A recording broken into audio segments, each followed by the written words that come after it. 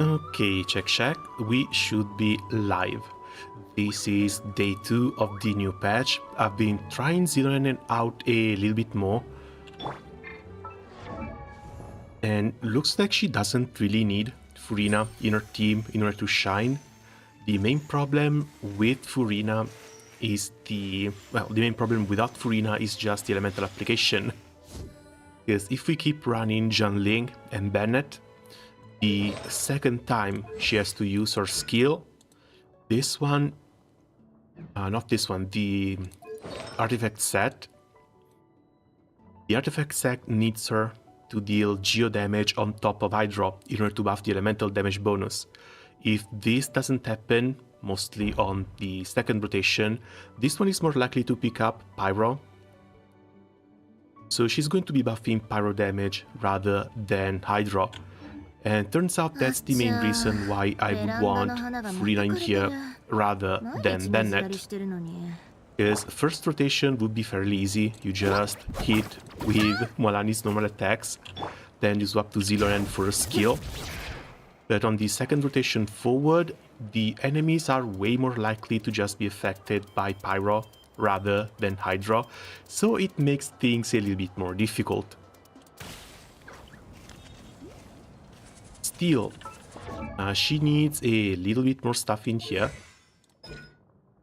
Needs a little bit more talent levels. This one still has to go up to 30. I'm missing a little bit of money, 200k, so let's start by getting that.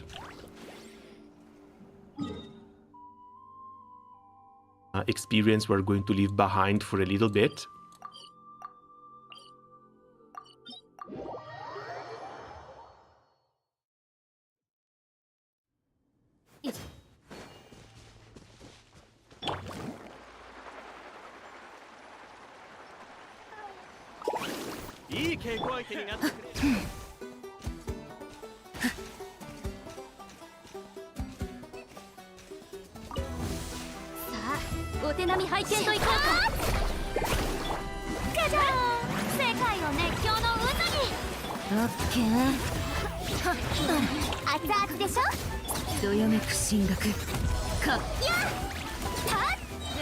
Not to mention, another pretty big reason for putting Xilonen in slot 3 is going to be the Favonius sword. This way she can proc the Favonius energy recharge and give some extra energy to Jiangling, who really needs it. I'm still weirded out by the fact that 270% energy recharge is nowhere near enough for her to burst on rotation.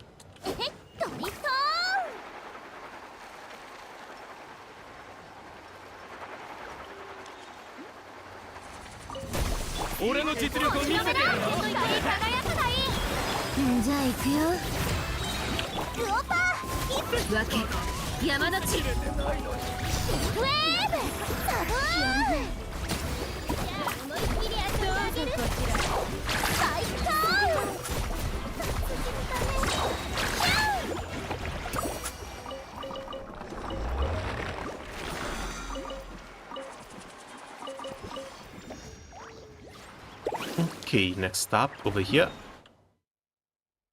We're better off teleporting.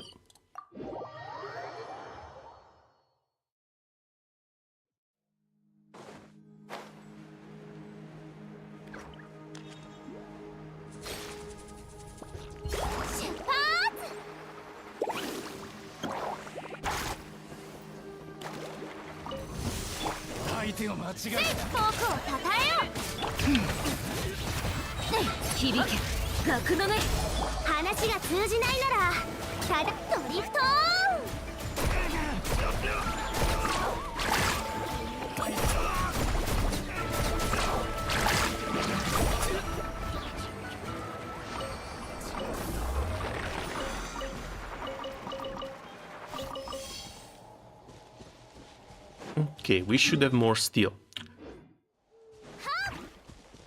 Can't believe how big an upgrade this is. First time I see my little Mualani's damage break the 300k barrier.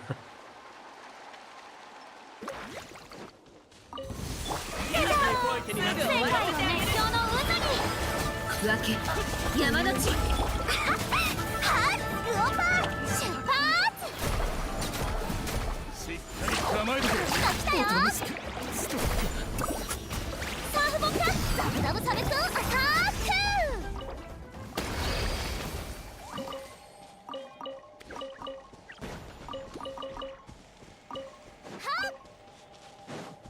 Okay, and thankfully these still spawn monsters I need for the rest of the materials. Actually catching two birds with one stone here. サーフボード貸そうか。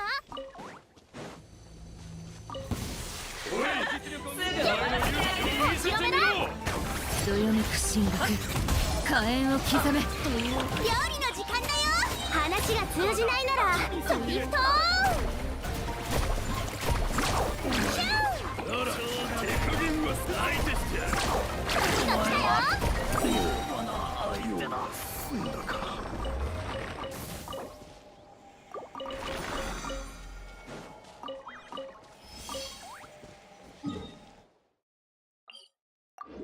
Okay, moving on.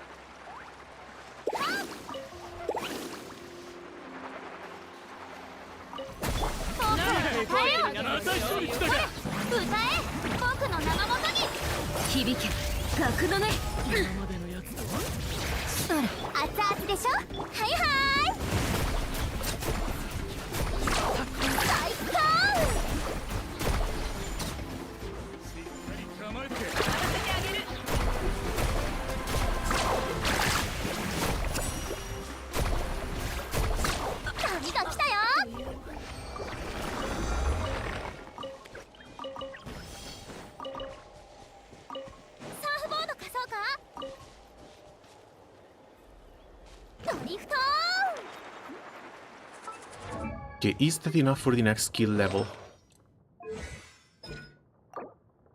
That's enough for the next skill level. At least that's a 30% defense down. Still a little bit far away from the ideal. But at least she's starting to be usable. Honestly, if you want to use her as a support, this skill level is basically the only thing she needs. The rest is just for her healing. Because if you run her as a support, you don't even care about the follow-up beat damage.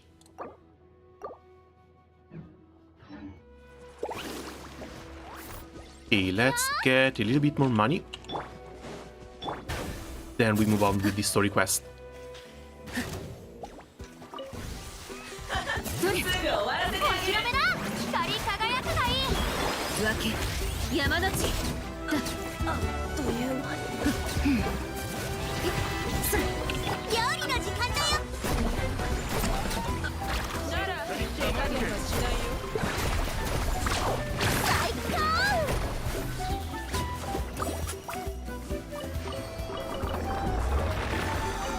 Okay, 40 resin, just one more bud. Okay.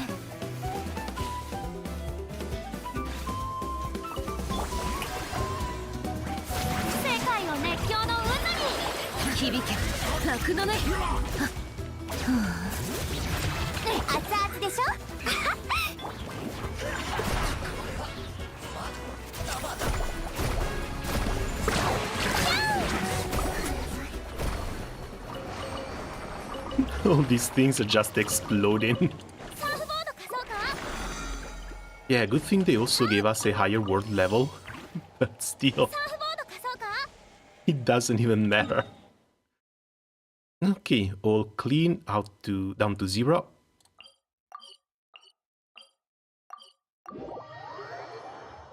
Let's go check what's going on with the main story, because we left that we had to bid farewell to Chaska and Chuyu.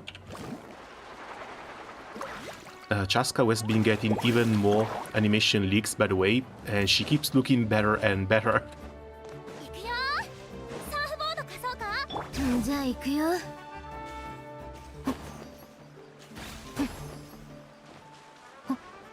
Oh, come on, really? Let's go.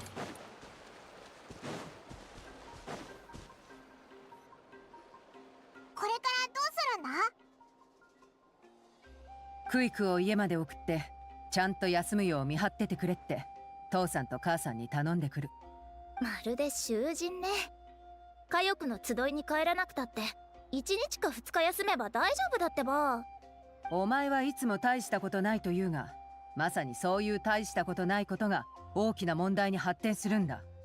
お前を宿で休ませたとしよう。アビスの襲撃を知らせる警報が鳴ったらすぐ現場に駆けつけるだろ。絶対に宿から出ないって約束するわ。ほう、わかった。お姉ちゃんの言う通りだわ。自分でも無理って思ったもの。医者としてどんな状況でも患者さんを放っておくわけにはいかないの。この命がある限りね。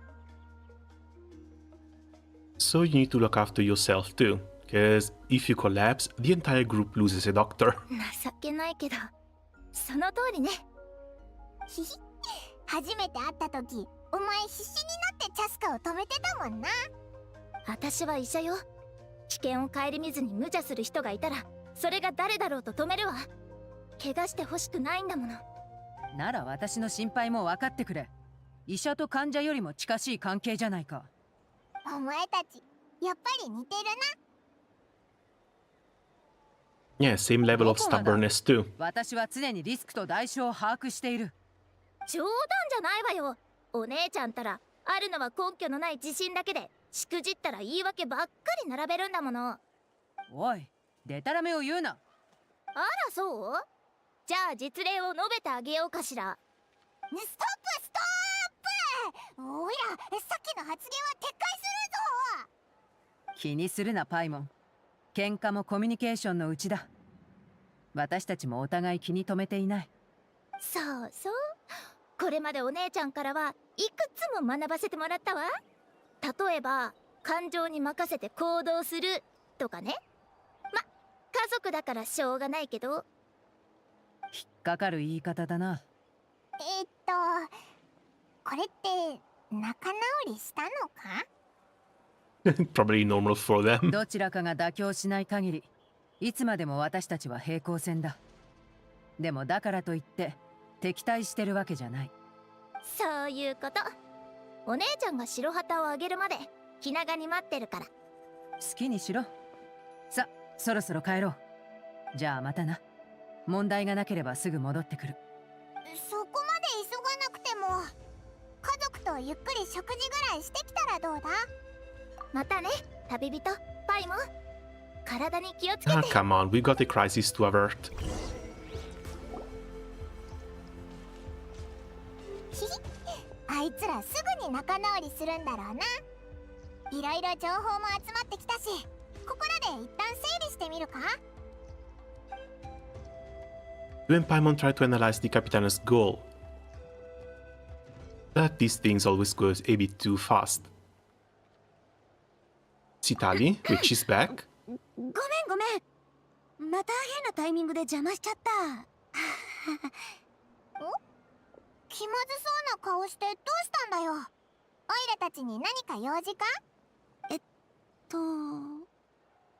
じゃあ休憩を邪魔しちゃったお詫びに今度炭焼きステーキをおごるから。うわー、なんなりとご指示を。 I guess it's ingrained in all the granny's DNA to just feed people.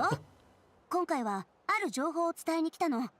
この前別れる前にした話覚えて？おう、オロルンの魂が不完全だって話をしてたよな。あとナタを救うためにオロルンは役立ちたいと思ってるって話も。お前と別れた後さ、オロルンは隊長のところに戻ったんじゃないかって旅人と話してたんだ。 I mean, they're working together, so he has to be. その推測は正しい。ついさっき証拠も手に入れた。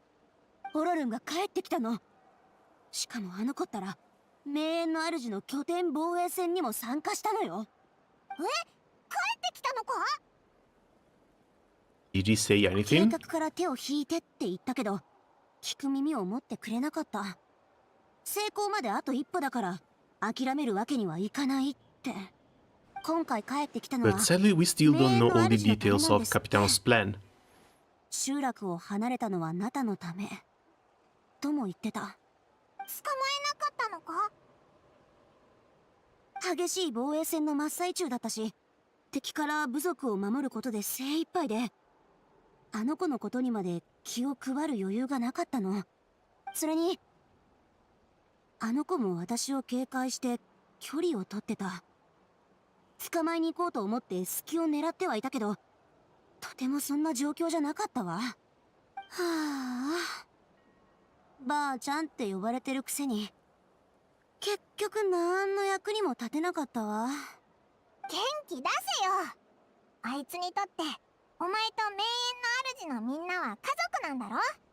苦労して育ててきてやったんだろ。そうね。今回あの子の姿を見てふと思い出した。小さい頃もあんな風に集落中を走り回って人様のお宅に上がり込んでは我が家のように遊んだりしてたなって。あの子は名園の主の子供で、灘の子供なんだもの。子供が家族のために何かしてあげたいって思うのは当たり前かもね。それに私の弟子だもの。あの子のトリックなんて私には余裕のよっちゃんよ。ってことは、ほら、オロルンの魂は不完全でしょ。だからあの子の魂が安定するようにお守りを持たせてあげてるの。効果を発揮するのはお守りにはめ込んである宝石なのよね。そろそろ取り替えなきゃいけない頃なんだけど、あの子に近づく術がないでしょ。だから物資補給袋に入れて名園の主を支援しに来てたイファに渡してオロルンに届けてもらうよう頼んだの。あ、イファってわかる？え？知らない？地元で超有名な獣医でオロルンの友達なの。しょっちゅう私にいろいろ届けてくれるのよ。Pretty famous vet. But if they're taking care of the animals, I'm not sure if this vet here means veteran or veterinarian. あの子にとってとても大事なものだから、きっと宝石に細工されてるって疑うでしょうね。でも正解は袋の方。袋に触れた瞬間、オロルンの記憶は取り外された古い宝石にコピーされる。へえ、そんなこともできるのか。すごいな。私だからこそできることだけどね。あの子が君の魂を八神の国に引きずり込んだ時の術だって、私にかかればちょいのちょいなんだから。あの子が私の細工に気づくことは絶対にないわ。つまりこの中にはオロルンの記憶が入ってるのか。私と駆け引きだなんて100年早いっつーの。 So you're just going to completely violate his privacy and peer into his memories from the gem? そうよ。真相を突き止めたらこっぴどく叱ってやるんだから。That doesn't really sound very ethical. こんなおばあちゃんやっぱり嫌われちゃうかしら。正直に言って慰めてくれなくてもいいから。難しいな。おいらにはおばあちゃんなんていないし。It's possible families disagree sometimes, but as his family, you have to do this. なんて頼りない家族なんだろうってつくづく情けなくなるわ。昔の儀式のことも今回だって全然あの子の役に立てなかった。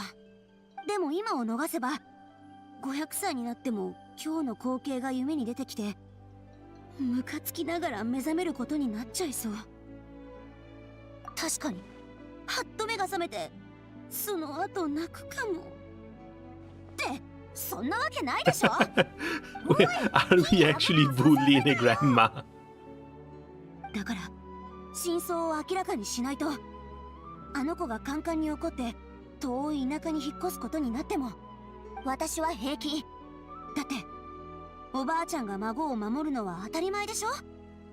きっと後悔しない。 And not just their own, I mean the entire nation's safety is after this. 一緒に行ってやろうか。来てくれるの？おいらたちにも理由はあるしな。例えばそうそう。あいつの記憶の中にファデュイに関する手がか And りが yeah, ない of か course we 確 should か be めない there. The nosiest people in the entirety of Teyvat. よーし、一緒に行きましょう。途中で引き返すのはなしだからね。おう、安心しろ。オイラたちはプロの冒険者だからな。そのプロ根性が大事よ。じゃあこれからあの子の記憶にこっそり潜り込むからね。すっごく後ろめたい気分。こうするしかない状況だったってこと、君たちが証言してよね。Or at least if Fororon was a good guy and was actually be willing to open up.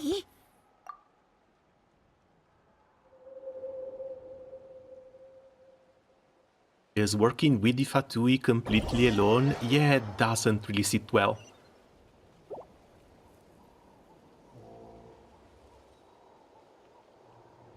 君たち、このところぐんぐん育ってるな。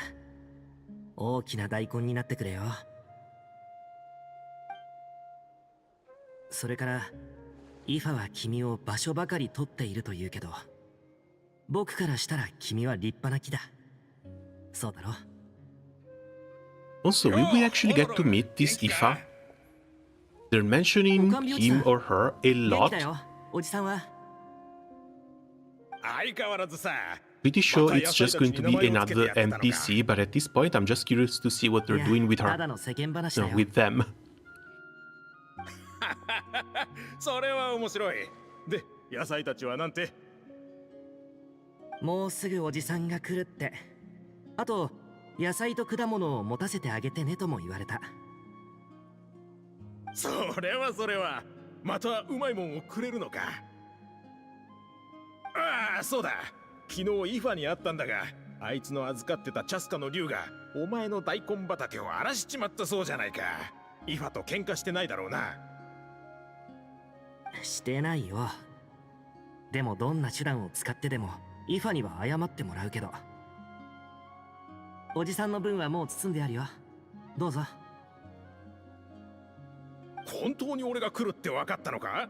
そりゃすごいな。名煙を灯すと幻影の中に道が見えるというから。じゃあ最近突然出てきたあいつらも見たか？突然？いや、見ていない。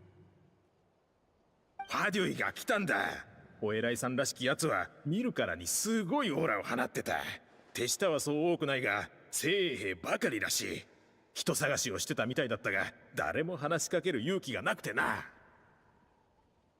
見かけたら気をつけろよ。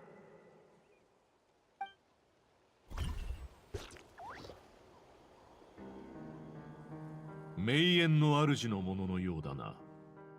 なぜこんなところに一人で暮らす？離れた場所で静かに暮らすのが好きだ。君がファデュイのお偉いさんか？そう表現しても間違いではないな。人を探しているのだ。お前も耳にしたことがあるかもしれん。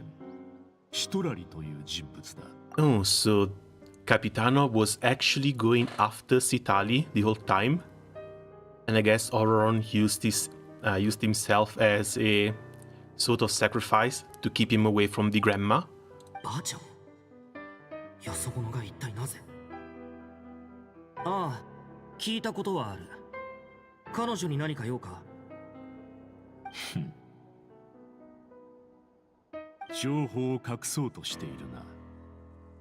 お前に聞いても仕方がなさそうだ。教えてくれる気はないのだろう？見透かされている。こうも簡単に諦めるのか。Bro has been rotting for 500 years straight. He has no time to waste. 待て。シトラリを探している理由を教えてくれ。それは言えんな。自分のやり方で探させてもらう。一体なぜ？まさかファデュイとばあちゃんの間に何か関わりでもあるのか？何か企んでいるのかもしれない。ついていって確かめないと。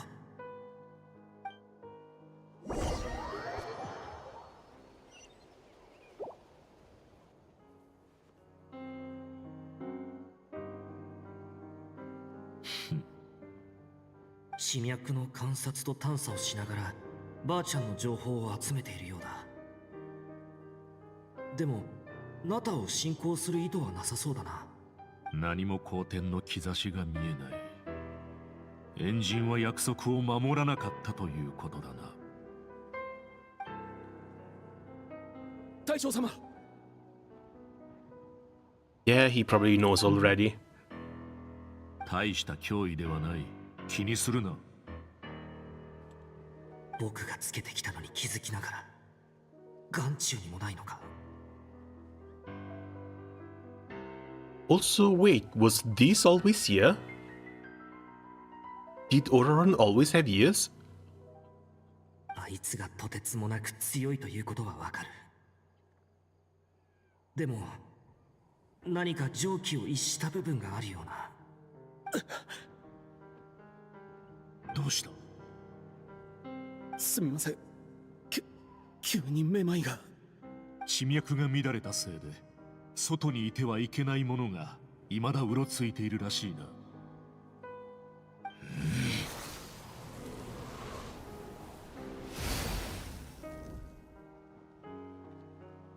待て、なぜ名園の主の不術を。しかも溢れ出した魂を地脈に送り返した。至難とも言える技をいとも簡単に。ばあちゃんを探している理由とも何か関係があるのか。だいぶ良くなりました。ありがとうございます。気にするな。引き続き情報を集めろ。常に警戒を怠るな。アビスはいつ襲ってくるかわからんからな。が勝敗にこだわってはならない。情報伝達が優先だ。はっ。ファデュイもアビスの力と戦っている。一体なぜ。Yeah, that would be a first one now, wouldn't 最 it? 初から悪巧みなんてなかったのか。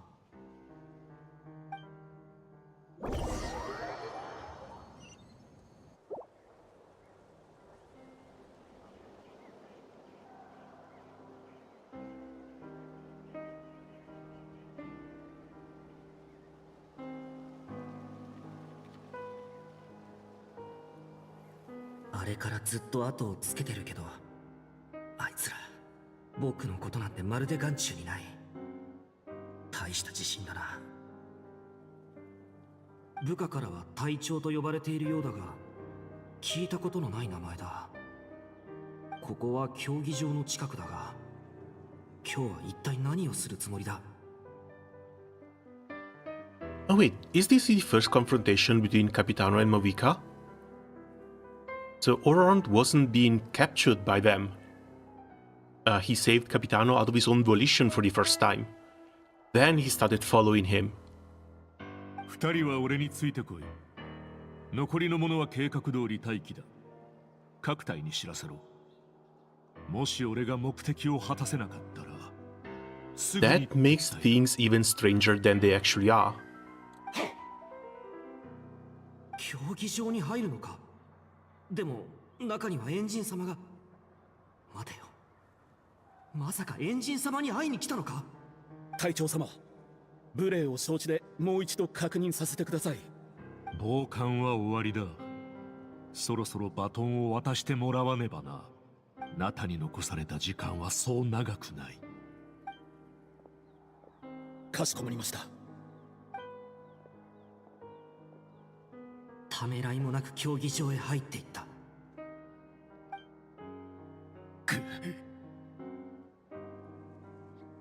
互角だ。このままでは勝負なんてつきそうもない。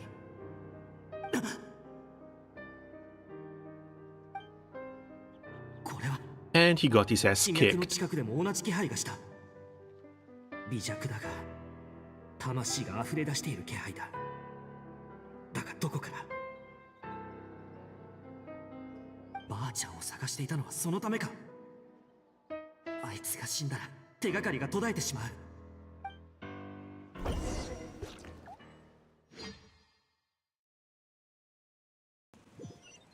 Any chance that was his own soul? trying to escape his rotting body.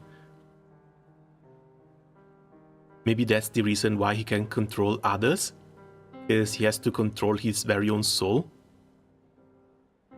Still, if you can do that, why not get a better body? We know that Dottore is doing clones of himself. まさかあのような目くらましが本当に役立つとはな。Could at least make a new body for the captain, one that maybe isn't rotting away. どれだけ濃い霧だろうと、太陽が存在する限り昼が夜になることはない。君に残された時間はもう長くないぞ。その上怪我まで負った。お前の価値をもう一度検討すべきかもしれないな。ここから何かを聞いたのだろう。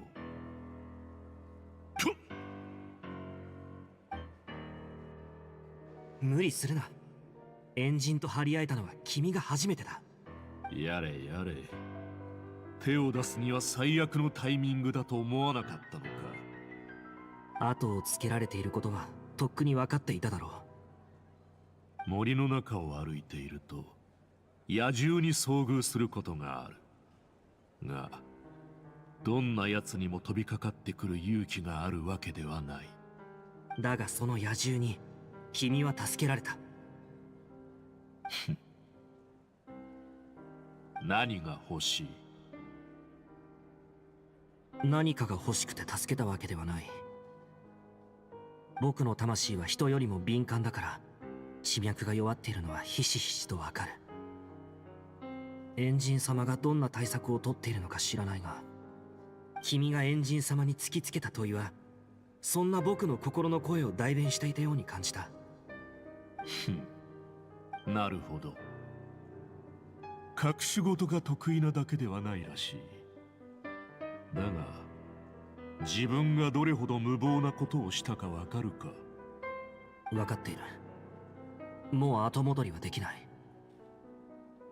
競技場で公然とエンジンに挑んだ君を得意の術で助けた。僕は君と同じ船に乗ってしまったんだ。俺の意見を聞くつもりは毛頭ないようだな。今さらそんなことを言ったって手遅れだ。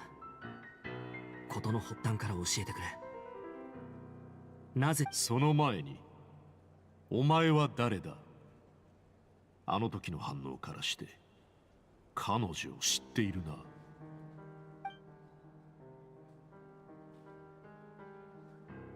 シトラリは僕の家族で死でもある。先ほどの巫術も彼女が教えてくれたものだ。だから僕は彼女を守る責任がある。ほう、彼女を守りたいなら俺がエンジンの手で死んだ方が都合が良かったのではないのか？だがお前はそうしなかった。もっとわかりやすい説明が必要 Yeah, か。 but Captain also doesn't really have the face of someone who's just going to go and kill Tsitali. 僕はナタの現状を変えたいと思っている。自分の手で何か成し遂げたいんだ。君は相当な変わり者に見えるが。変わり者か。名園の主に伝説のグラスバーバがいるということは誰もが知っている。大霊、八神の国。お前の知るべき範疇かどうか判断しかねる。Nah. If you need to lay out your plan, you need to lay it out in full. And we absolutely want to know.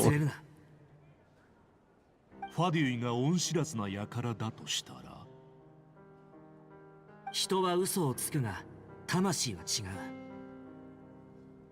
僕が感じ取った限り、君の魂はずっしりしていてまっすぐだ。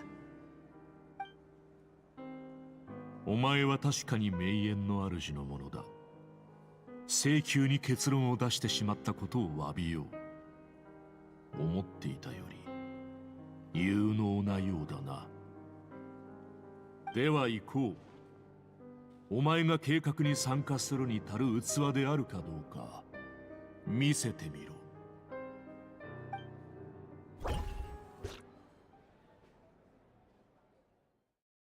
Please don't end it here. Let's actually see what this plan is. そんな Okay, thankfully, not another cliffhanger. 試してみる価値はある。ああ、ズタズタになった地脈を網を編む方法で守るのではなく、もっと根源から解決する方法。地脈の再構築か。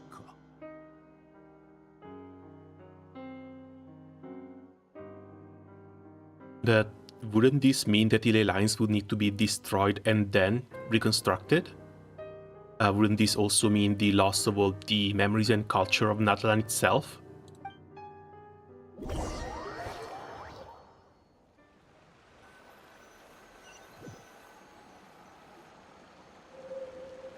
They keep on leaving out all the juicy info, damn them.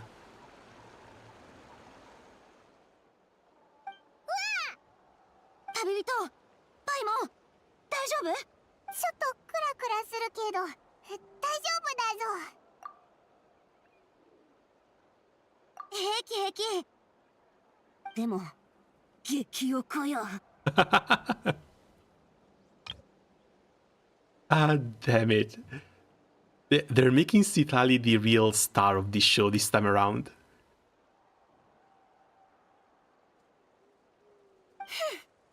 あの子ったら、やっぱり昔のことを負い目みたいに思ってるのね。Kind of understand how he feels. みんなに助けられて生きてきたからって、恩返ししなきゃとか思ってるんでしょ？それはただの独りよがりだっていうのよ。ほんと意固地なんだから。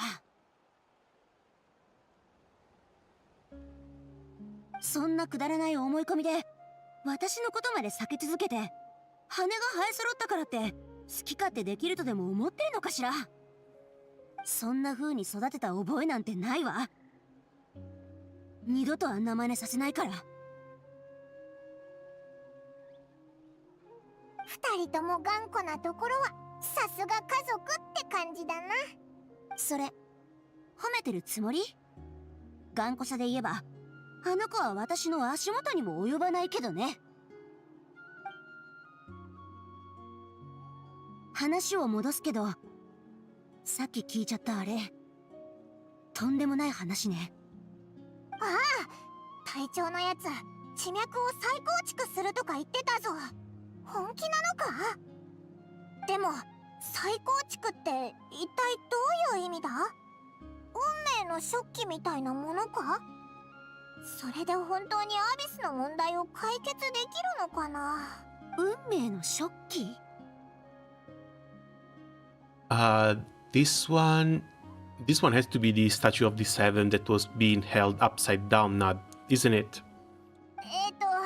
説明するのはちょっと難しいけど、カーンルイヤの装置なんだ。とにかく地脈がいじられたらナタのみんなが影響を受けるだろ。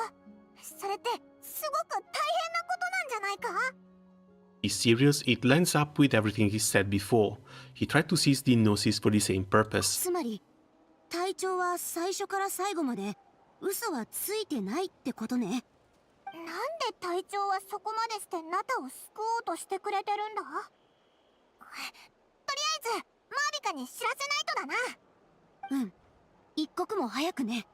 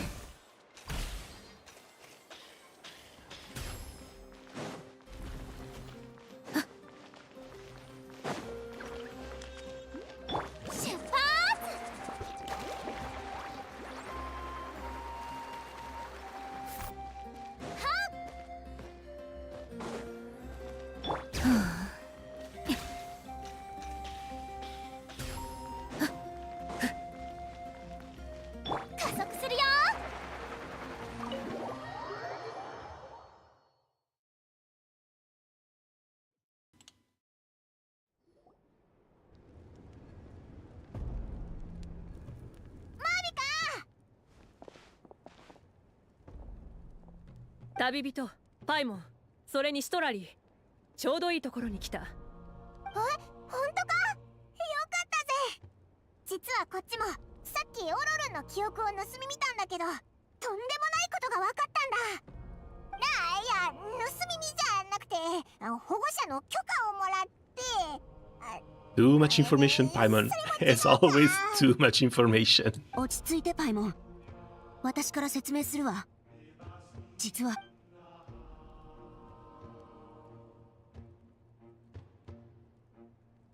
そうか。地脈を再構築するために古代の非現装置を探していたんだな。彼が動き始めたということは、目的を達成する確実な方法を見つけたに違いない。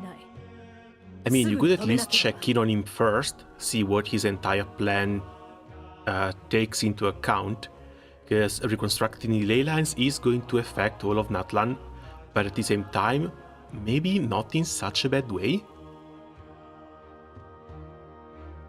Hello, oh hey Desert, welcome, how are things going?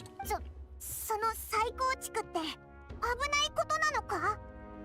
ああ、修復と違って再構築は地脈に現存する全てを捨てることになる。神の心を使うときに支払う代償に似ている。Okay, yeah, it carries about the same thing. Entire destruction of all of Natlan's memories. 装置が起動したら手の打ちようがなくなる。急いで人手を集めよう。こんな状況だけど、当てはあるのか？キーニチ、シロネンに君たち、それから私だ。他の選手は皆前線でアビスに抵抗している。それだけかよ。お前は力を失ったんだろ？向こうにはあの隊長がいるんだぞ。シトラリがオロルンをとっ捕まえてボコボコにしてやったらなんとかなるのか？それでも隊長にはかなわないだろうな。それから名園の主の守備網を至急強化しなければならない。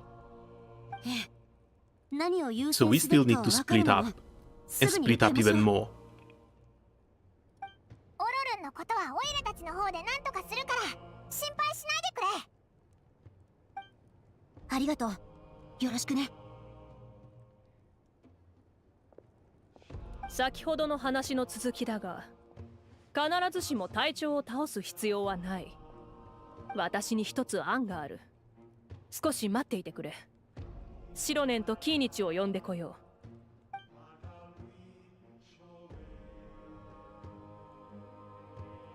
う。 That was 現状 quick. オロルンは隊長と行動を共にしている。彼らの計画は止めなければならない。隊長が凄まじい力の持ち主であることは事実だが、尻込みする必要はない。正面衝突を避け、より穏当な方法で解決すればいいだけの話だ。彼らの計画の鍵となるのは非現装置だ。こちらの強みを生かし、手分けして装置を壊せば目標は達成できる。私も一緒に行こう。もし正面衝突が避けられなくなったら、私が隊長の足止めをする。待ってください。それには賛成できません。エンジン様は皆の指導者です。ましてや力を I mean, 失っている今、 do you know anyone 足止め else 役 who をして can いただく keep というのはいい戦 can 略には fight 思 toe え to ません。 toe against the captain? キーニチに賛成。うちらに任せた方がいいって。まずは計画を聞いてくれ。キーニチ、ファデュイの防衛線を正面から突破するようアハウに頼んでほしい。隊長が最前線にいる可能性はない。彼ほどの老練な戦士なら装置に近い場所に陣取って計画がつつがなく進むよう見守っているはずだ。騒ぎを起こして奴を引き離すという。いや、ファデュイの主戦力を正門に集中させるのが狙いだ。こちらは少人数だから戦力の消耗を抑えるためには敵軍を避けた方がいい。シロネン、古代遺跡の周りに装置に近づくためのトンネルを掘ってほしい。小玉の子の得意技だろ。そうすれば直接装置を壊せる。なるほど。となると作戦の成功はシロネンの手にかかっているわけですね。その通りだ。だから私と旅人もシロネンに同行する。キー日ほど騒ぎを起こすのにふさわしい人材はいない。私でさえあそこまで派手にはかませない。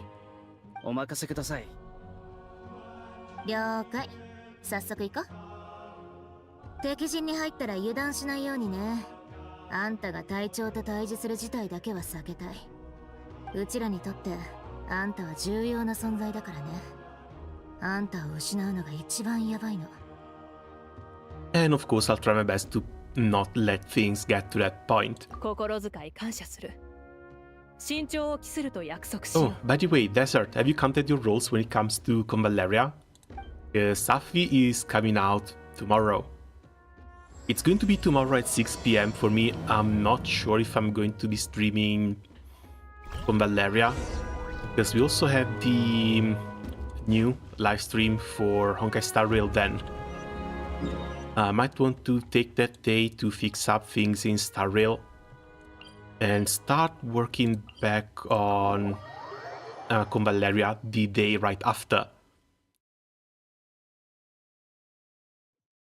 Still, I've got one guaranteed at 4 pulls in and a banner guaranteed at 70, while also keeping a 55 total rolls. So hopefully, if everything goes right, Safia is going to be nice and guaranteed, whether she comes from the next 4 pools or afterwards.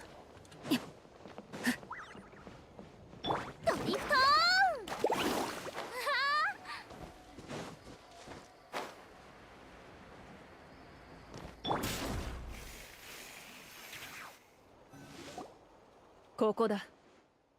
彼らが作ったトンネルは大勢のファデュイが見張っている場所の向こう側にあるはずだ。周囲の山のどこからでも切り込めるっぽいけど、やぶをつつきたくなきゃ迂回して横から回り込んだ方が良さそうだね。Haven't counted at least 110 pool. Nah, if you haven't touched the gacha in a while, I don't think it's just 110 pool, especially because all of the new content that they've been bringing out. 計画通り、正面は俺とアハウにお任せください。Hell, with the Coco event, the little duck thing one, we get another 5 pools just from there. 山の側面は見張りがまばらだ。 The only thing that worried me a little bit is that it was a little bit too slow right off the start. But once you do your 3 or 4 total laps, things should start catching back up again.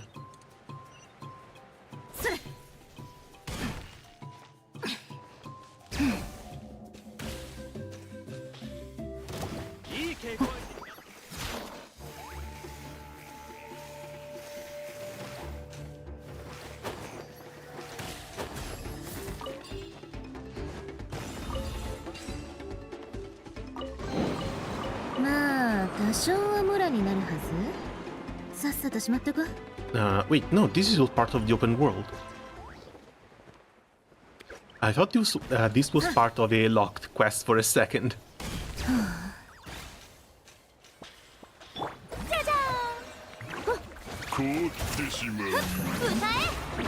Okay, you get over here. じゃあ行くよ。話が通じないなら出発。全部 OK。ふもとに行ってみよう。どうだ、シロネ。行けそうか？うん、任せて。Even as quiet as possible, they start digging the tunnel. 中が覗けるぞ。よし、この調子。この先は危険かもしれないから、あんたらは帰っていいよ。わかった。気をつけろよ。Okay, this is instanced. And I guess we're going in with the very same team. We should be more than fine like this. Honestly, Furina alone deals a crap ton of damage once you factor in the defense down and hydro element boost from Xilonen.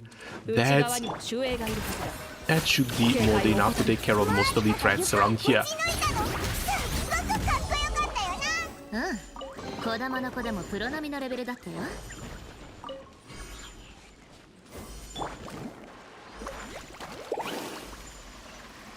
あそこがファデュイのトンネルらしいな。迂回して横から入り込も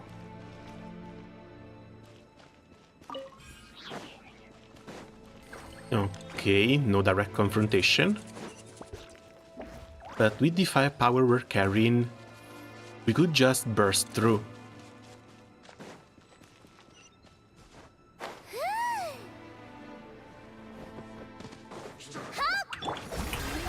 世界を熱狂の渦に。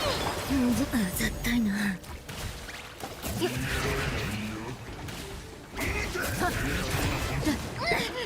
オパー、火を。はいはい。お客さんを守らなきゃガイドが脱落するなんて。 Well, maybe with one exception.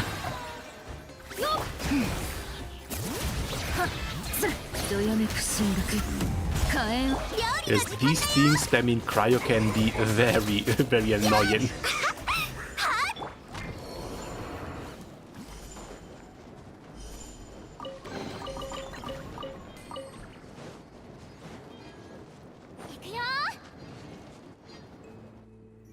Okay, new mechanism. オロルンの仕業か。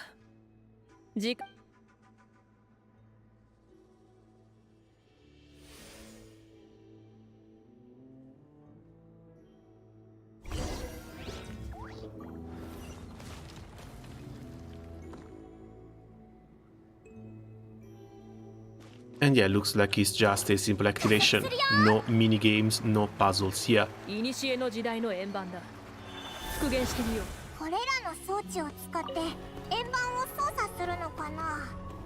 試してみよう。 I guess I spoke too soon.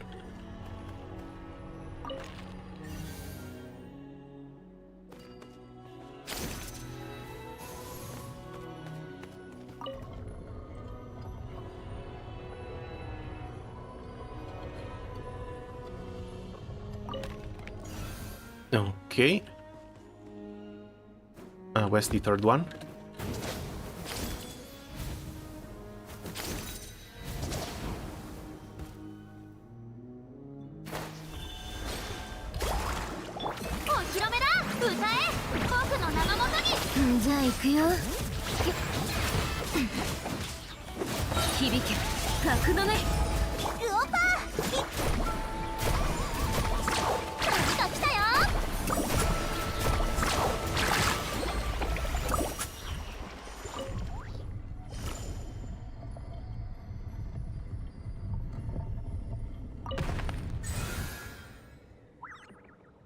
Okay, actually managed to get lucky as well. Here's the first one. I had absolutely no idea which direction it was supposed to go.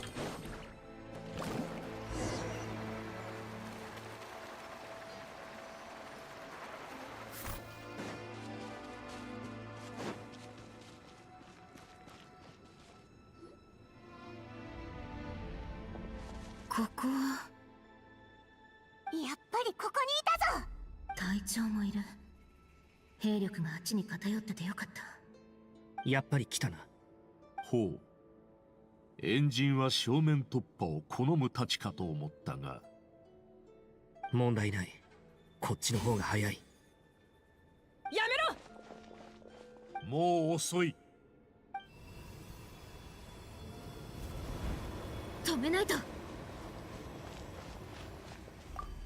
させるか。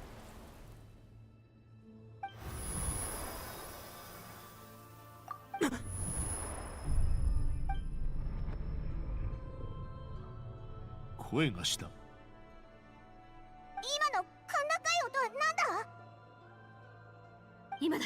装置を止めて。 So close, we need to approach from the side and loot the captain away.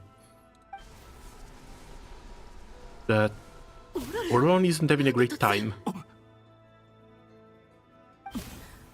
動きが速くなった。オロルンってこんなに強かったっけ？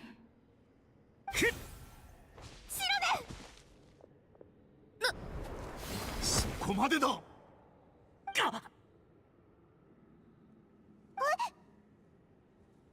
Why is the captain protecting us?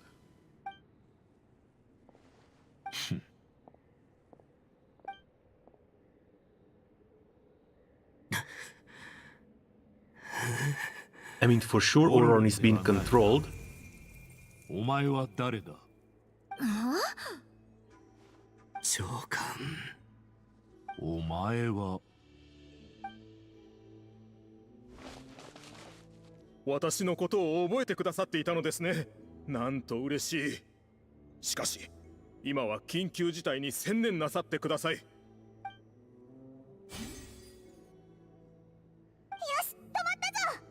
With an old やはり Fatui. こうなりましたか。一瞬湧き起こった正義感のせいでチャンスを逃す。昔とちっとも変わりませんね。ちょっと待った、声が違うぞ。まさかオロルンのやつ、体を乗っ取られてるのか？ I guess having an incomplete soul makes it easier for other souls to come and 他 take 人の over. 生死など度外視し、 But 仲間 still, を見捨ててでも that's 総理を weird. 手に入れればそれでいいのです。きっとこの瞬間のために私はここに戻ったのでしょう。どうか目標を成し遂げてください、長官。こんなところでお前に会えるとは。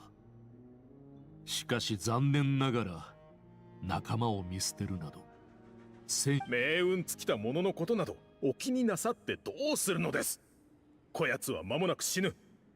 分かっていらっしゃるのでしょう。まともな魂すら持っていないのですから。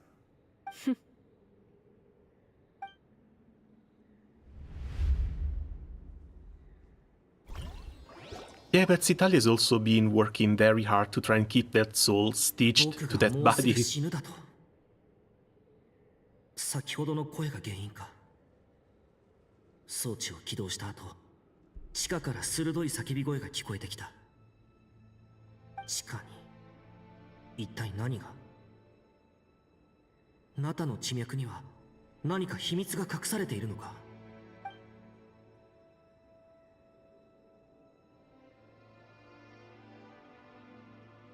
ああ、本当に死ぬのか。悔しいな。おお、オロルンじゃないか。今日は何が食べたい？浮かない顔をして、まだあのことを気にしているのかい？そんな。本当はみんな僕に救世主になって欲しかったんだろう。救世主？はあ、聞こえはいいが、そんなもんが世の中にいるもんかね。たとえいたとしても、それがお前じゃなきゃいけないって決まりはなかろう。おや、オロルンじゃないの。お座りなさい。新鮮な果物が届いたのよ。今切ってあげるからね。他に食べたいものはない？ミートローフなんてどう？このところ食材は結構揃ってるから、食べたいものがあったら遠慮なく言ってちょうだい。この前クイミばあちゃんが作ってくれたキノコのスパイス焼きが食べたいな。あら、あれが気に入ったの。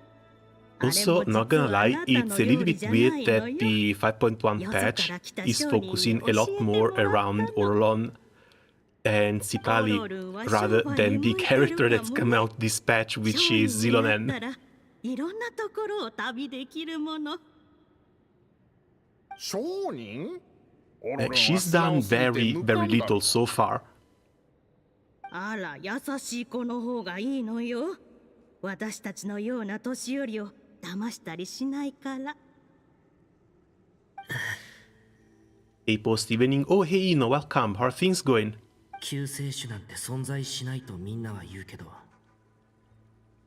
ならどうして僕の誕生にみんなは可能性を見出した？自分が犠牲になるべきだなんて思ってないけど。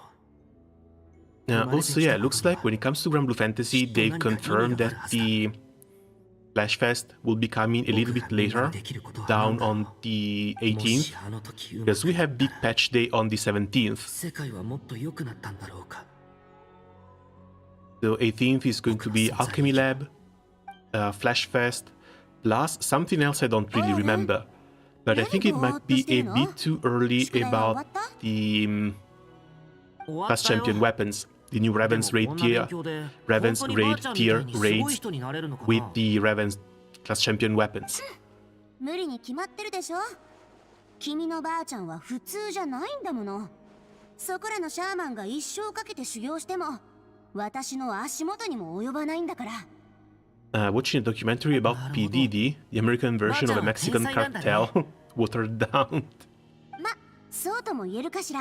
Yeah, looks like the PDD thing was just the very tip of the iceberg. ことまで身につけちゃっただけかもしれないけどね。 And if people keep digging over there, they're just going to keep unearthing everything everyone has always known about Hollywood, but didn't really have the power to fight against. わかった。別に聞いてないけど。明日は休みにしましょう。遊んでいらっしゃい。宿題はしなくていいの？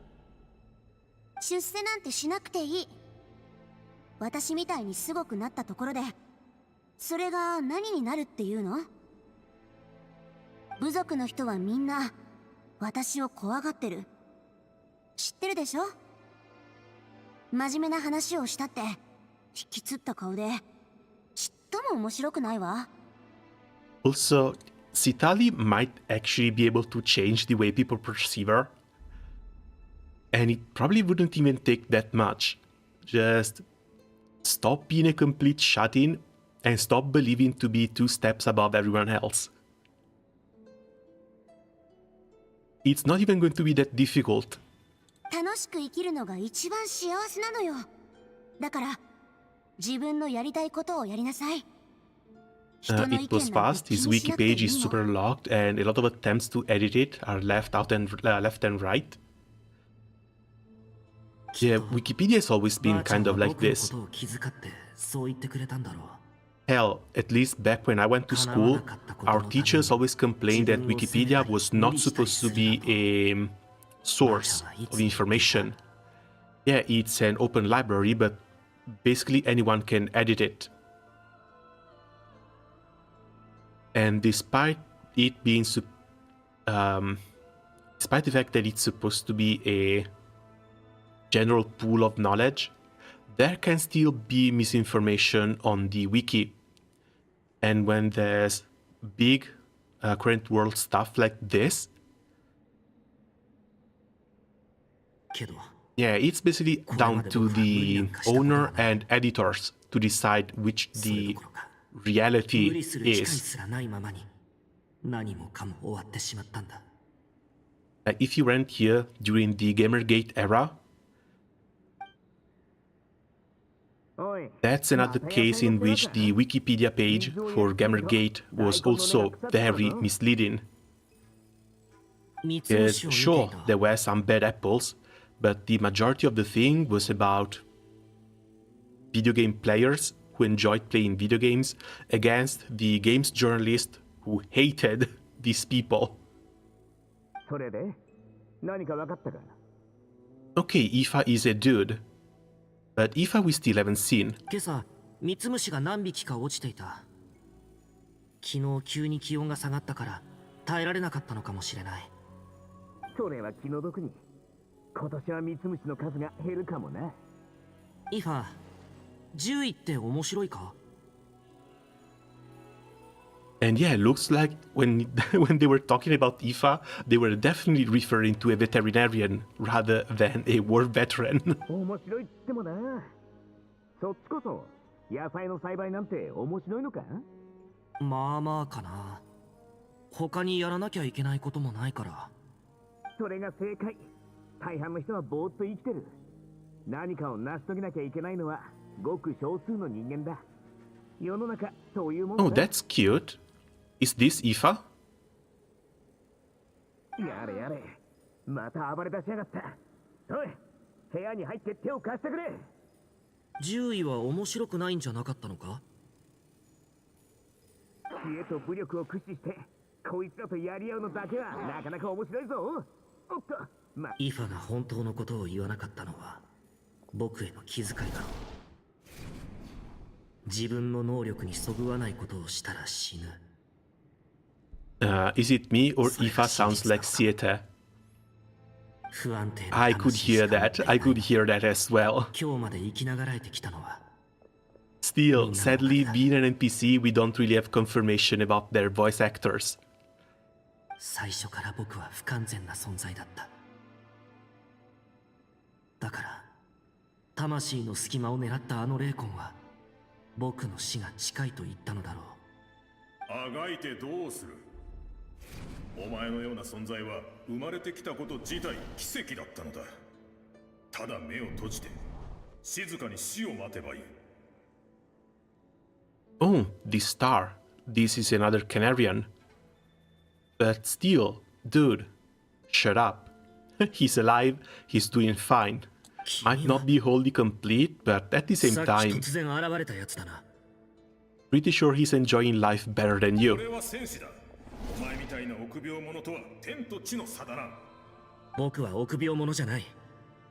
ただ能力に限界があるだけだ。その通り。だからお前の妄想は笑い話でしかない。無能な人間に世界が救えるわけないだろう。無能な人間。救世主？はあ、聞こえはいいが、そんなもんが世の中にいるもんかね。それが正解。大半の人はぼーっと生きてる。何かを成し遂げなきゃいけないのはごく少数の人間だ。楽しく生きるのが一番幸せなのよ。だから自分のやりたいことをやりなさい。人の意見なんて気にしなくていいの。だがこのまま負けを認めたくない。オロルン、大丈夫だ。俺たちに任せろ。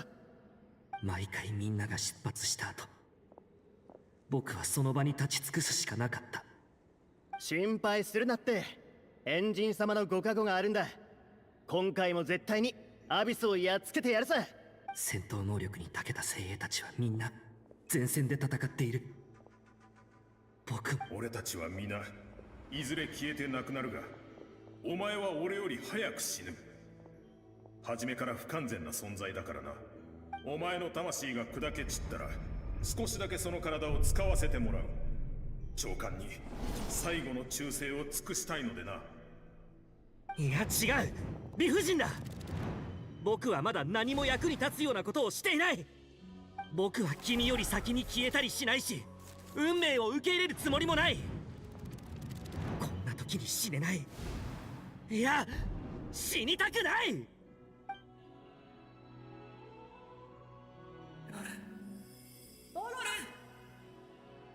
この声は。意識をしっかり保ち、自分の足で立てると信じろ。And of course, the Archon calls, everyone wakes the hell up.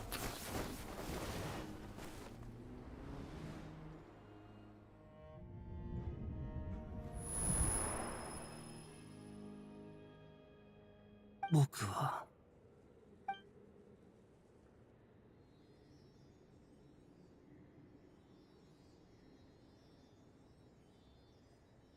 目が覚めた。オロルンのやつ生きてるぞ。 And once again, there are Sealies running around. 本来ならありえないことを君は見事にやり遂げた。ありえないこと。まだ話はするな。体の方に意識を集中しろ。What's weirder is that they are animal Sealies. Down here in Natlan especially. Like, even if they were dead, even if the dragons ate them all, shouldn't these still be Pyro Sealies?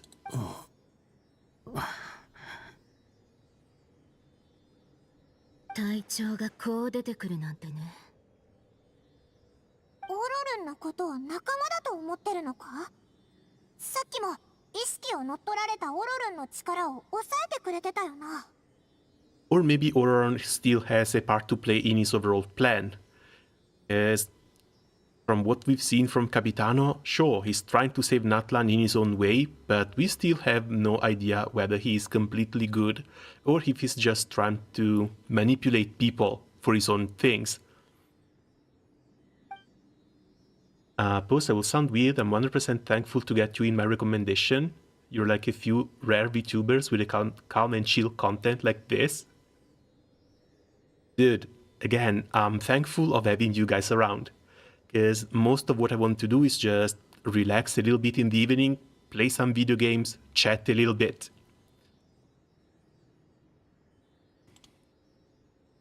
And at least from my side, I don't really have the energy nor the personality to be screaming 24/7.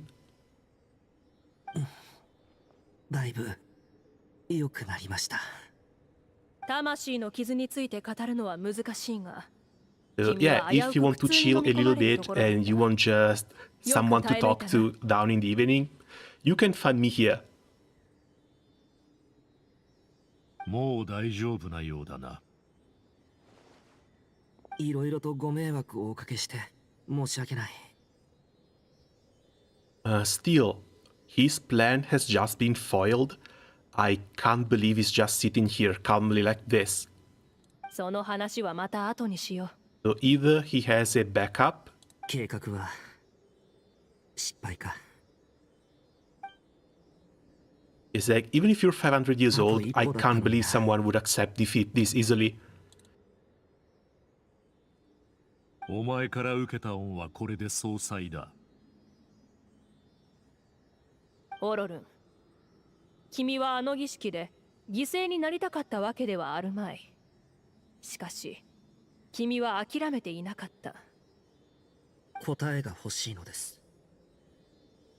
僕がここに存在し、みんなに助けられ、優しく手を差し伸べられてきた日々の英雄になる運命を背負って生まれる者などいません。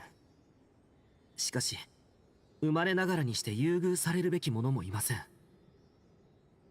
できたかもしれないのにできなかったことを成し遂げる方法をずっと探しているのです。その答えが出てきたようだぞ。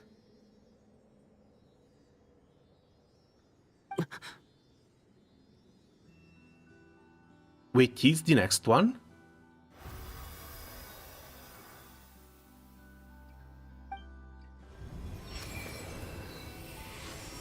Hero number 5 just woken up. Turns out it's Xilonen.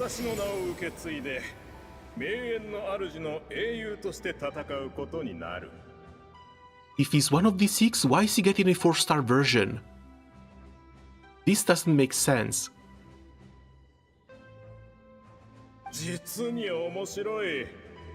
By the way, post on anime topic, how is Dadaland for you? It's only gonna get good and funny for part 1. I haven't actually watched it. Not yet, at least. I hear it has a bit of a weird premise. That maybe there's a bit too much, how do you call it? Genital humor for my taste. Also, every single clip I've seen of it, the female character is wearing nothing but bra and panties. I don't know if that's some sort of joke or if they actually dress her up late. 私だってそうさ。自分が英雄になれるだなんて思いもしなかった。しかし、悪知恵ばかり働くなどと言われてきた私だが、結局灘のために命まで捧げることになった。さあ、自分の名前を思い出してごらん。そこには一般的に言われるような意味なんかではなく、君自身の崇高さと渇望が込められてる。僕の個名は BT。 献身という意味だ。死ぬために生きていくんじゃなく、君が見つけた答えに身を捧げなさい。Okay, and with Auroron's awakening, we're just missing one. One more hero to make Mavrika's plan come to fruition. すべてを見通す者は、己の死を予言できたことを喜び、宴を開く。All the episode 1, rest of the fights are like mob 100 level details. 300 kilometers chases. And she starts dressing normally from episode 2 forward. Oh, hey Malzero, welcome. How are things going? Yeah, I might want to pick it up. Especially because I'm basically running out of stuff to watch in the evenings. 最後の歌を聴かせよう。久しぶりだな、三橋。彼を認めてくれたこと、感謝する。Okay, and that's the Night Glow form. Looks like even his tattoo gets a little bit of an upgrade. But still, he's supposed to be one of the big six. So him getting a 4-star version feels really, really damn weird. あなたの計画が一歩前進するところを見られて嬉しいわ。私、誰の声だ? That it's the Woyeb. やはり。ヤガミが目覚めたか。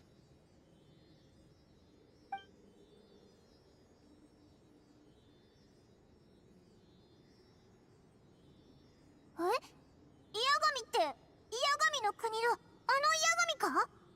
私は魂の国を管理する者。わずかな力しか残っていないから眠ることによって流れているの。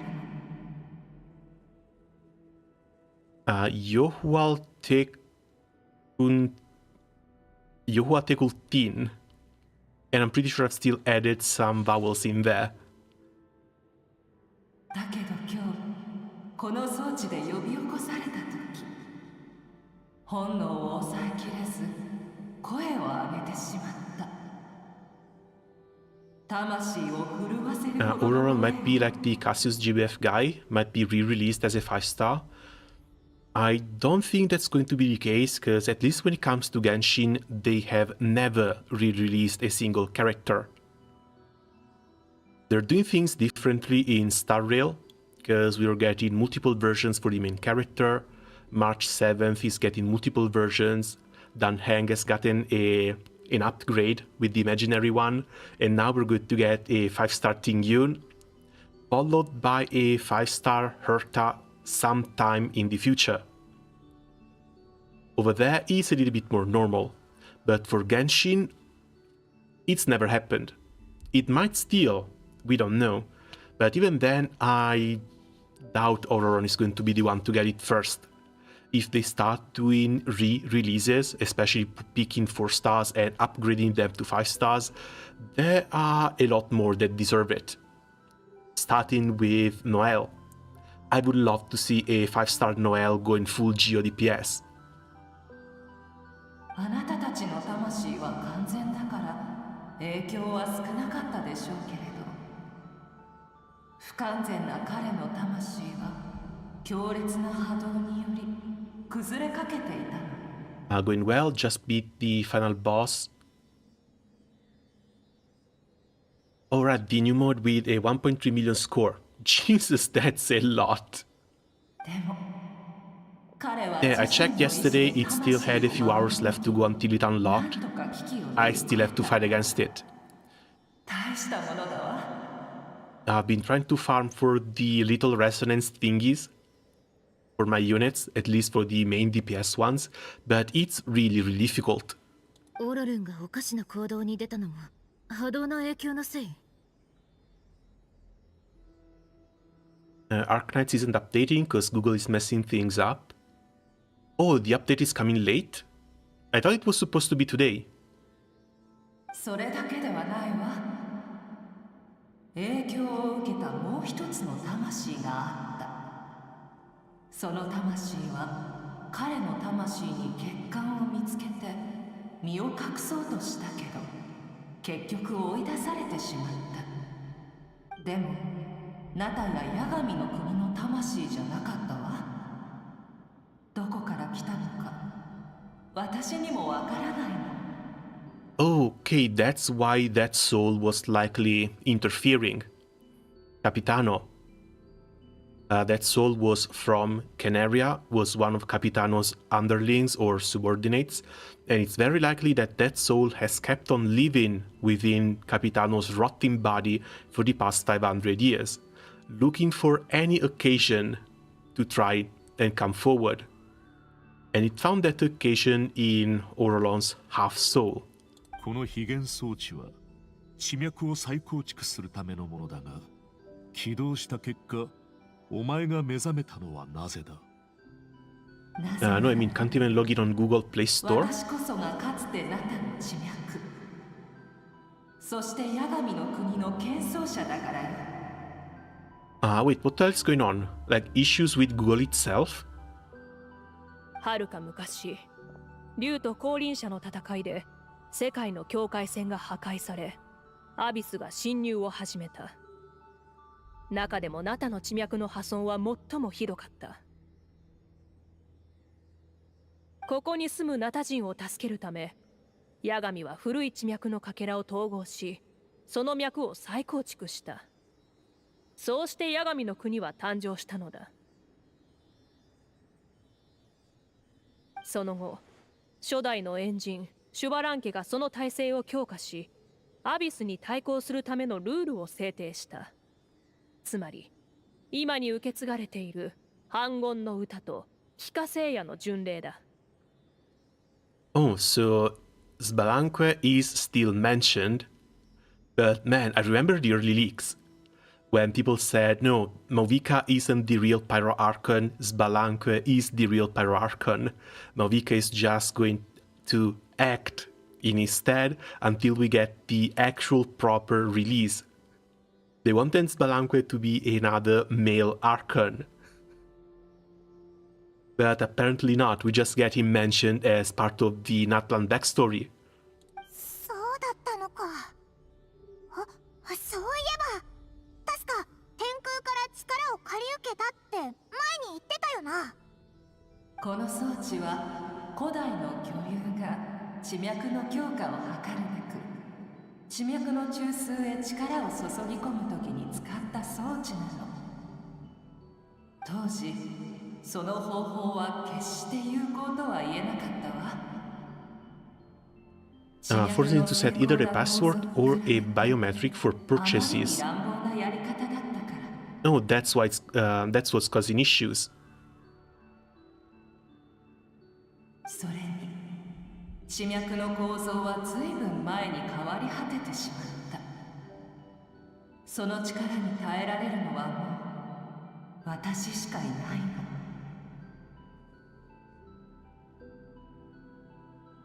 それにやり方は荒っぽいし、激しい苦痛に耐えなければいけないけど、少なくとも多少は力を吸収できる。例えば自分の存在を完全に消す代わりに、あなたたちのために地脈をもう一度再構築する。And that is yet another god that's going to sacrifice itself for the sake of a few more years of existence for the current world. なんでそこまでしてくれるんだ？私はナタの民に崇められ、ヤガミという名を与えられたけど、その昔、私たちは消え去る前、別の名前で呼ばれていたの。天の使いと。Wait, angels? So before the first descendant came down, before the war against the dragons, the world was populated by dragons and angels. あなたたち冒険者にとってより馴染みがあるのは私たちが退化した後の姿、洗礼でしょう。 And despite being wiped out, they still sort of exist in the form of Silis. 道理で洗礼があちこちにいるわけだな。ヤガミの国でも突然現れた洗礼がオイラたちを助けてくれたんだ。ナタに残っていた天の使いはもともと数少なく、洗礼もほんのわずかしか残っていなかった。それでも It asks for verification. I'll see if I can do that to fix it. 人類のために Quick ways to upgrade through Quo app or the like. Yeah, my main problem though is that my Arknight's client is on an emulator. Never really put Quo app on that emulator. I don't really feel like installing another client though. I think I might just wait, because at the end of the day, one more day, 2 more days until they fix this stuff, it's not going to be the end of the world. Ascalon is also another specialist unit. I think I want to skip her. Just keep on saving everything for Wisdial. Because from now on, it's Wisdale, and it's Siege Alter. Ever since I've seen Siege Alter, I haven't been the same person anymore. She's likely still coming out in 6 months, but that's basically 6 months during which you can save for a spark.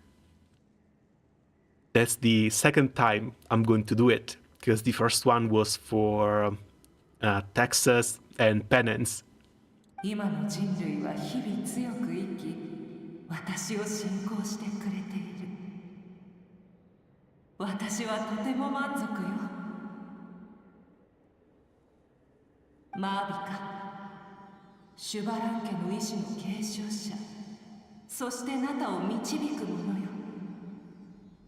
数々の誤解はあれど、私はついに目覚め、ファデュイ執行官と名園の主の英雄からも力を与えられた。あなたの命さえあれば、私は数千年前と同じように自らの使命を果たすために尽力しましょう。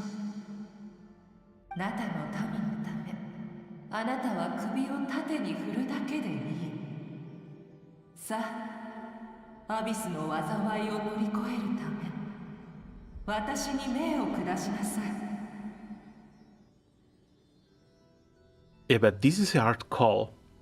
Telling a god to sacrifice herself.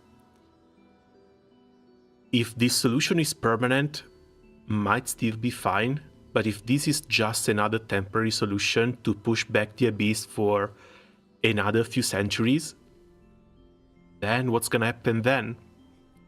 You don't have an endless supplies of gods willing to sacrifice themselves.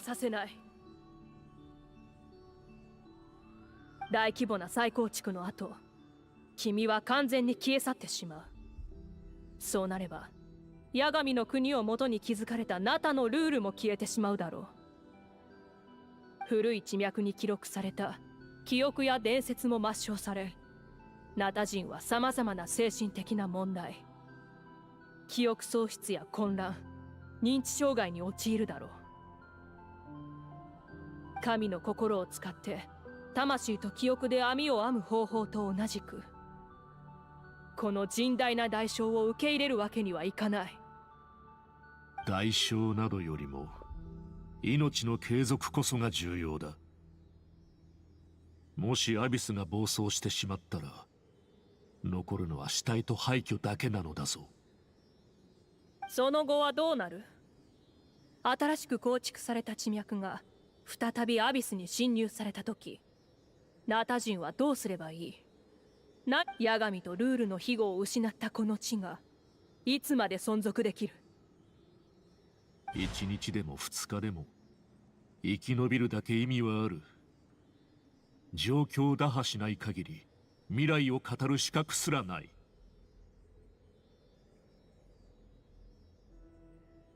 大規模な犠牲を払ってからでないとそのことがわからないのか？犠牲だなんてまだそこまでひどくないんじゃないのか？俺はカーン・ルイヤの生存者だからだ。アビスがもたらした恐怖と絶望をこの目で見た。Meantime, I'm going through Canto 7. I've met a live streamer Fixer in Limbus. Oh right, what's going on in Limbus? Is the comeback event live yet? カーン・ルイヤ？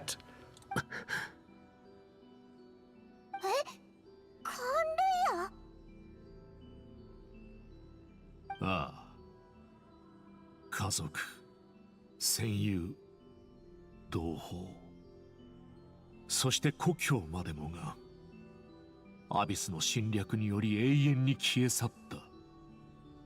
心に刻まれた傷は500年経ってもなお昨日のことのように生々しい。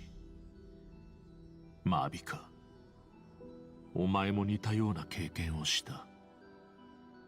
俺の言っていることの意味はわかるだろう。ああ、苦痛と後悔に打ちひしがれる日々。今でもあの最悪を夢に見る。もしあの時に戻れたならば、俺は虚しい希望などにすがることなくどんな手段を使ってでも皆を助けるだろう。その選択肢が今目の前にあるというのに、なぜそれを選ばない？私たちにはその決断を下す権利がないからだ。私たちがこの世界を愛するのは、この世界によって自分たちの幸せや感動が記録され、思想や意志が形作られているからだ。Oh, it's Google Play Services that is broken. That's not the first time I hear of it. But then again, if you give it like a few hours, at most a day, the devs over at Google should be able to fix it. So all your phones and emulators can update that stuff. Yeah, it's a system you can do at any time for returning players. It's a set of missions. 記憶と歴史を手放せば、すべての人の認識は上書き Okay, might want to give that one a shot. 体こそ同じだが、全 Because く別人になってしまう I'm のだ。 looking for something to play through Halloween. So either Limbus or some other horror game. Because last year, done Doom 2016, that was pretty fun as well. 人類を信じるならば、再び新たな繁栄を築けると信じるべきだ。だが、同じ鉄を踏む可能性もある。再びアビスに襲われ、何もかもが徒労に終わるかもしれない。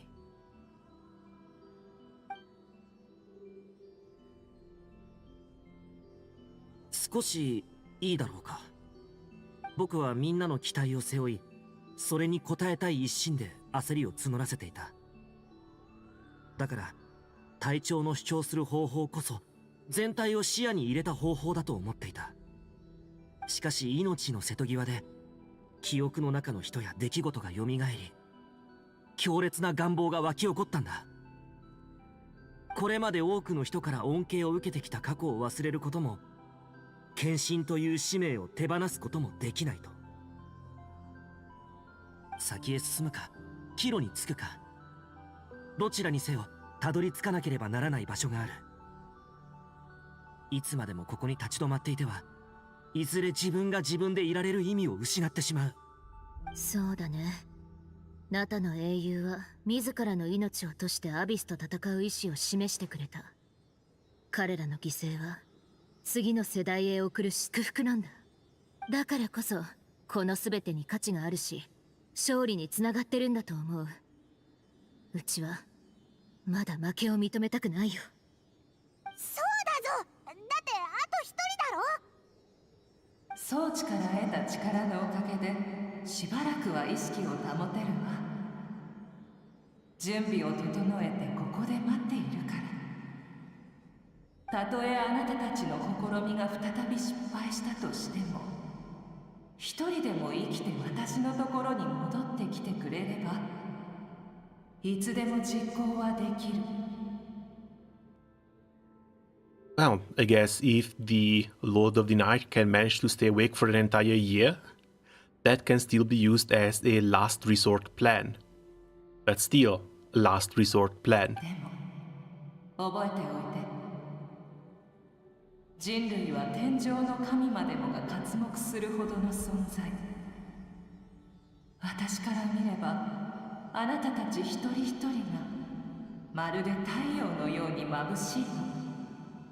君が皆を救いたいと強く願うのは、この土地の状況が人事だと思えないからだろう。君が救いたいのは、この土地と民、どちらだ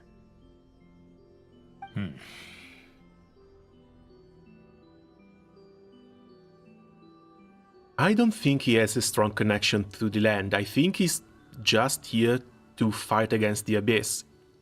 Like, both the land and its people don't really matter. The only reason why they matter is because if they fall, the rest of the world is going to be at the abyss's mercy. お前の意見が聞きたいみたいだぞ。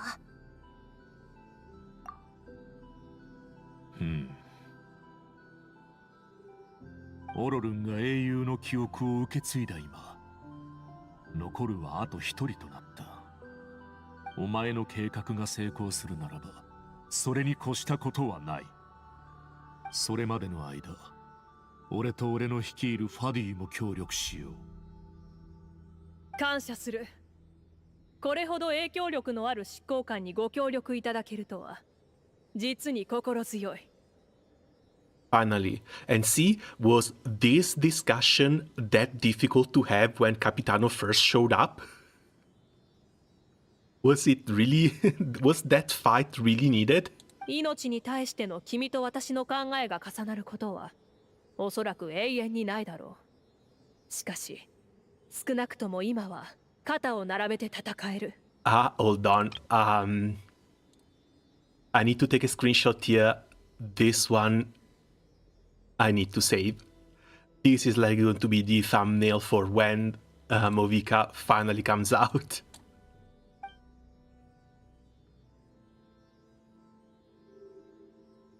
外じゃまだ戦ってるはずだから早く止めに行かないと。おう、そうだったな。早く状況を説明してやらないと。あ、そっか。外のことは僕たちに任せてくれ。後で競技場で落ち合おう。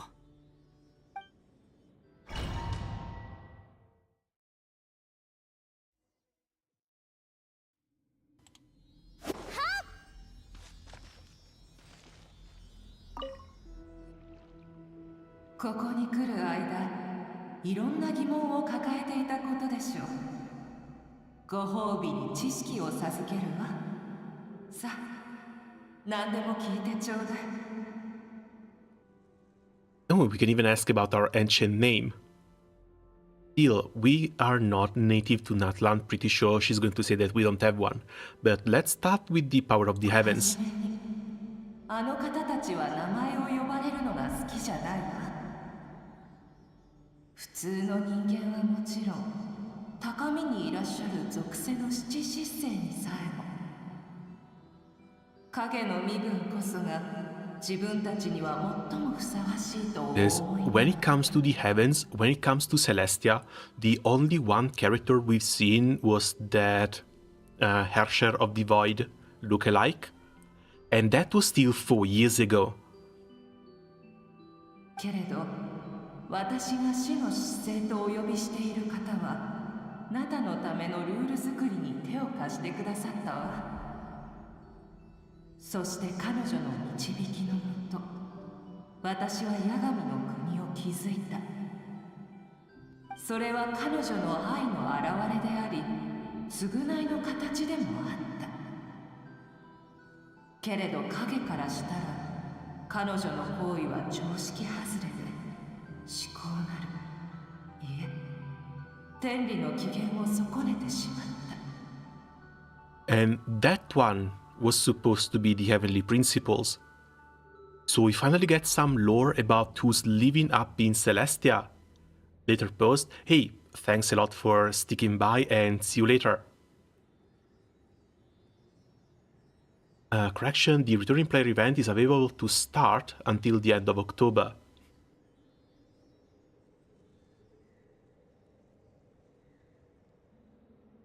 Should be able to download the game, see how it goes. But again, that's going to be a +1 on the list of gacha games. I'm not sure if I can keep up.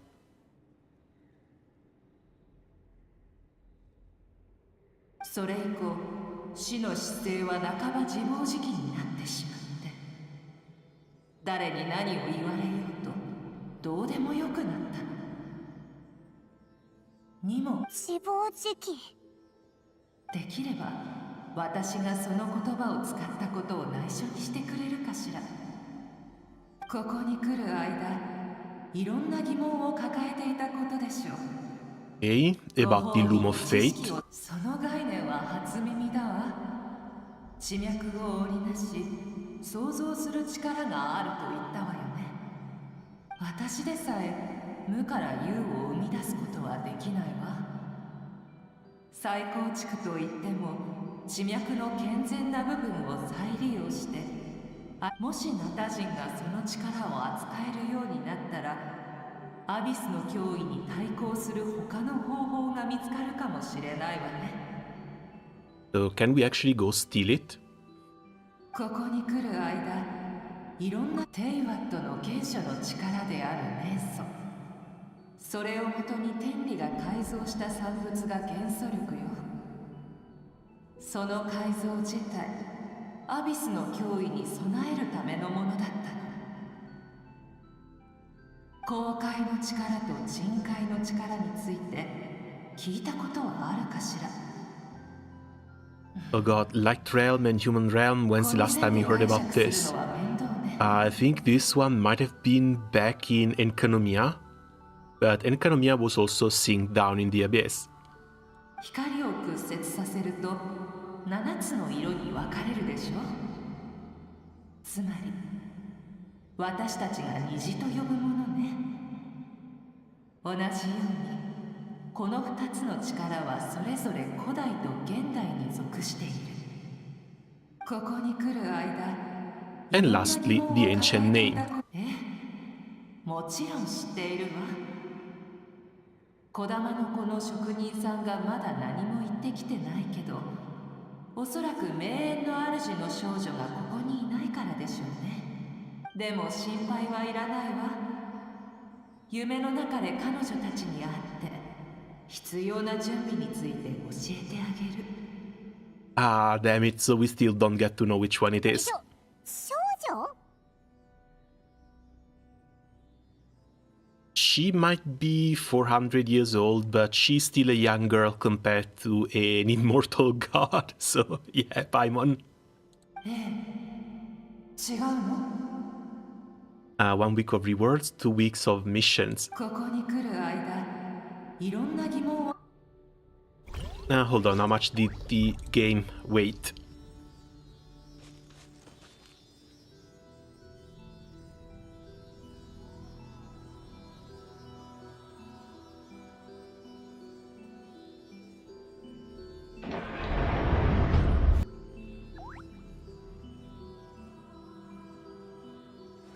Oh, it's just 2 gigabytes.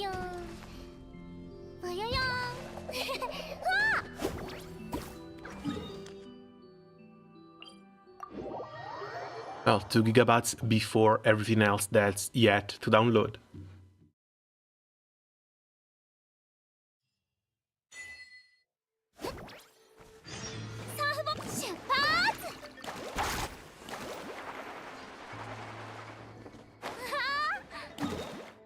Chamber, this is back in Atlant City.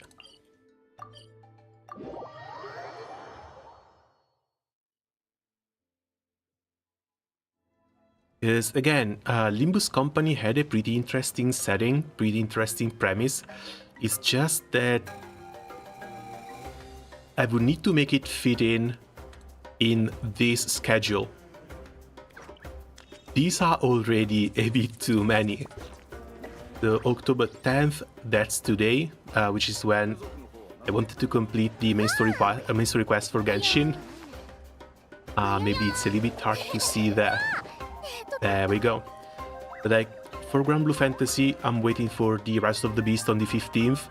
Then we're going to have the patch on the 17th with the Alchemy Lab. Oh, Limbus has done downloading already. And then we're going to have to wait and see. Mostly waiting on the 7th year, because that's where the next Xilonen fight begins. Other than that, we've got Genshin, which is... we just have another event starting on the 17th. Tomorrow, the 2.6 live stream for Star Rail, after which I want to finish the Luminary War Dance event. And then we wait for the 22nd for the Rappa release. I still think I will be skipping Rappa, but I do want to play the new main story quest. Zenless, we have Bernice, released on the 16th, and we have time until the 3rd to finish the Overlord Feast. During Waves, there's the Fairy Tales finale. Arknights, we have Babel starting either today or tomorrow. I think they screwed this one up, we can't really update, but that's going to be tomorrow too. Part 3 opens on the 24th, so 25 and 26 might be just dedicated to Arknights to finish the entire event, plus all the challenge stages. From Valaria, of course, we've got Saphia releasing tomorrow. Problem is, she releases at 6 PM, If I were to start streaming, I would need to start streaming between 3 and 4, and that means having to wait 2 to 3 hours until the character comes out.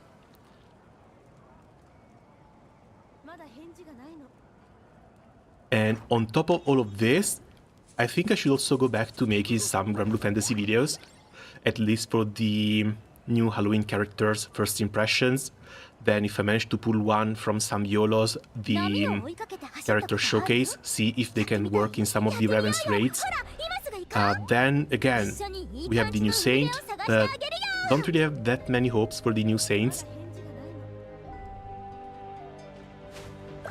Mostly I just want a nice, cute and funny storyline. But yeah, for now, this is the current plans, at least for the time being. And then I'm going to have to wait and see. Because I would love to have something to play for Halloween, at least like a week or 2. If that's Limbus Company, that's also quite alright. Again, I started playing this one, I gave it a try, but I didn't quite finish it. I think I was like chapter 1, chapter 2 of the main story, but I don't know, I didn't really understand the game mechanics. If you're willing to stick by, explain some of the mechanics to me, at least the ones I cannot grasp right off the bat, that would be very, very helpful. But yeah, first I can stream Limbus, it's going to be on the 13th or 14th. But still, for now, just Genshin. Limbus I've downloaded, I'm going to try and update it, see where I left it. But that's after today's stream. I'll post on Discord on the other gacha category.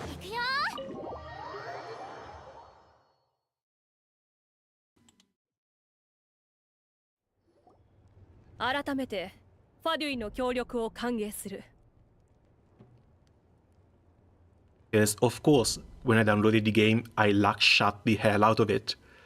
I think I started with some of the top meta units back in the day, but I didn't understand how the game worked, so I'm pretty sure I wasn't able to use them at their full potential. Have you watched ESGOO tutorial videos? I've watched nothing. Like, when I start playing a video game, usually I just want to figure things out myself. If I watch something, it's like 2 months in, 3 months in, to see all the ways I could have screwed up the game.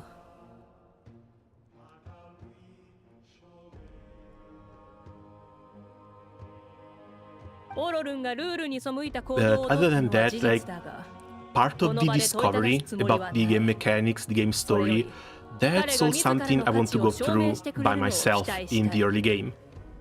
Which is why I don't really watch content creators, I don't watch all of those like, oh, 11 mistakes to avoid when you start the game. Like, let me figure things out. If I waste some resources, it's the early game, it doesn't really matter. Like, it's a gacha game, you cannot really screw them up that heavily. If you screw up in the early game, it might take you a little bit of time to come back and put yourself back on track. But it's not that bad, you know, it's never that bad. 寛大な措置に感謝する。戻ってきたぞ。おお、お前たちが仲良く並んで話してるとこってなんか夢を見てるみたいだな。Yeah, there's strength in numbers. 実に予想外の展開だったが、幸いことは望ましい方へと向かっている。君たちも来たことだし、ちょうどいい機会だ。いくつか疑問に答えてもらえるだろうか。まずは非現装置についてだ。There's no FOMO in terms of story, including intervalos. Oh, there's no limited time events? Or at least, if there's limited time events, they end up as side stories, so you can always replay through them. That's nice, that's actually really nice. The grinding could be compared to Warframe. Sadly, I never played Warframe, I have no idea how grindy the game is. But still, if it's grind we're talking about, I think I've shown you how many gacha games I play. Grind is not a problem. Unless you literally need to sit there 4, 5, 6 hours a day in order to catch up to the end game. 神の心を手に入れる計画が行き詰まり、俺は部下たちに命じ、ナタ全域で代替案を探させた。その結果、数名の学術に長けたものにたどり着いた。全く聞き覚えのない名だな。学者を集めて調査を行った際、名簿に漏れはなかったはずだが。それはいささか妙だな。その3人は表舞台から身を引いた賢人だったのだろうか。しかしいずれにせよ、結果から見ればそれは正解だったようだ。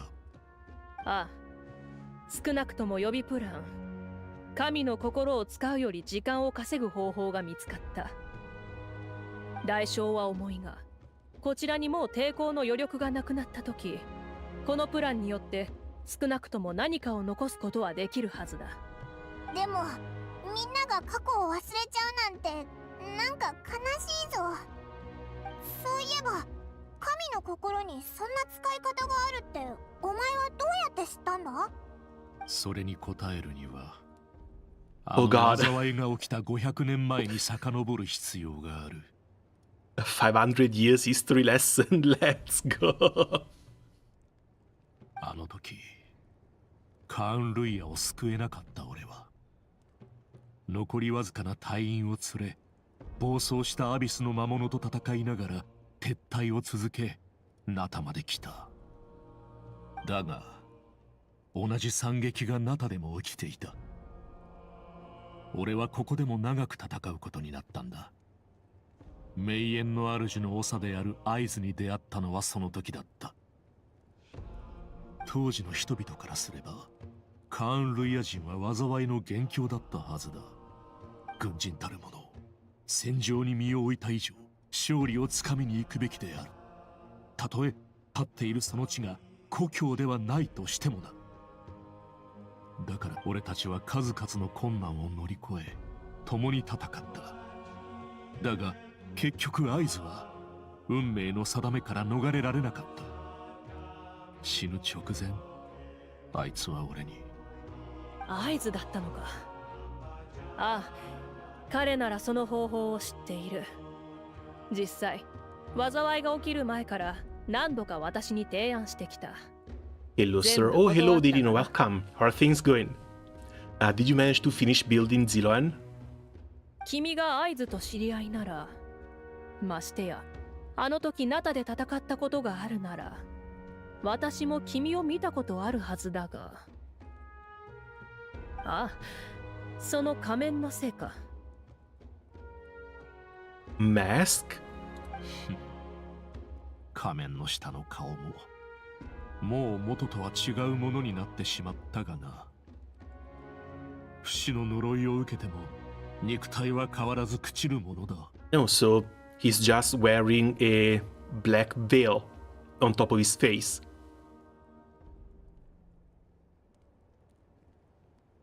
Also, if his flesh is rotting and has been rotting for 500 years, imagine the smell. え？でも、ダインってやつを知ってるか？あいつは見た感じ、そうでもない気がしたけど。Must be ugly AF. If I had to hazard a guess, yeah, probably looks like a zombie. Just done with work, so no. Oh, that's too bad. あいつに会ったのか? Met him already? Yeah, plenty of times. 何度も会ったことあるぜ。お前もダインを知ってるんだな。カーン・ルイヤ時代、彼に対する印象は名前ぐらいだったが、最後に会った時、王子様と共に旅をしていた。Oh, right. Now that we have open access to Capitano, can we ask about our sibling? Because surely they know about him. 彼の背負う憎しみや苦しみは俺よりもはるかに重いものだろう。Back then, you said you didn't want to fight me. Was it because of my sibling? ああ、俺の本来の身分からして王子様の血縁者であるお前を傷つけたくはなかった。だがこれは俺の独りよがりだ。それに今の王子様が俺の前に立ってもおそらくこの顔では誰だかわからないだろう。ダインスレイブがどんな方法で肉体の老化を遅らせたのかは知らないがI guess you could say he's bad to the bone. 俺の方は顔だけでなく体力も昔と比べてだいぶ落ちている。And he was still able to go sort of head to head with Mavica. そうは見受けられないがな。少なくとも先日手合わせした時の君の強さは負けは負けだ。褒められる言われはない。ただ500年前にお前と真っ向勝負する機会がなかったことは確かに残念に思っている。同感だ。もしそうなったら私も全力を出しただろう。あんなに激しい戦いだったのに、お前ら二人ともフルパワーじゃなかったのかよ。双方の実力は大差ないと思っている。もし最後まで戦っていたら負けられないという信念がより強い方が勝ったはずだ。競技場にいる人々を巻き込まないためにお前は手加減していたのだろう。その俺の目的は神の心だけ。それを手に入れられなかったのだから紛れもなく俺の負けだ。 Because again, we are talking about people who can basically level down mountains if they want to. And fighting in between civilians are not the best of the ideas.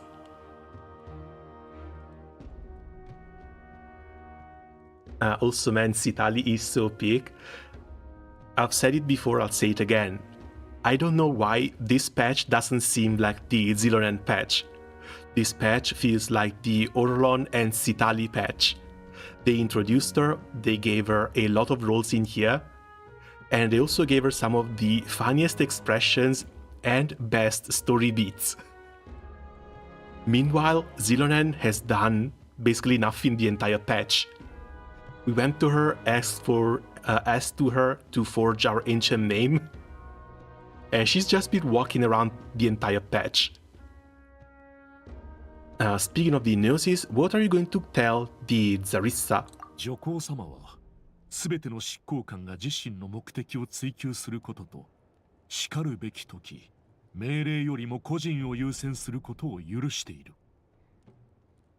But if we manage to fix things up in Natlan, I'm pretty sure the Gnosis will still go to the Zarissa. Because these are the pieces of the second descendant. And these pieces will have to be used in the fight against Celestia and the Divine Principles. So again, by the time the Natlan storyline comes to a close, there's no way the Gnosis remains here.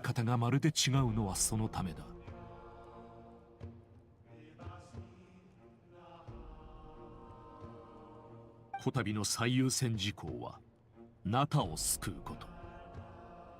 当初は神の心を手に入れてナタを救い、その後それをスネージナヤに持ち帰るといった計画だった。神の心を渡すことはできないが、まあこの話は一旦置いておき、急務であるアビスの対策に専念するとしよう。そういえば、もし6人の英雄が揃ったら何が起きるんだ？ The heavens were mentioned earlier. Anything to do with that? ああ、カムクラにはアビスに対抗する強大な力が秘められている。シュバラン家がロノバから得たもので一度しか使えない。ロノバはどの魔人よりも古くから存在し、天理の意志を代表する使者の一人、死を司る神だ。Oh, and that's the same shade that was mentioned before by the Night God. なるほど。だから反言の歌があるわけだな。ああ、ナタのルールが誕生したのもあの方のおかげ Movica to Capitano, let's fight somewhere empty. Capitano could have 2 tickets for Joker too. Oh god, Hollywood is run by such assholes. 前にも話したことがあるが、人類がカムクラにつく栄誉を授かった瞬間、その身に烈焰が覚醒する。その炎の大きさはそのものの潜在能力によって決まる。死の疾生の力も同じ原理なんだが、ただ受け皿が耐えられるかどうかを考慮しない。Oh, so if someone wins their fight to become an Archon and they cannot withstand the power, they just get burnt, incinerated by Ronova's power once they finally ascend. Good thing Movica has remained the Archon for the past 500 years then. すなわち、その力を授かっても誰もが耐えられるわけではないのだ。だが、その試練を耐え抜いた暁には、これまでにない力を手に入れ、魔人に匹敵する、もしくはそれをも凌駕する権能を手にすることになる。聞いた感じ、かなりリスクが高そうだな。ここに至るまで、どの一歩も絶対に安全とは言い難いものだったろう。ムアラニは八神の国の汚染地帯に飛び込み、オロルンは生死の境目でやっと自分を取り戻した。なら私も皆の期待に応え、己の責務を果たさなければならない。ああ、指導者としての務めと言えよ。重苦しい話はここまでにしよう。二人とも疲れているはずだ。帰ってゆっくり休んでくれ。アビスもオロルンの身に起きた変化を感じ取ったはずだ。今後襲撃は頻度を増すかもしれない。あらゆる可能性に備え、英気を養っておかなければ。だな。そう言われるとどっと疲れが押し寄せてきたぞ。帰って休もうぜ。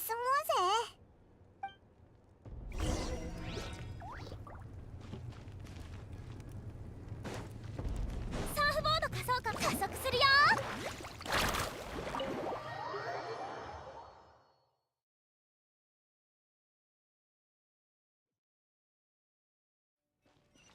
ドリフト痛い。あまり動かないで。傷口が塞がってないから、あと数日は休んだ方がいいよ。魔物がどんどん増えてきてますけど、最近何かあったのでしょうか。確かに妙な感じ。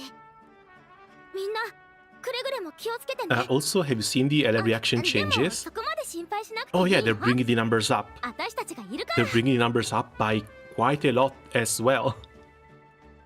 But that's also something that just needed to be done, because all of these skill multipliers are going up, and reactions, which are basically the core gameplay of the entire game, they're starting to fall a little bit on the wayside.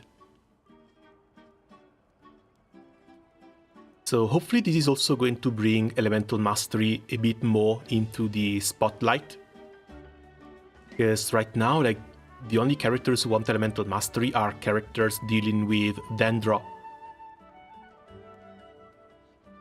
ビスって弱者にしか手を出す度 Like 胸がないし、 Dendro and Anemo. 何回か懲らしめたら尻尾を If we 巻いて go 逃げるは forward ずだ with よ。 the reaction changes, there's a pretty good chance that other supports will want more Elemental Mastery in their stats as well.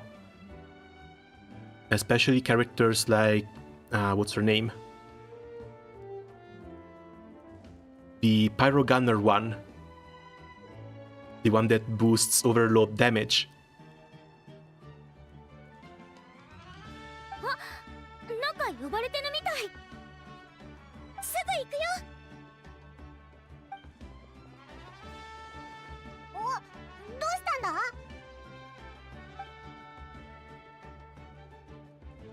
The feeling of dread is getting stronger. Of course it is. It's 5.1. We are right in the middle of the storm. Do we really have time to wait for the final hero to appear? Apparently so. You still have 1 year.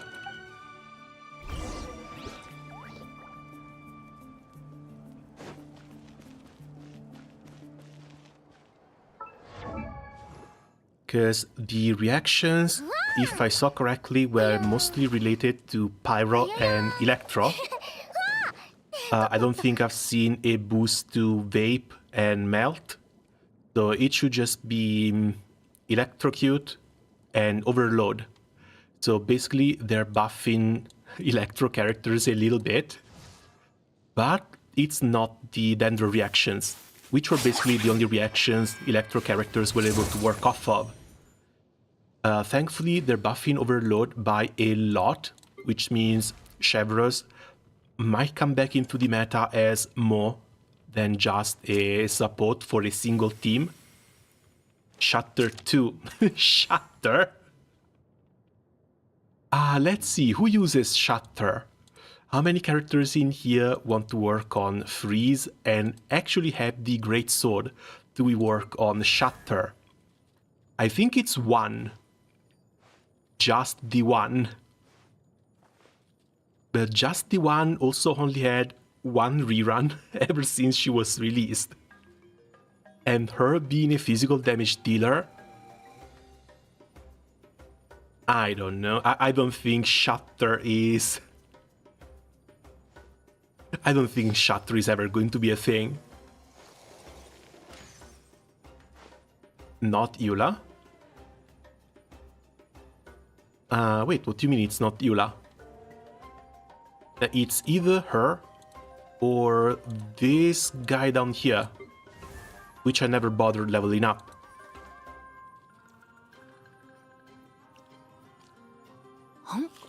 I think Shenhe might be involved some way in Shutter reactions, but Shenhe has a spear. Spears do not cause Shutter.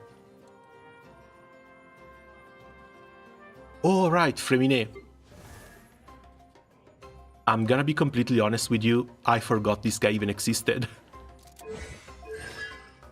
D3-2. But yeah, nah. Like, even if they buff Shutter, Shutter is going to have to compete with the new Natlan damage dealers. And at this point, I don't think it's going to be even close. It's like, you want to run Hydro, you've got Mualani, you've got Nuvilette, you've got Furina. You want to run Pyro, you've got Zhanling, you've got Arlecchino. You want to run Electro, you've got Chlorinde. Yae is still dealing a crap ton of damage, especially considering Nahida is still one of the better buffers in the entire game. Like, Cryo doesn't exist. If they want to buff Cryo, they should actually be buffing the freeze time or make larger enemies successful to being frozen. Because otherwise, nah, Cryo doesn't really have a reason to exist. Not anymore, at least. And Cryo is basically going through the same type of nerf that Venti went through. Like, Venti used to be one of the best characters in the entire game because his ultimate could just pull everyone together. But since units have been getting higher and higher, what do you call it? Resilience, or heavier and heavier weights, they cannot be pulled together anymore. Venti has become completely useless. They need to make Mualani build, but for Melt. Surely Citali. I don't know, Citali I don't think we have news for yet. Hopefully she's not going to be a shielder. But at the same time, if she's going to be a buffer, she's just going to absolutely power creep Shenhe. So I think she would rather work together with Shenhe Either she works together with Shenhe or she works together with Ganyu, because Ganyu, through her ultimate, still brings cryo damage bonus. When it comes to the defense down, now we have Xilonen. So pretty sure if Citali is a DPS, it's going to be Citali, Xilonen, and either Ganyu or Shenhe and a +1. If Citali is a half support, I don't know. I don't think we're going to see Ayaka come back as a cryo main DPS. But even if that's the case, it's still going to be Ayaka, Xilonen, Citali, and a +4 that's going to be Hydra. And that's almost 100% going to be Furina. But that's like 3 patches away. The first thing we need to worry about is Mavuika. 武器と防具は命に関わるものだし、いくら生産量が多いからって。And here I was thinking Erudition had it bad. Erudition doesn't really have it all that bad. Because Himeko, Jade, hell, even what's her name, Herta, is doing quite nicely. Especially when it comes to pure fiction. They have their entire game mode that they excel at, and they have the farming stages that they're really good for. So there's always a pretty decent amount of content that you use your erudition units in. Cryo units though? No, absolutely not.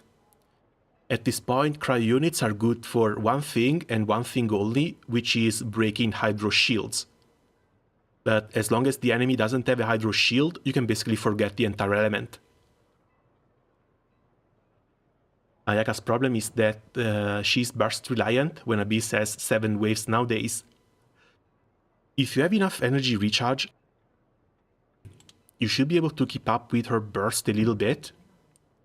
But at the same time, her burst always have the problem of moving forward.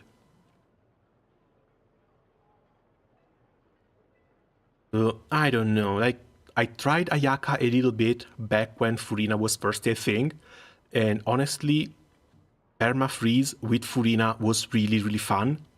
It's just that the damage isn't there. 別に責めているわけじゃないよ。それに、あんたらのレベルがこんなもんじゃないってのは知ってるし。ちょっと休んできなよ。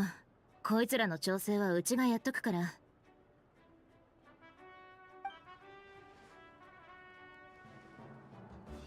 Best Ayaka team is putting her with Naida, Kuki, and Yelan. シロネ、ここにいたのか。どうしたんだ？ But why though? I mean, if you're running Nahida and Kuki, sure, you might want to run Yelan, you might want to run Furina for the Dendro core generation, but then your main DPS is better off being anything Electro or anything Hydra. なんでもないよ。急いで作ったから不良品が出ちゃってさ。うちが調整しとくから大丈夫。これは能力の問題じゃない。あまりに根を詰めすぎて逆に失敗したんだ。そうならないよう、あんたらも適度に休憩を取りなよ。そういうお前だって疲れてるだろ？安心して。うちにとっちゃ趣味みたいなもんだし。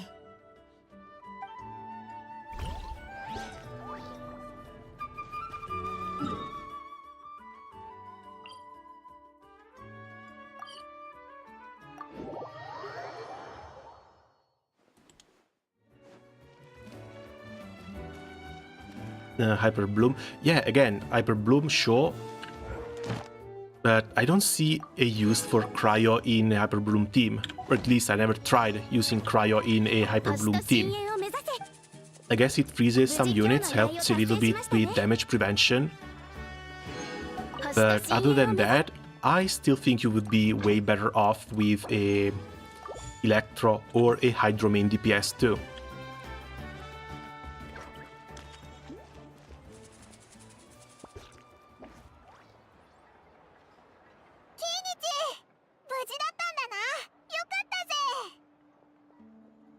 友達か？ No, right. 俺は Speaking of 先に行ってるよ。 Shenhe, また後で I な。 think if they rerun her, this might actually be the time I pick her up. If nothing, for collection purposes. Because last time she rerun was over a year ago at this point, and she basically became the new Eula. The second rarest character in the entire game. 途中でストップがかかってなけりゃ異国の虫けらを焼き尽くしてやってたところだ。心配してくれてたのか。礼を言う。俺なら平気だ。 Also, Xilonen actually huge for Noelle? Oh wait, isn't Xilonen supposed to be the main damage dealer in a Dendro comp? She gets the Elemental Infusion on her normal attacks, and she gets extra damage on her burst. だが実際の状況はこいつが言うほど甘くはなくてな。隊長の部下どもは精鋭揃い Yes, I'm で gonna be honest, かなり I 手を焼かされた。 looked a little bit deeper into the way she works on an elemental team. I swapped her down in the third slot when it comes to a Diabol Hydra plus Xianling for mualani, but I haven't really tried her for a Geo team. いつでも撤退できるよう準備はしてたが、まさかエンジン様と隊長が一時的な協力関係を結ぶとは。まあ中でいろいろあってな。機会があったらゆっくり話してやるぞ。ああ、何はともあれエンジン様の計画に一歩近づいたってことだ。Noelle, Xilonen, Furina plus Yelan. お前らのおかげだ。感謝する。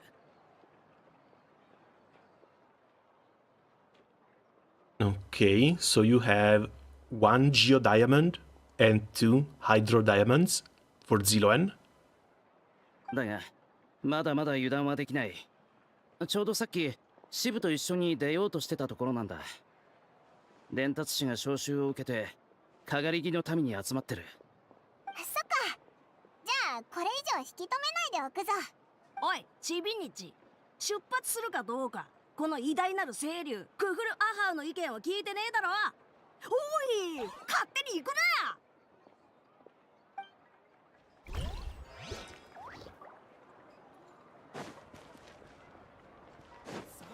オッケー。それ。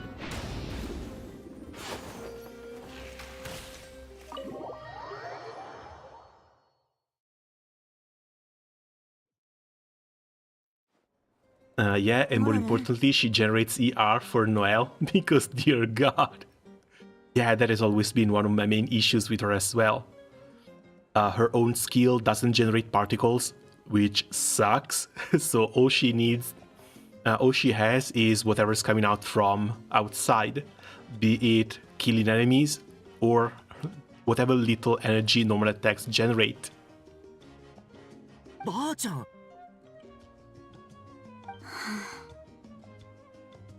Poor exhausted Citali. I guess we're in for some more peak.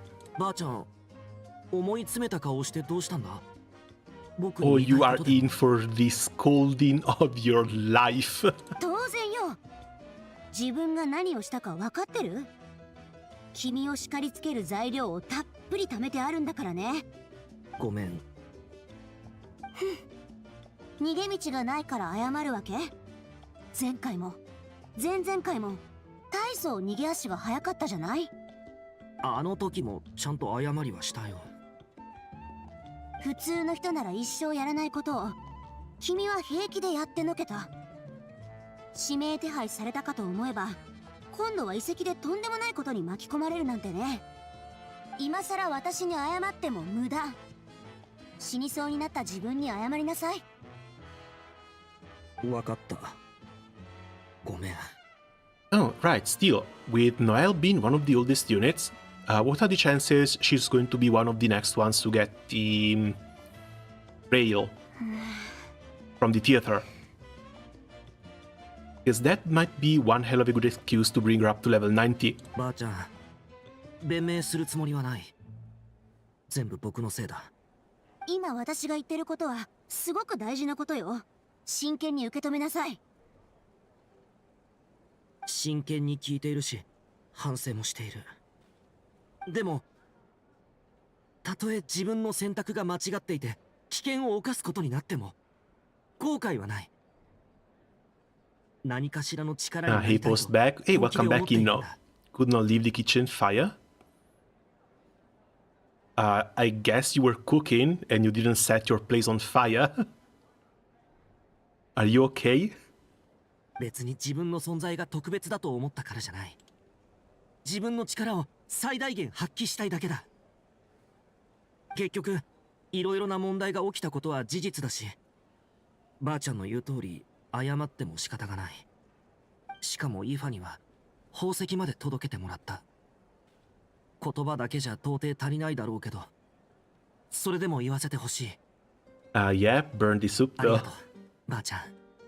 As long as you're fine, a little bit of burnt food isn't the worst thing. どういたしまして。イファにもちゃんと礼を言ってよ。わかった。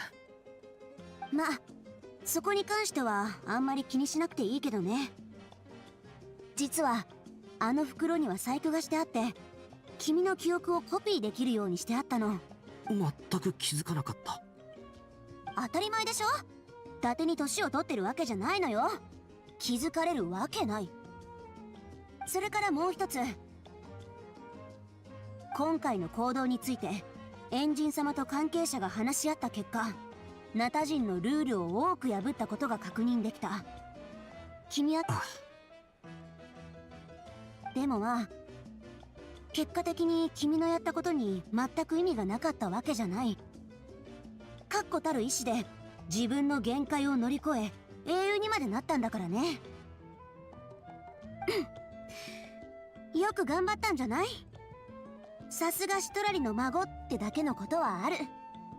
ばあちゃん、本当にそう思ってるのか？それとも旅人とパイモンに言いくるめられたとか？はあ？もちろん私の本心よ。こんな状況で褒められるなんて。昔だったらとっくに殴りかかってきてたはずなのに。ええ、ここからの話がまさにそれよ。足をへし折ってやるって旅人の前で誓ったからね。それは勘弁してほしいな。歩けなくなると困る。 Well, I guess it's time to run before you can't anymore. 勘弁？ふーん。じゃあどんなお仕置きがお望み？功績を持って罪を償うつもりだ。だから今回は許してくれないか。Good soup at least. Otto not interested it. To be weird. Why would it anger Italians to watch tomatoes boiled and peeled?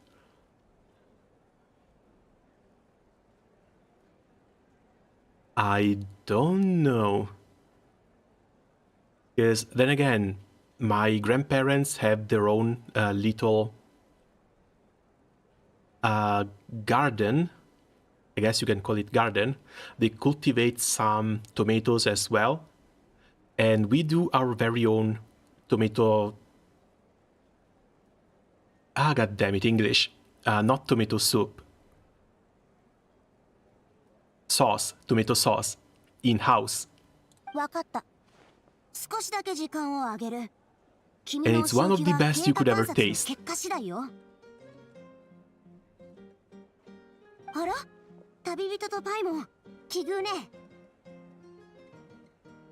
YouTube recommended me a reaction that would anger people. Oh, that's just the usual really bad content that's been going live for the past few years. People figured that the best way to get a reaction out of people, not really a reaction, more like engagement out of people, is to make them mad. So say I was reading something and I would constantly mispronounce a word. That would prompt people to correct me down in the comments, which creates engagement, which makes things go viral, which brings money over here, due to more clicks and more ads running on this thing. Still, mispronouncing things or cooking things slightly wrong or making videos with not that great recipes is one of the least offensive ways to go about it, but it basically still works as a way to farm engagement.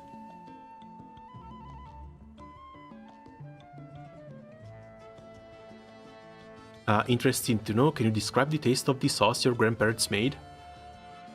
Don't think I can, because it's very, very simple. It's basically just you wash them, you peel them, you put them in a big pot, you boil them for a few hours, and then you bottle them. You put a leaf of oregano in the bottle so that it gets a little bit of taste. And then once you have to cook with it, it's just tomato sauce, oil, oregano, and a little bit of salt. It's nothing special, but it's great in its simplicity, right? People are mad at the Genshin story. They have to be trolling. That one I haven't heard about. All I've heard about the Genshin story is that it's one of the better ones for the last few patches. At least when it comes to setting things up, I think they're setting things up properly. People might get a little bit mad at the fact that Capitano isn't a complete villain in here. There's no Capitano fight, at least not now. この間はお礼を言う機会がなかったな。旅人、パイゴン、遺跡で助けてくれてありがとう。あ、わかった。But again, I'm not done with it yet. I expect there to be a pretty big cliffhanger by the end of the 1.5 storyline. Oh, sorry, 5.1 storyline. Because the entire thing should go down at least until 5.3. So we have this patch, plus the next one, plus the next one to complete the Natlan storyline. Again, I fully expect Natlan to be saved. I fully expect the Gnosis to become useless at the end of it, so that Capitano can bring it to the Tsarisa. You know, either that, or he's going to have to fight Mavuika for it. But at that point, Mavuika is likely going to be either without powers or dead. I hope it's not the second one, and if it's the second one, I hope they can still resurrect her, so they don't screw up the entire underworld leyline system that they have going on. But these are future predictions. 時間があったらまた会いましょう。オロルンに美味しいご飯をおごらせるから。暇を見つけて絶対ごちそうしてもらうぜ。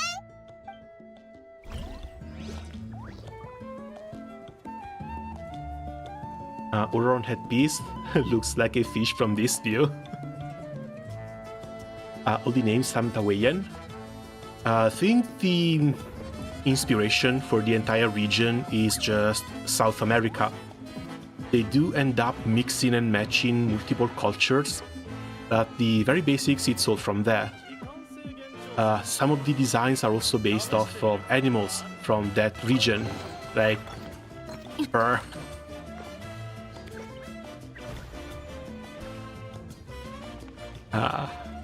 She looks so damn good. I think there was a post somewhere about what animal are inspiring what designs. Auron should be inspired by one of the vultures that live in South America, but I don't remember the precise name. 明日はやることがたくさんあると思うし、今のうちにしっかり体力を蓄えないとな。Let's rest. Oh no, absolutely, let's rest. Because this is the night where the Underworld God should give us our name. Okay. ヤガミ様に会いに行こう。And again, this is supposed to be Xilonen's patch. I want to see Xilonen do something. どうやら本当に目覚めたのね。また眠りについてないといいんだけど。安心して。私はまだここにいるわ。弱りきった命にとって睡眠も体力を消耗することだから。休憩を邪魔して悪いね。さっきの場だと相談しにくいことがあって。実はあの旅人に米を作ってやりたいの。ただ彼女はナタ人じゃない。だから八神の国には彼女に関する記録がなくて、米作りも行き詰まってる。なるほど。マービカは彼女のことをとても重要な人物だと思っているようね。あなたたちがここに来たのはマービカの命令だけではないでしょう。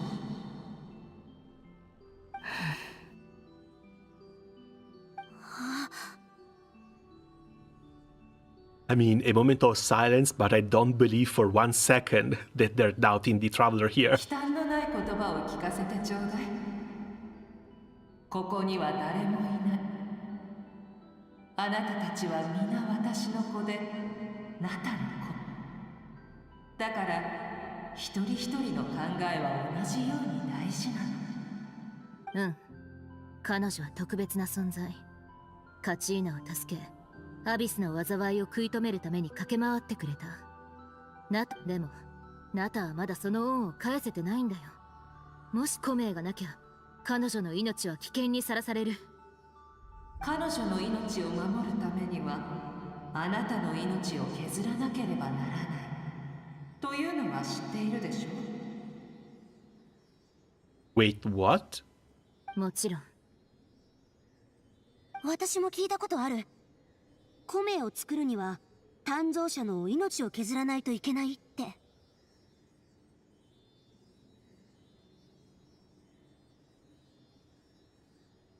Wait, what? No way they're going to go through with this, right? 米を作ることの本質は想像にあるわ。八神の国に散らばったさまざまな概念を Not to mention, Xilonen is one of the currently awakened 5 heroes. I don't think they're going to sacrifice her just to give the traveler an ancient name. でも、それらの概念が八神の国に溶け込むには時間が必要。その間、誕生者の命はまるで種を覆う皮のように、その概念を守る存在となるわ。新しい概念が完全に溶け込み、種の新芽が芽吹けば、主妃も使命を果たし、だんだんと消えてゆく。ただでさえ容易なことではないわ。ましてや、異教の者のために米を作るなん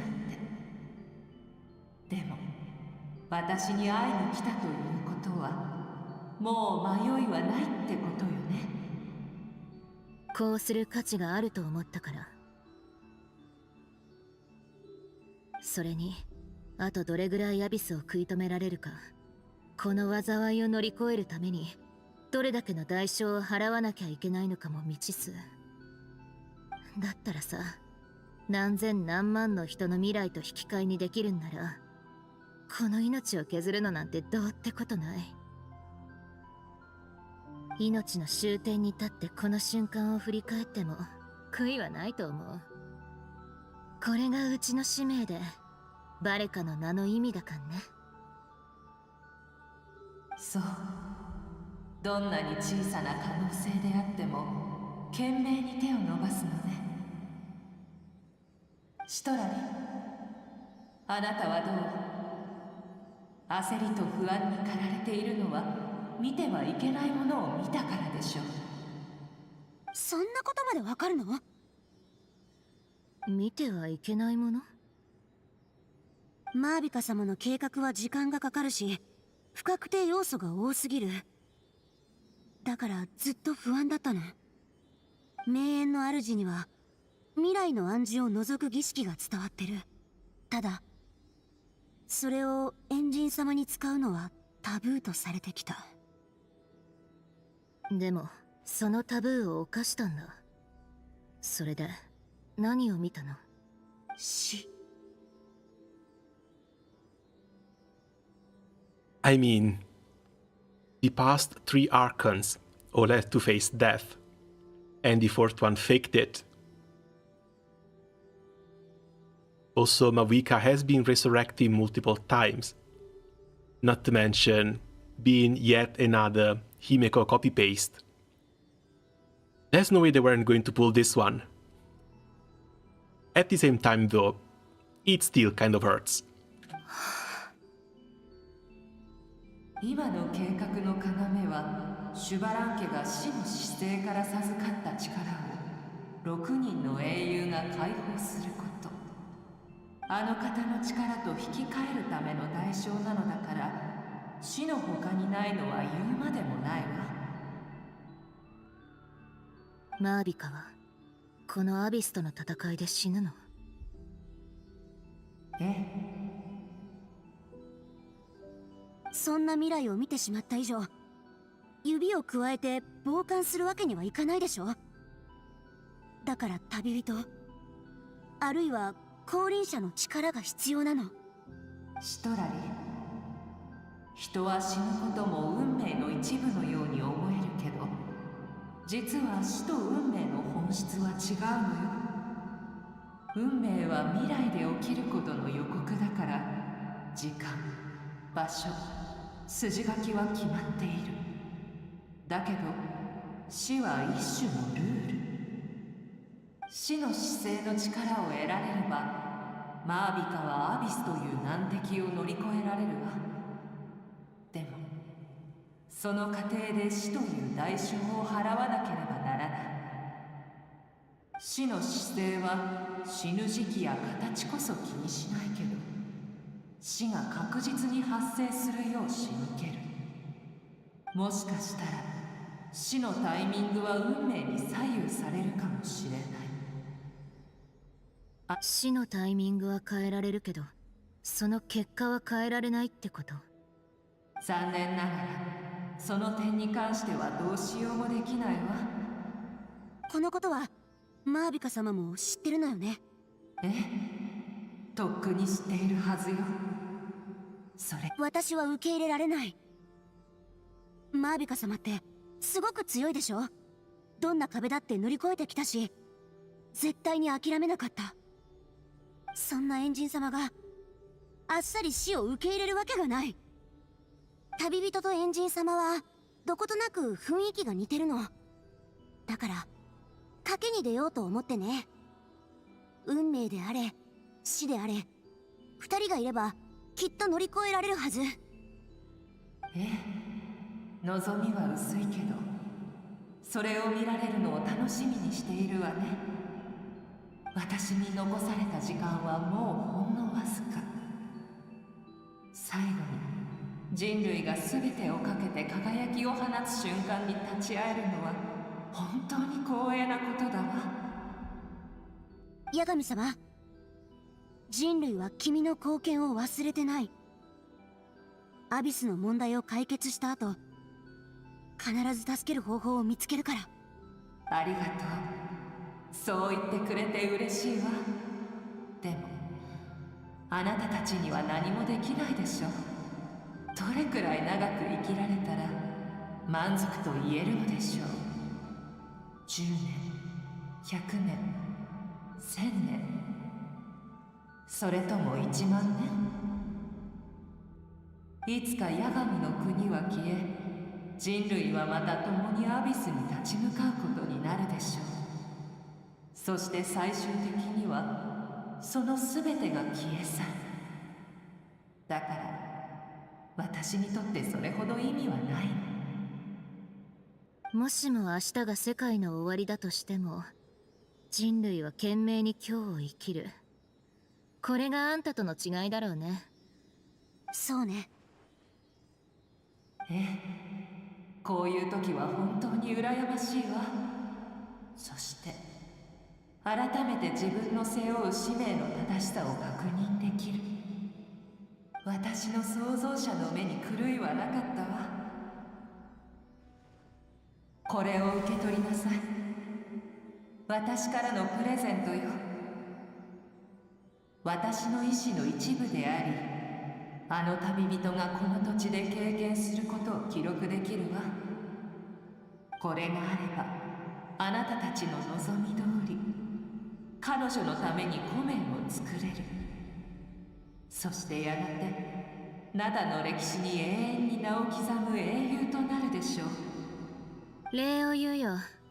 弱ってるあんたにさらに負担をかけさせちゃったね。本当にありがとう。気にしないで。天の使いにとっては取るに足らないことよ。もうすぐ暗くなるわ。さあ帰りなさい。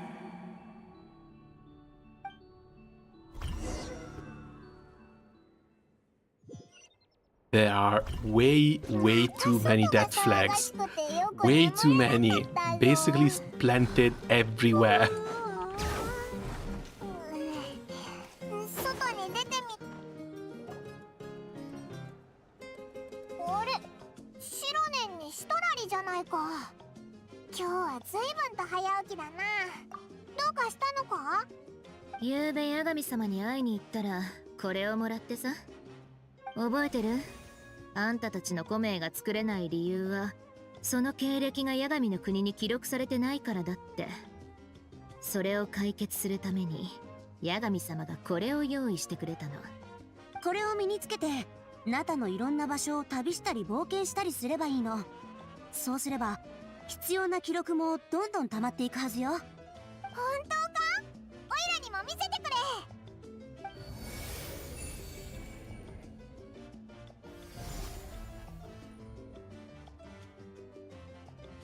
Pilgrim Chronicle. Oh, new mechanic. Nice. The primal flame illuminates the world under the banner of Kyongozi. Humanity takes its first step toward the future. BD only be sacrificed for the beloved land. This is Orolon's real name. I think I saw you quite a while back playing Wuthering Waves. Haven't seen you run it for a while. No interesting updates on it.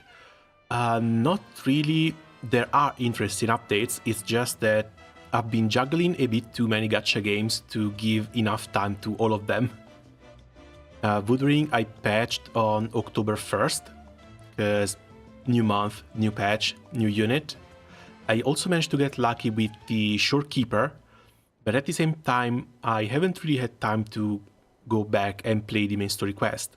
Something I might want to do eventually. Is just that the current calendar is a little bit too swarmed. I've set this thing up to see which game comes up with which event and when. Wuthering Waves, I have time until the 23rd to complete the mini mission, the mini event, Fairy Tail Finale. But until then, there's other things that's going to take precedence. For example, Genshin Impact yesterday and today for Xilonen and the main story quest, after which Genshin is only going to have the normal random gameplay events until the next patch. Tomorrow we have the live stream for Honkai Star Rail, and I also want to take the opportunity to continue the stream and finish the current events available in it, at least until the new version comes up on the 22nd.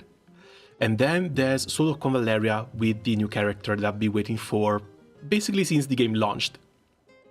Like 13th and 14th are currently free. So 13th and 14th, either I check up Wuthering Waves, or I play through the Zenless Zone Zero new story quest, or I've been thinking I want to play some horror games just cause it's October, Halloween's coming, so I am actually taking suggestions for which horror games to play, either here or down here, where I have more empty slots to fill in. But still, I do want to go back to Wuthering Waves, because the new unit looks really damn good, and I hear the story quest also picks up quite nicely.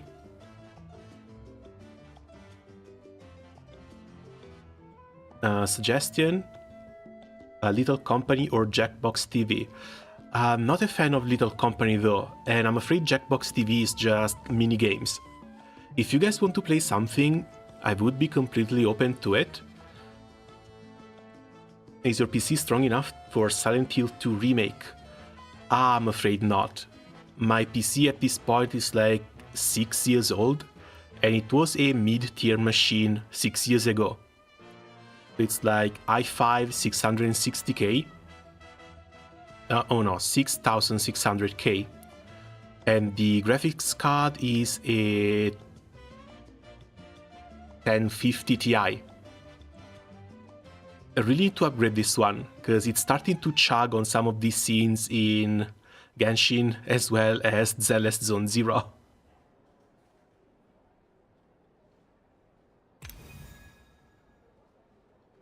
With your encouragement, Ushapti tasted victory for the first time, and the star that transcends destiny and the greatest companion. Wait, this is Paimon. What is Paimon doing here? Still, everything else is locked. Pretty sure we're going to unlock this between 5.1 and 5.2. 真ん中にお日様があるぞ。あれ？これってカチーナ？これはある不安定な媒質からできてて、映っているのは八神様の意志そのものなの。そこにあるのは八神様が君たちに見せたいものよ。映ってる内容を覚える必要はないよ。確認したくなったらバッグから取り出せばいいからね。おお、すごく便利だな。しかも軽いし場所も取らなそうだぞ。こんなすごいものを持ってきてくれるなんてな。 It didn't come at a price, right? 確かに。もしそういうのを払ったなら。It technically did, but it's also not a price that can pay, as it should eventually cost Xilonen own life. 人間を助けることこそ自分の使命だって。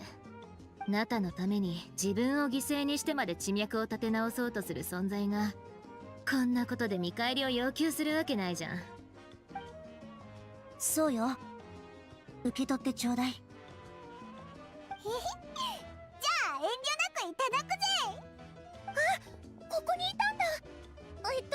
アビスがまた襲撃してきてすっごく大変な状況で魔物が多いし、そこかしこから湧いてくるみたい。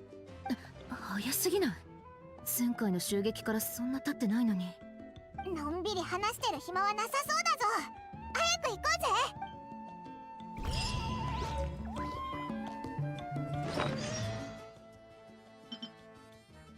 うぜ。Okay, and yeah, it's just sitting here alongside the other books.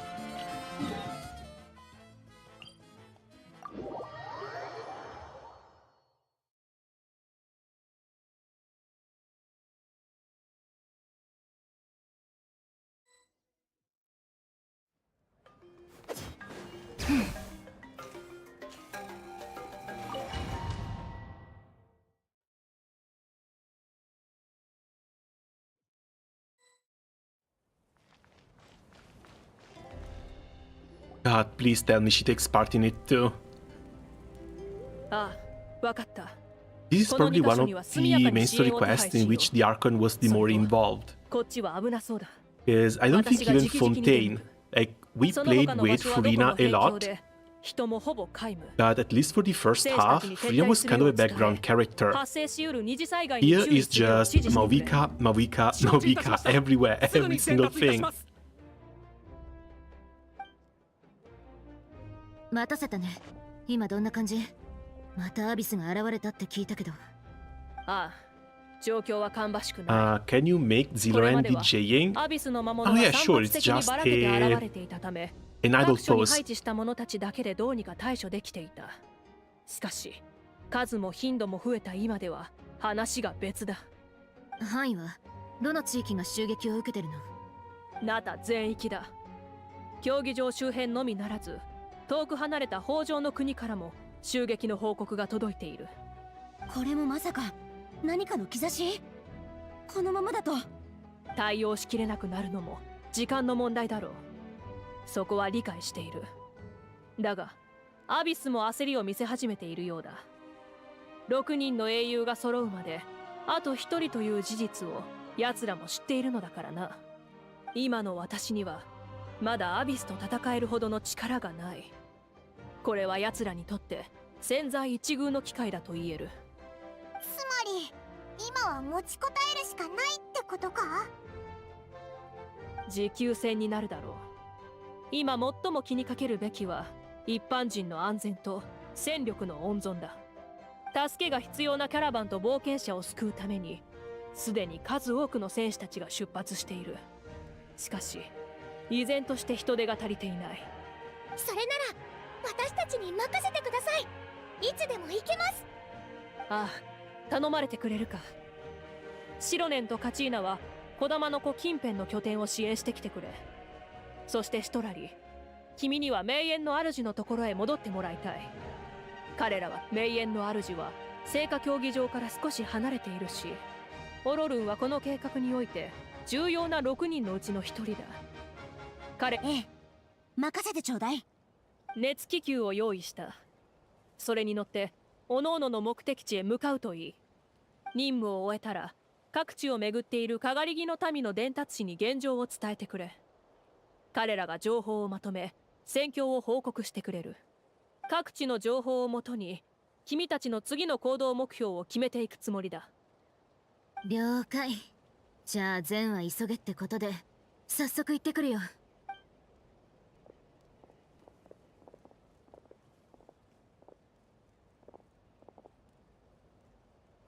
What's wrong, Kachina? で、オイラたちはどこに行けばいいんだ？ House of the Dead arcade 伝達士 remake? からの情報によれば、 That one might be a thing, because some of the other games have been suggested were Hexen 64, Resident Evil 2, House of the Dead 2, or anything その力 Castlevania. も限界に近づいている。その正体のことを任せたい。いいだろうか。助かる。熱気球はそこだ。早速向かってくれ。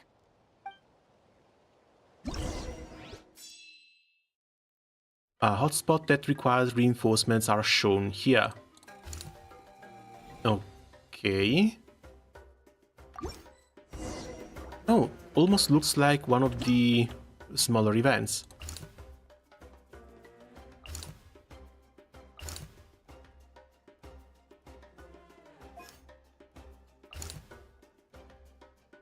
And we can only pick them up one at a time.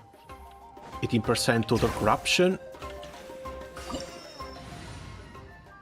We can change our team here, but that is not going to be needed.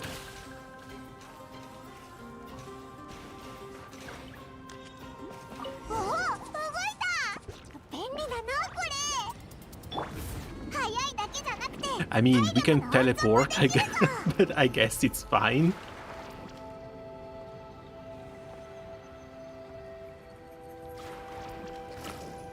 That counts as horror. You know what would be scarier? OG Dark Souls 1. Oh god. I have a confession to make. I've never beaten Dark Souls 1. I've played it the first time on Xbox 360. I got down to the very last boss, the Roar of Flames. That one turned out you could only really beat him with parry counters, which is a mechanic I never really made use of for the entire rest of the game. So I got kind of stumped. And even though I don't really consider the game to be that difficult, it's like tedious rather than hard. Because every time you fail, it punishes you way too harshly. And every time it punishes you, part of the punishment is having to walk back to the boss stage. And that is both long and boring. So eventually I just gave up, moved on to other games, and never finished Dark Souls 1.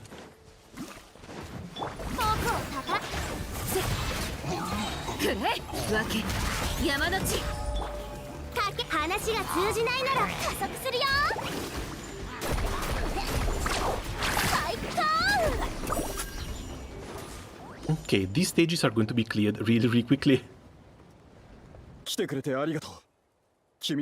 My suggestions would be Psycho Pomp, never heard of it, Conscript, Sane, and Bloodstain.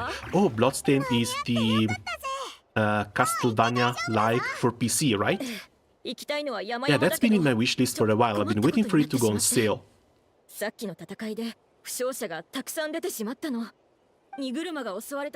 was the full title? Bloodstain, Ritual of the Night?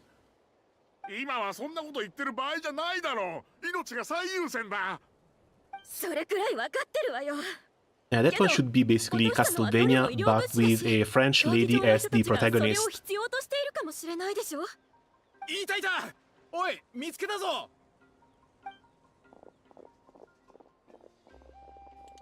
なんだ、もう解決してたのか。すごいな、君たち。どうやら俺らの助けは必要ないらしい。助かったよ。これならすぐ次の場所に行けそう。他にも助けを必要としてる場所があるのか？ Oh, that's cute. ちょうどいい。 But 今の is this also the first time we see the ones with the red 陰り hat? の民の伝達師たちが今、ナタ全土を駆け巡り、最新の情報を届けてるんだ。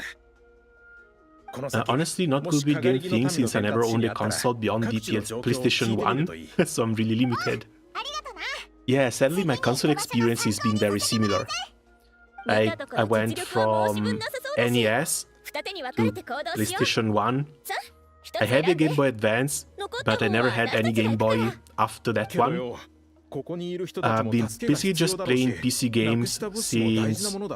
God, that was very, very long time ago. I think like 2000, 2001. I basically skipped an entire generation until I got an Xbox 360. But even for that one, I actually haven't played that many games from it.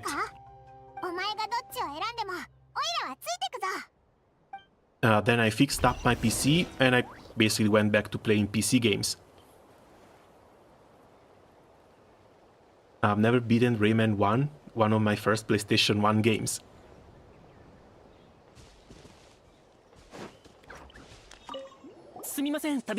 To this day, one of the strangest, weirdest achievements, at least for me, have been beating Battletoads on NES with my cousin. I don't even know how we did that.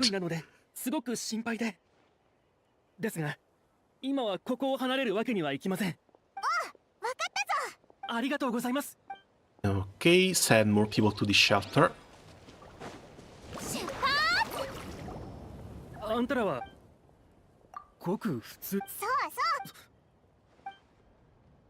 Come on, we've got more monsters to beat. Missions in the current area have been completed. Open the map for the next one.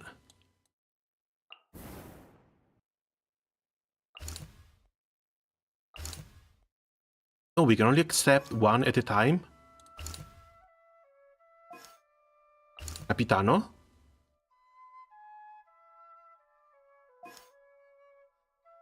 If this is a path that we need to go through, I guess we'll be going... Ah, damn it. Yeah, Capitano is fighting up north, Mavuika is fighting down south. Can we really only pick one? I'm curious to see if Capitano has attack animations, but at the same time, I can't say no to Mavuika. Let's see if we can do both, but if we can't, we're going towards Mavuika.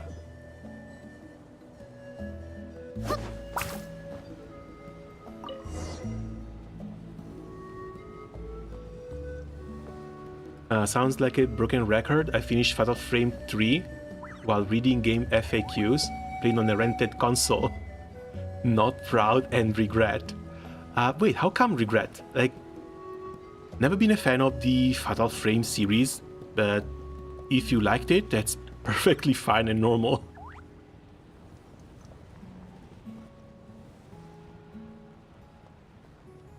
I think I only saw a glimpse, but can now cross a river while surfing with that fish on her. Oh yeah, she's basically made for it. On water, she consumes even less stamina.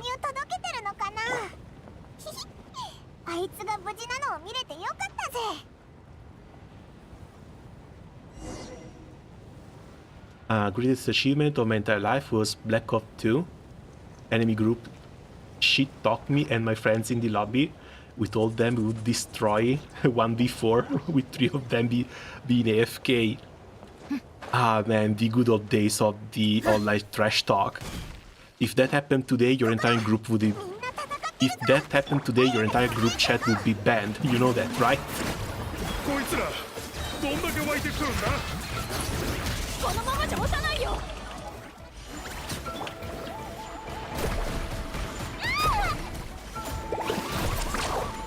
来たよ。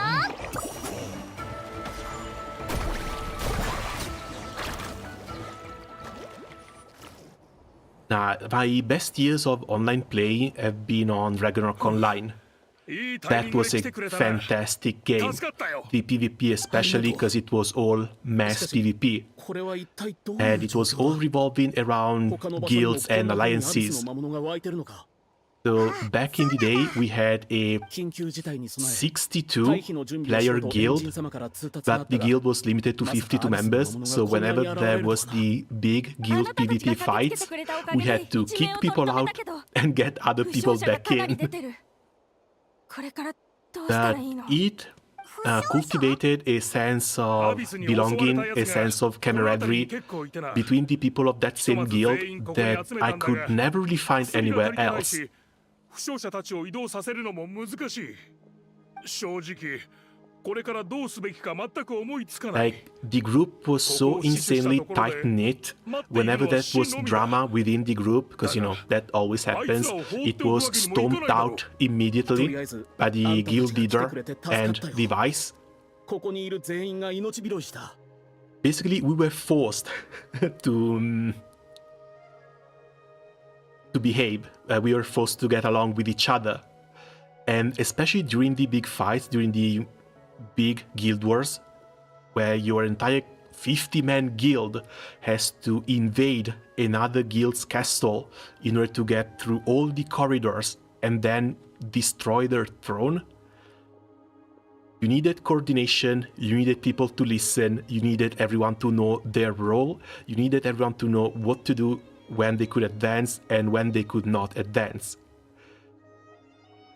Tactically, it was extremely great, and just playing through that, dude, it was an amazing time. But that was not just for the guild in itself, because of course it was an MMORPG, the entire game was open, and your guild was constantly fighting against other guilds. And once you conquered one of those castles, there were some little things called guild dungeon. So each map had 5 castles, each castle could be conquered by a different guild, but the guild dungeons were shared and they had PvP enabled. So for fun, once you conquered a castle, you would make these hunting parties that would go down in the guild dungeon to hunt the other players of the enemy guilds. And I'll tell you what, chat was not censored. You knew which guild people were from, you knew the names of every single member that was down there. And outside of the game itself, we also had the forums, back when forums were still a thing. The amount of shit-talking, the trashing, the challenges, the flaming that was happening on those forums, it was so insanely fun, so insanely entertaining. But after a certain while, like 2012, 2013, everything started getting coated in cotton. I don't know how to say it. Everything started getting way too soft. So if you were to issue a challenge, oh no, you're toxic, oh no, you're bullying. Well, it's not even that, like, it's video games. We just want to play around, we just want to bash your face in, for fun. Because one of our old rival guild was another big rival guild. Sorry, another big Italian guild. And of course, we used to have meetings. We have our own version of the Comic-Con. It's called the Lucca Comics, one of the largest gathering of nerds in Italy, basically. And as an excuse, we used the Lucca Comics to do a guild meetup. During one of these guild meetups, we managed to find members of our opposing guild. And you know what happened? We played football against each other. For fun. So all the flaming, all the online hate, all of the challenges, all the insults, they meant absolutely nothing. It was just signs of an online rivalry. Because once we actually met in real life, We just played together, as normal people do. And yeah, that is one of the best times I've ever had, both online and offline. There was just one person of the 20 plus people group of our opposing guild that refused to meet with us. That person got shit from both crews for the entire night. But yeah, no, I really miss it. I really miss those times, and those are not times that can come back. Everything is, yeah, way too sugar-coated, everyone is way too afraid to offend each other, and now we have games like, hell, even Guild Wars 2. One of the things I hated the most about Guild Wars 2 is that it was prancing around as a PvP-based game, but once you got into the PvP, you got into the World v World. First, it's not against people from your own server, and second, all their names were censored, all their guilds were censored. All you knew is that you were fighting against a group from another server, and that's it. Because apparently now, flaming on forums is seen as a bad thing. And no, I don't think the times of like Ragnarok Online and Lineage 2 can ever come back. Because that one was another very big game focused on PvP, and that's another very big game I had a little bit of fun in, even though I never really competed at a high level.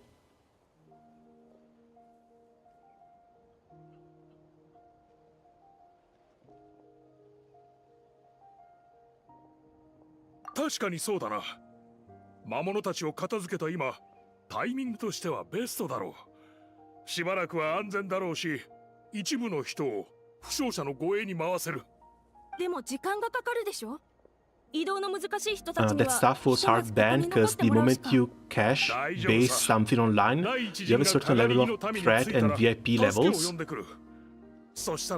I don't think that's the case, because again, Ragnarok Online, at least I played on the official server, and that was a game in which you had to pay monthly in order to keep playing. I don't think it has anything to do with money or cash. I think it has just everything to do about mentality. Mentality and the heavy policing of online spaces.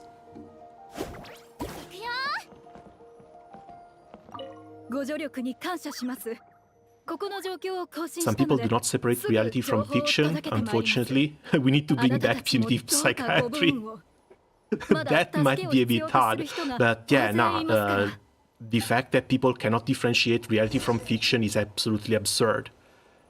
They used to tell us that playing video games would make us violent. But that was never the case, because it's a game. Once you're in the game, you recognize it as a game. You know, you're just fighting for fun. Who comes out on top wins this round. But then there's always going to be the next one. And the next one, we're going to blow your ass up. I don't know how that mentality started disappearing. And honestly, I blame parents. Because parents are basically no longer there for a lot of kids nowadays. Which is why kids obsess over stuff and they basically can't differentiate reality from fiction anymore.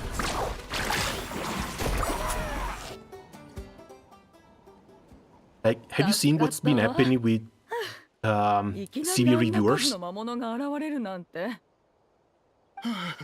The Boruto community labeled him as a lolicon, and they decided to completely cancel him. In order to cancel him, they hacked his accounts and started posting actual material,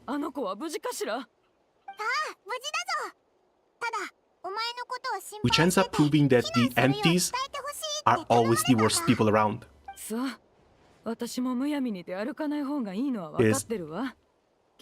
It's always the antis.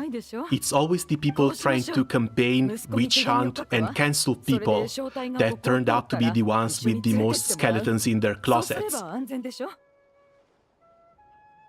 Are you talking about Boruto? So there's a YouTuber called CB Reviewers that made a couple of posts on Twitter about, gee, I wonder how people are going to respond once this scene in Dadadan gets animated. And well, I guess now we know. They respond by hacking your account and posting CP online to get you in jail. Thankfully, one of those actually got caught.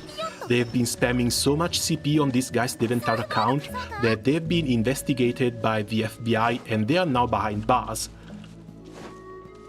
But still, imagine getting so heated over some guy online that you start hacking account and posting actual CP.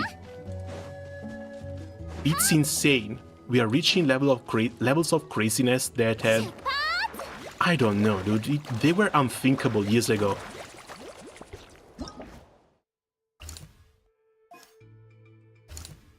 Okay, next spot is up here, closer to Movika. We'll go there.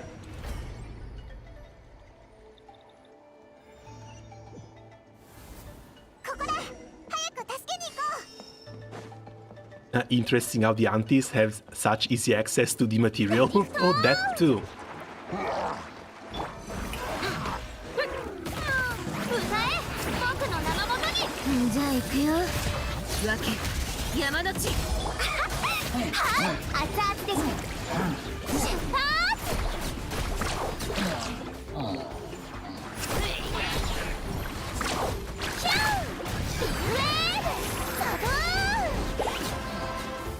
Prioritize the pylon. I don't... Okay, there's the pylon.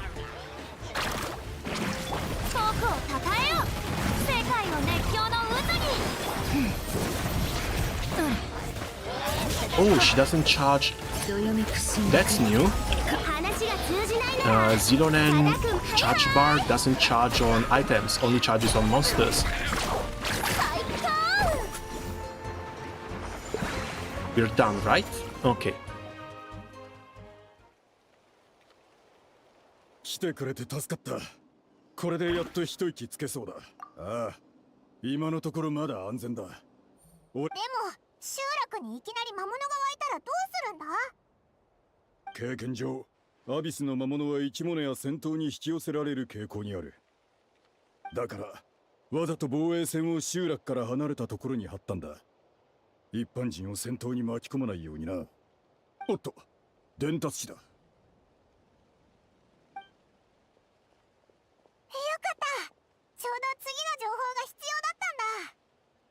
我々は引き続きここを守り、責務を全うしよう。ただ見ての通り、戦いが終わったばかりで、やらなきゃならないことが山積みでな。もし急いでなかったら、少し手伝ってもらえないだろうか。大変そうだな。Stay and help rebuild or move on and continue fighting. I think we're going to move on and continue fighting. そういえば、この近くに一つ怪しい場所があってな。もし時間があったら、 一緒に来てもらえな助かるよ。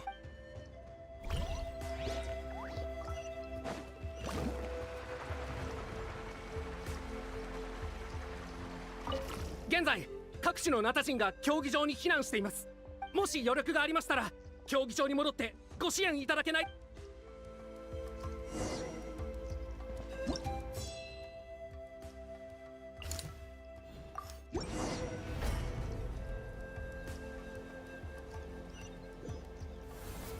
本当にかなりの人が集まってるな。それにむやみに外には出られないようにしてるみたいだ。状況はどんどん悪化してる。とにかくオイラたちもまだまだ頑張らないからな。 I don't see the pylon though.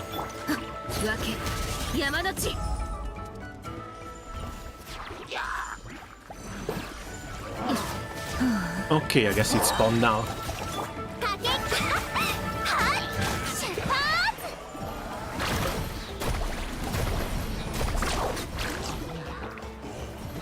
I get the feeling this team might not be the best for it, because Mualani is not targeting the pylon with the charge. Xilonen also doesn't get Night Soul energy from attacking the pylon.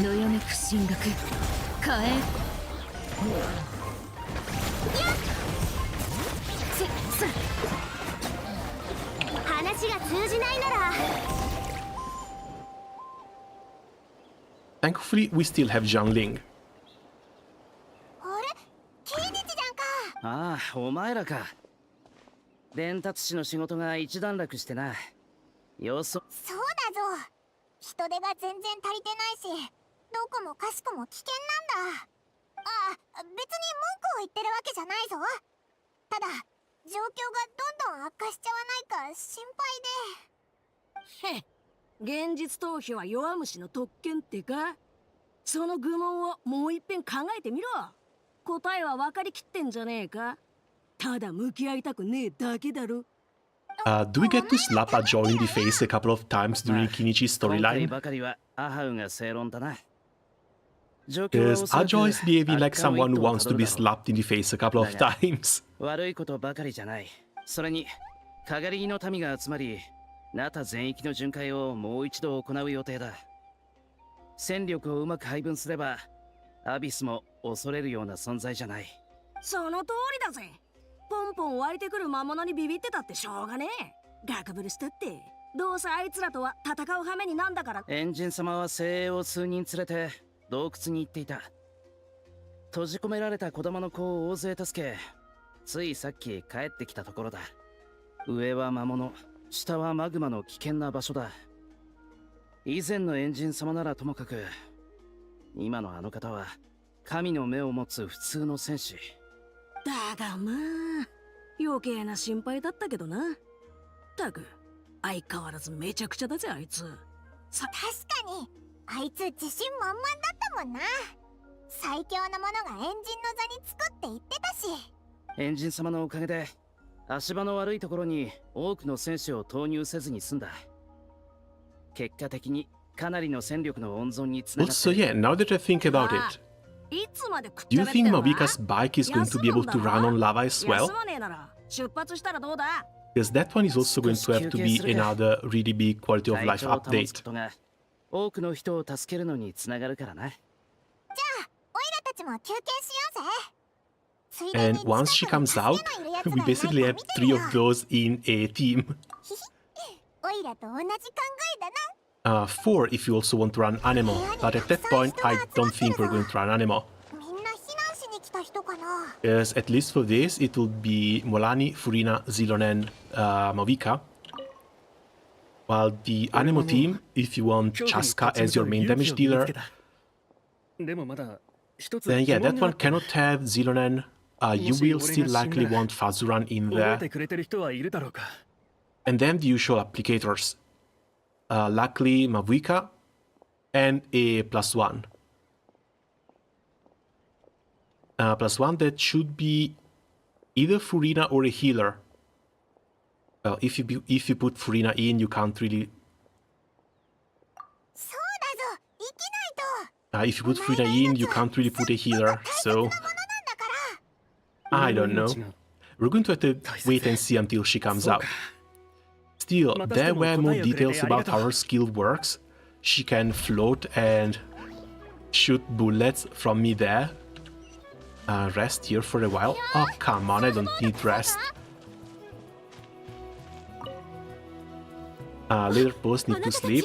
Oh, hey, as always, thanks for coming by and staying here for a bit, and have a nice night. でもダーゴは僕たちをここに護送してくれた後、すぐ次の場所に向かったよ。あなたたちのおかげで私たちも医療物資を競技場に届けることができたわ。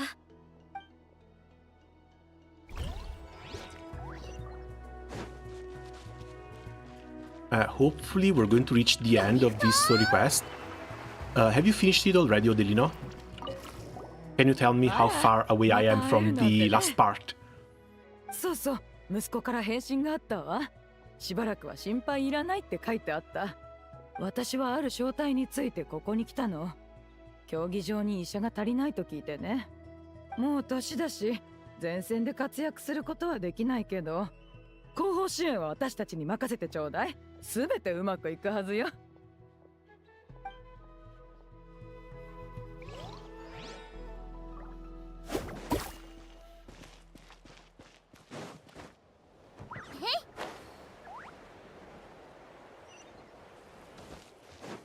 Oh, there's the rest area.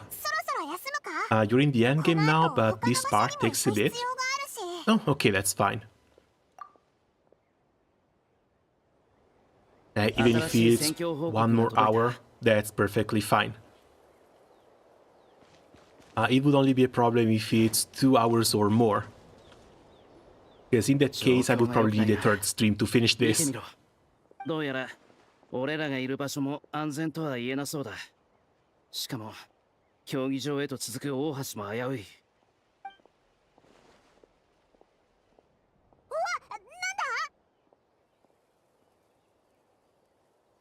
In a distant pylon, spawning right here in the middle of nowhere. キリがねえぜ。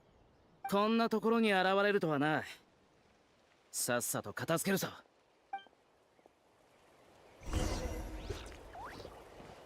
Oh, wait. I was not expecting the trial Kinichi here. じゃあ行くよ。わけ山立ち。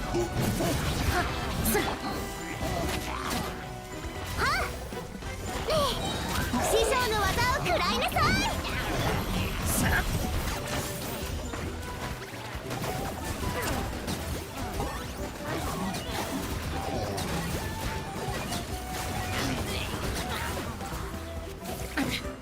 じゃじゃーん。光り輝くがいい。よっ。はっ。よっ。さあ、どよめく進学。料理の時間だよ。はっやっはっ。八神に報いるために。なんで敵がどんどん増えてるんだ。キリがないぞ。 Yeah, prioritize the pylon, but that's a little bit difficult when Kinichi just attacks whatever it feels like.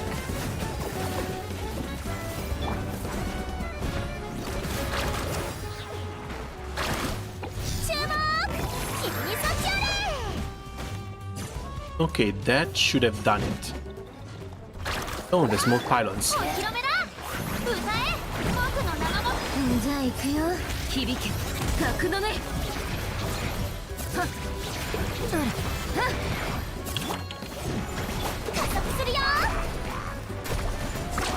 最高。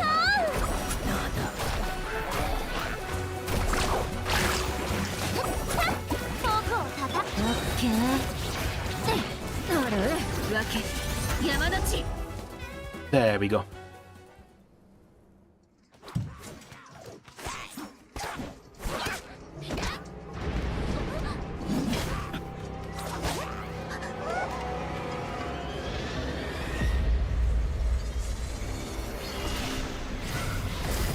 Straight from the fire?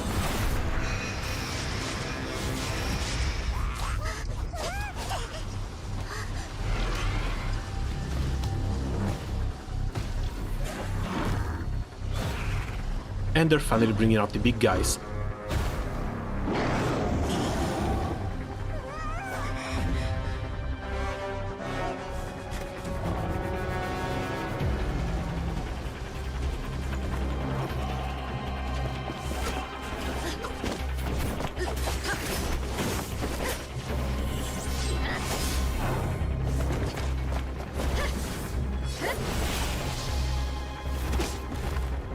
That was a nice shot. Okay, finally Capitano joins the fight as well.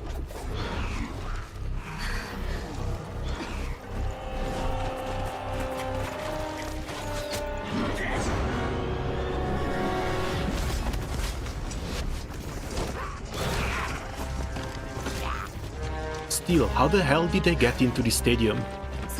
状況はひどくなる一方だ。まずはここを守り、民の安全を確保しろ。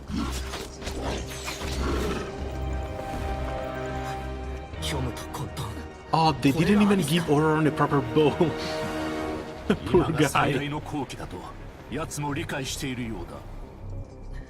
成果はどうする。マービカがもう向かってる。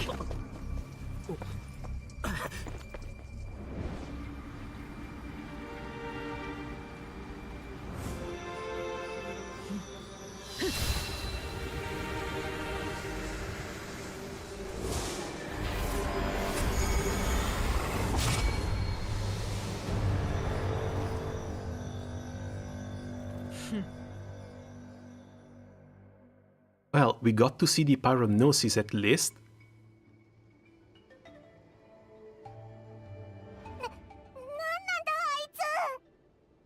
恐怖と破滅の具現化ってところか。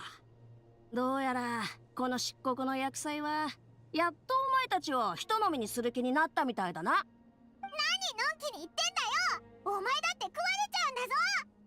まさかあれがアビスの力の根源か。 That emitted a huge amount of abyssal energy. This is a full-scale invasion of Natlan. 今すぐ状況を確認しに行く。もう手遅れかもしれないが、お前らは戦況報告にある場所に行ってくれ。あんな奴が現れた以上、事態は一刻を争う。いつも冷静なキーニチがあんなに焦るなんて。最悪が現実になっちゃったわけだし、オイラたちも急ごうぜ。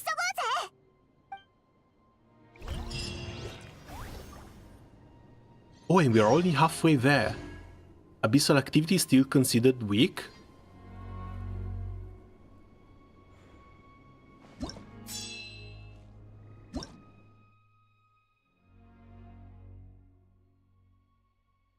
Yeah, we have to go over here. What is this?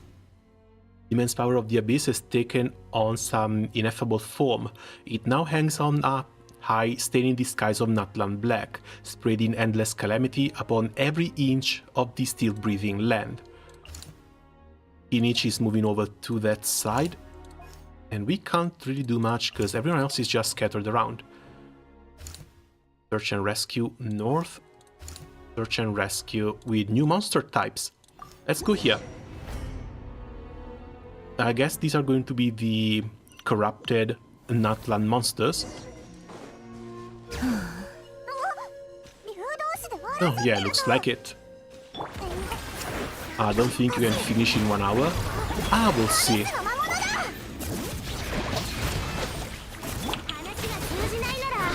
Again, I can go eat a little bit later, that's not the problem.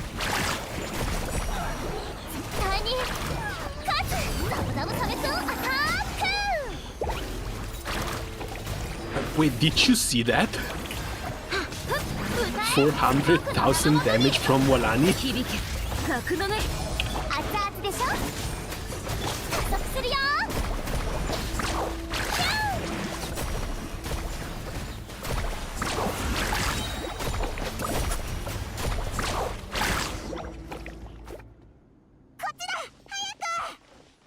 Okay, that's one.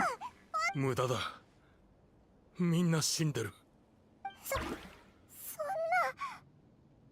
ラたち間に合わなかったのか。竜を連れて競技場に向かう途中、黒いやつがいきなり現れてな。その後すぐアビスの魔物も現れて竜の姿に化け上がった。この子たちが身を挺して俺たちを守ってくれたんだ。だが競技場に行こう。オイラたちが送ってやるから。今はそうするしかなさそうだな。申し訳ない。本当にすまなかった。大霊が永遠にその魂を守ってくれることを。Yeah, it's bad, but that's really no time to be stopping. そうだな。でも簡単には受け入れられそうにないぞ。とりあえずこいつらを競技場まで送ろうぜ。ついでに情報の更新ができたらいいけど、もしできなかったら。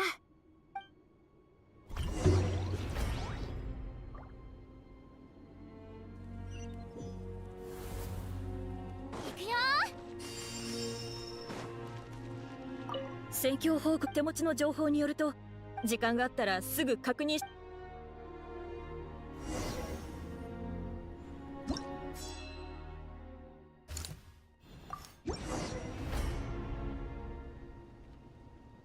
Still on 54%. We're actually going fairly slowly. 急げ、まだ戦ってる人がいるぞ。光り輝くがいい。浮気山の地はっ、料理の時間はいはい。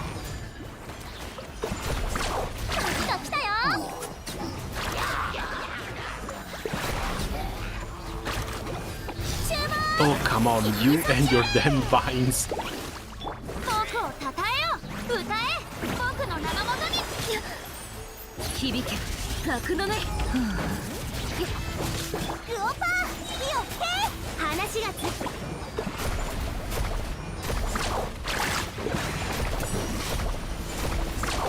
最高。波が来たよ。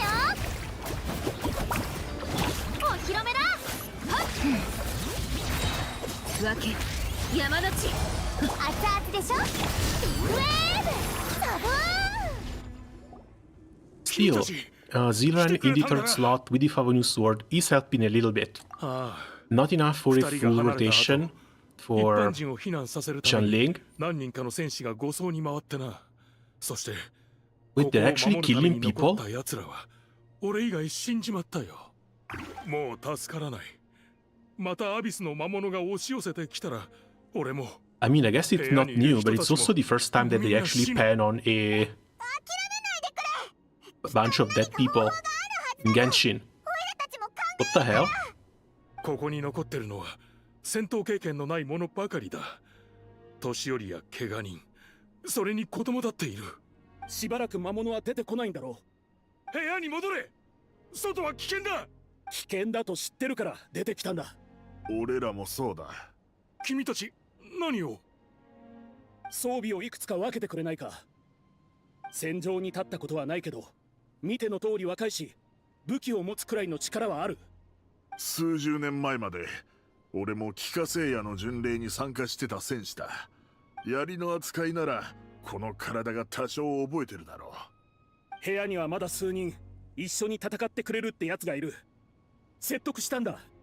これ以上私たちのために部族の戦士に血を流させるわけにはいかないってね。英雄を苦しませるわけにも、一人で戦わせるわけにもいかない。だが他に装備は？ Have you fallen?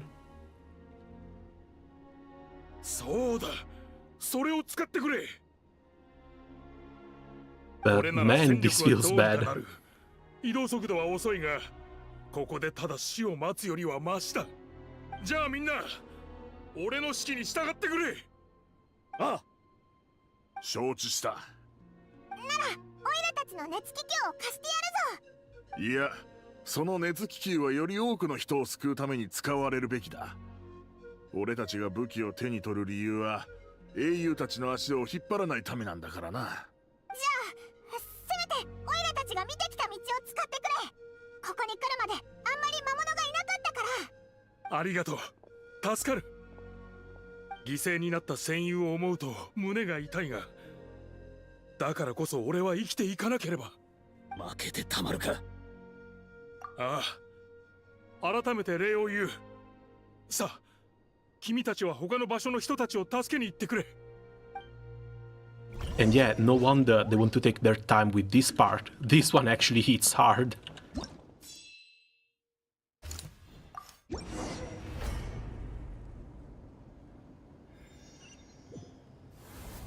魔物がうじゃうじゃしてる。もう誰もいないみたいだ。ルオパー、火を吹け。はっ、師匠の技を食らいなさ。出発。今日は運が悪いね。もう誰も。競技場で手に入れた情報によると、子玉の子付近の拠点も助けが必要そうだ。 I really like this. Yeah, this looks like one of the few times in which Genshin actually gets serious.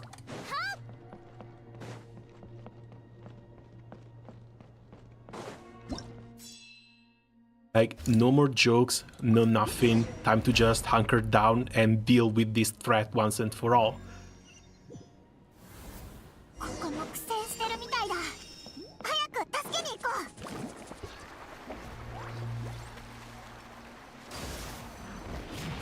Okay, and they have one of these little cores in here too. 光り輝くがいい。じゃあ行くよ。響け、格のね。熱々でしょ。はっ、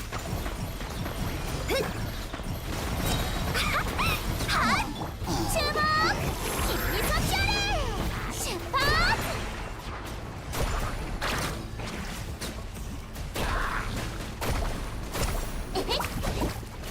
Okay, one pylon is gone. フォークを叩く。世界を熱狂の渦に。どよめく進学火炎をき料理の時間だよ。やっはっじゃあ行くよ。それせはっはいはい。面目ないな。 War. 2回もお前の War 手を never 借りることになる changes. とは。この間いろいろと助けてくれたおかげで Except this is an invasion from another あのでかい奴 world. が現れた後もアビスの魔物を食い止めることができた。だが今の状況じゃこの拠点は諦めるしかなさそうだ。そうだな。一箇所に集まった方がいいと思うぞ。Right, and off you guys go as well. では撤退の準備を始めるとしよう。ただここには有志で集まった者もいるから、このまま戦いに参加する気なら児玉の子に帰った方が前線に近い。戦場から離れる気なら戦いながら競技場に向かうべきだろう。状況をまとめるとこんな感じだ。この拠点は放棄する。競技場に向かうか児玉の子に行くか。今のところ児玉の子の戦力は足りてる。目の前のリスクと家族の安全をよく考えた上で決断するといい。さてこのまま戦う者は意思を示せ。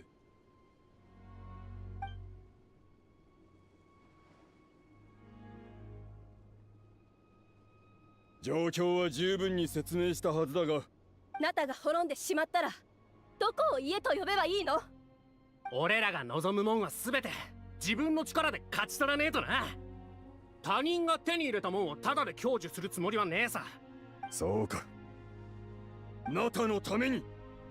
ナタのために。見ての通りだ。The little thing wanted to contribute as well. そこの防衛線を固める。その気合を見てオイラもちょっと安心したぜ。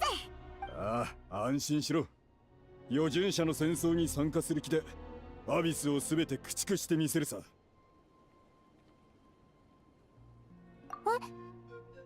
But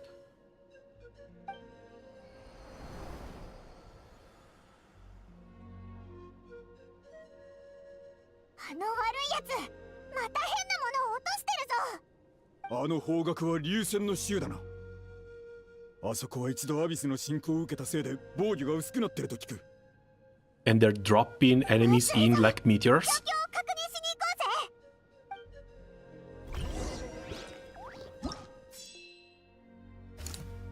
うぜ。Unless this is a new open world or weekly boss. ドリフト Oh no, it's one of these. Oh god, this reminds me of the corrupted hearts in Doom. Basically the same shape.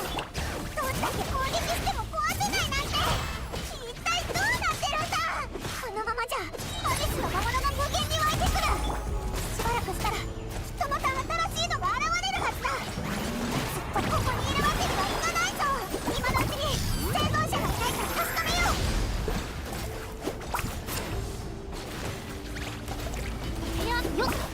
And no, it's not taking damage, it's not even taking damage from reactions. もう広めだ。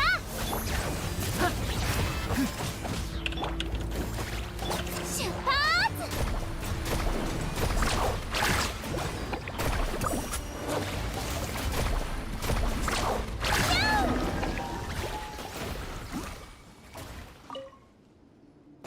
戦況報告をまとめたものしか見つからなかったな。変なものが落とされた場所を記載してあるみたいだけど、かなりの数だぞ。はあ、これを見るのもちょっと久しぶりだな。とにかく今は次の場所を目指そう。生存者が見つからなくても、もしかしたらそこの変なものはこっちほど硬くないかもしれないだ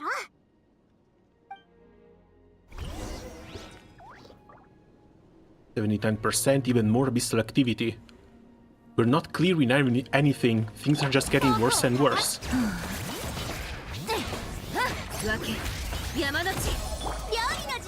And no, these are immune to damage.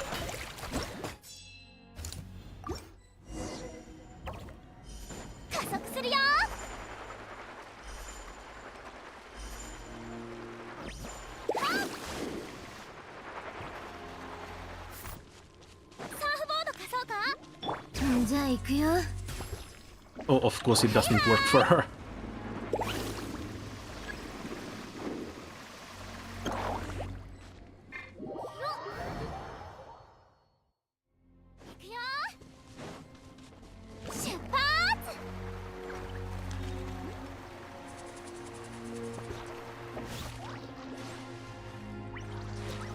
Oh, must be this one.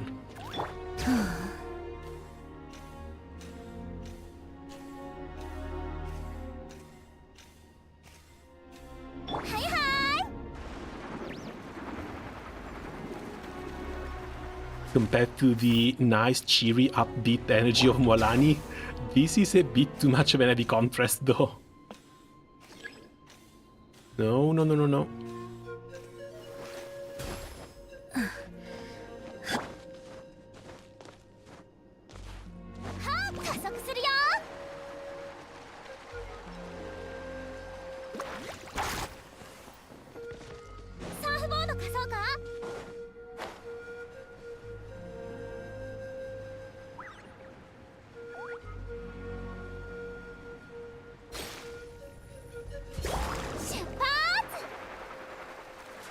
Oh, there's another one of these things here. No monsters, though.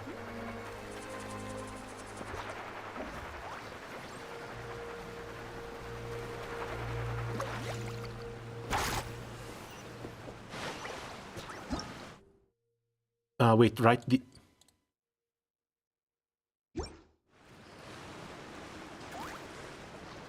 Hey, I guess I know why there's no monsters. We were supposed to be on the hot air balloon here.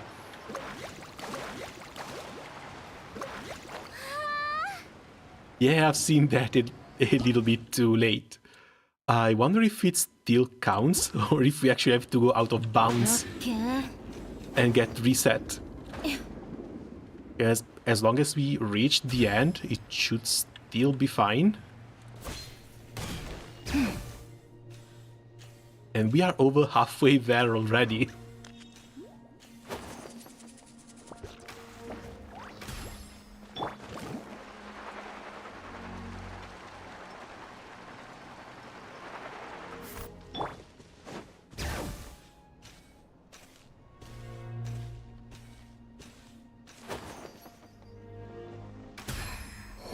Oh, I heard they removed the fall damage from these.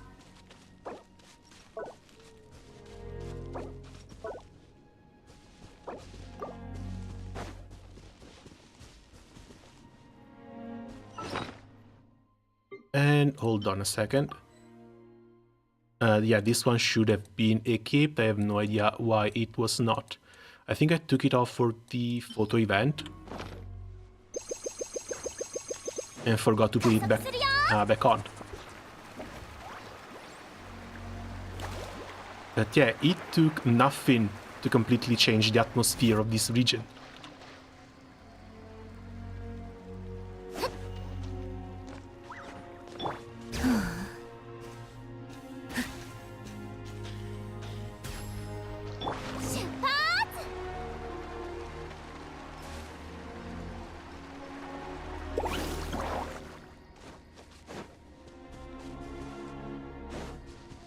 Okay, no, we are here. We don't have any monsters. I think I actually managed to bug the game. Because I think this is where the hot air balloon is supposed to drop us. Okay.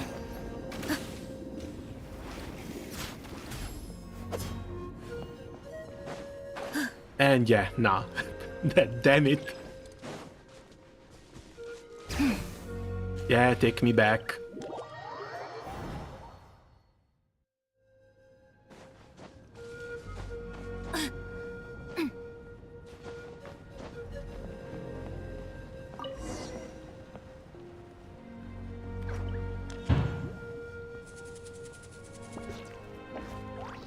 Another suggestion, at dead of night. That one too I haven't heard. I will have to check out what it actually is. Is it on Steam?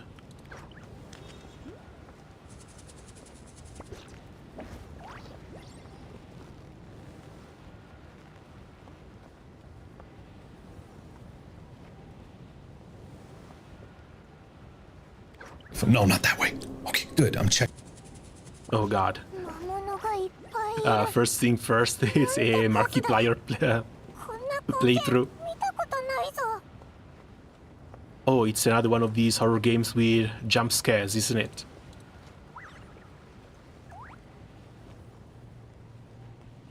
I guess so.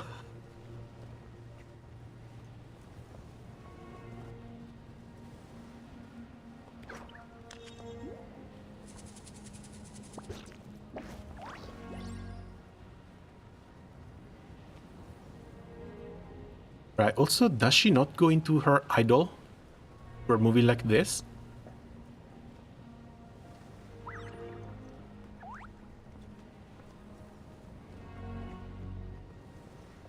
Now, I don't know, these exploration games with cheap jump scares, not that big a fan of them.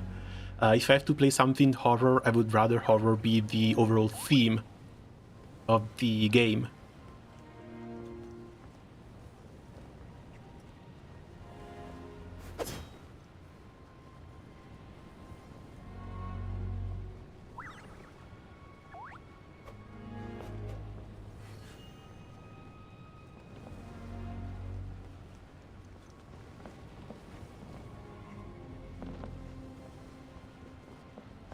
Oh, they actually closed everything off.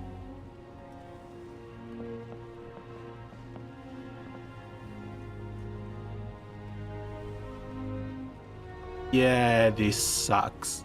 This sucks a lot. Come on, we need to put an end to this.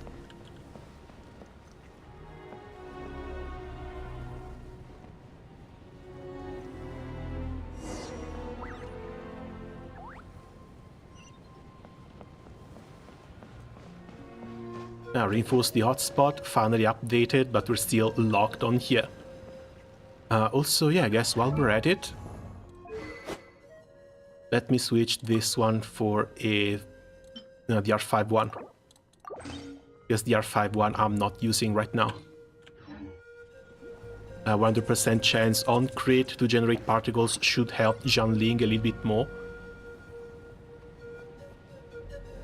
So, fingers crossed, I can be ulting on rotation.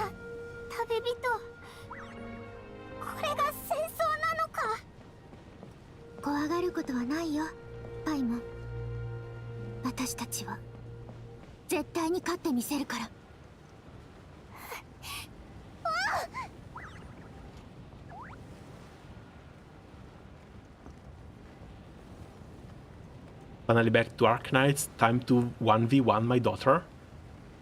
Wait, daughter? Who might that be?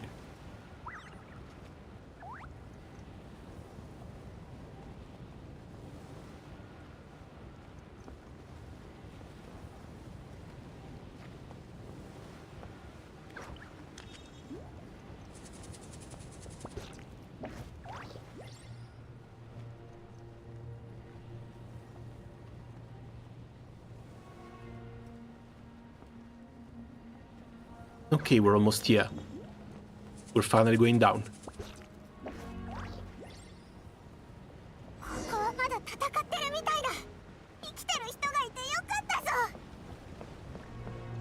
Let me out.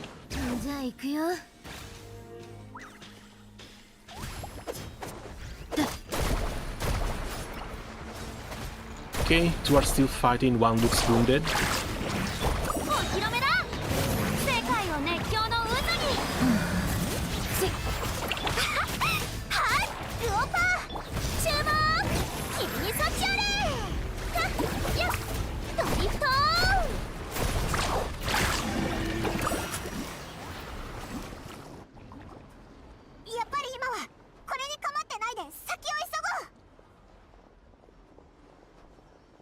But if not even Claymore hits can destroy these, how are we supposed to take care of them?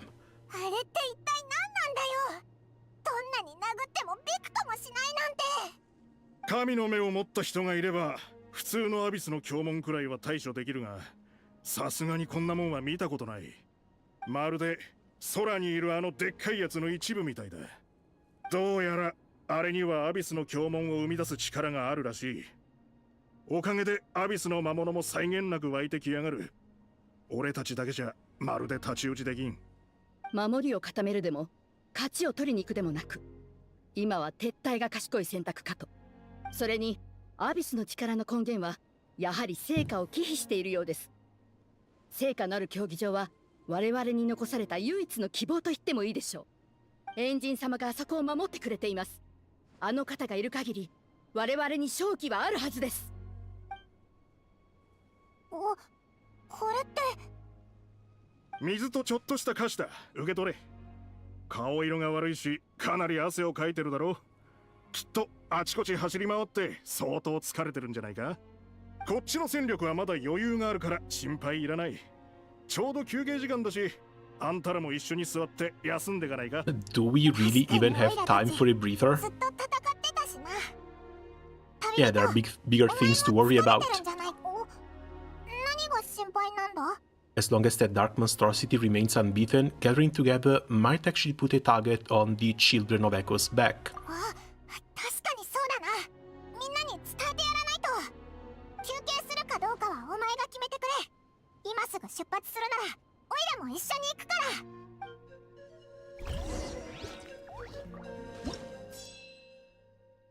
ら。 And off to the Children of Echoes we go.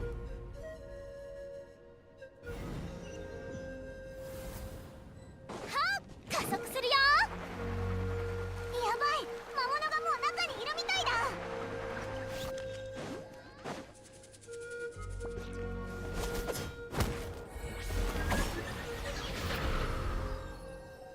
Oh hey, they gave her the new weapon.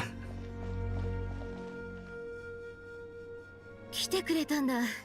今ちょっとやばくてさ、空から落ちてきたもんに手を焼いてるんだよね。Not just here, we've run into a few of those already. すぐに避難を指示したんだ。私と白根お姉さんはしんがりを務めてるとこ。二人がいてくれてよかったぜ。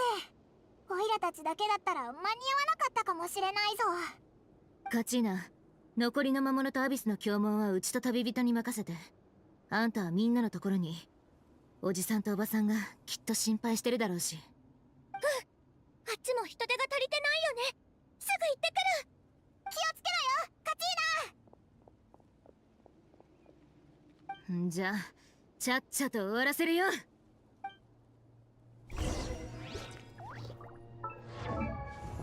And this is the trial version. 2.3k defense. Actually not that different from mine. Can I even see mine still?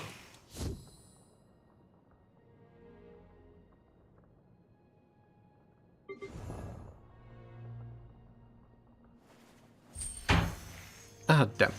Pretty close, 2.2k. And looks like this is basically the only stat that matters. At least until you want to start and deal that. Oh! Okay, they give you a C3 Xilonen. Point and phlogiston consumption, Night Salt Blessing decreased by 30%. Night Salt point time limit extended by 45%. When the source sample are active, she can also increase interruption resistance. That's nice. Geosource sample will always remain active. Oh, that's cool. So she's always dealing geo resistance down, as well as gaining the extra buffs from Geo. So she's still dealing the extra hits of her ultimate after she does it. Additionally, all nearby party members will gain the effects corresponding to the active source sample that match their element type. 45% Geo damage dealt, 45% attack, 45% max HP, or crit damage, and restore 25 energy. The cooldown reduction for the burst on Electro looks fine, but this 25% energy restore honestly pales a bit in comparison to 60% crit damage and 45% attack and HP. Like, why does Electro have to get his short end of the stick here? And the last one, just some extra some extra stats. Dude, 45% HP with Mualani and Furina already hitting 40,000.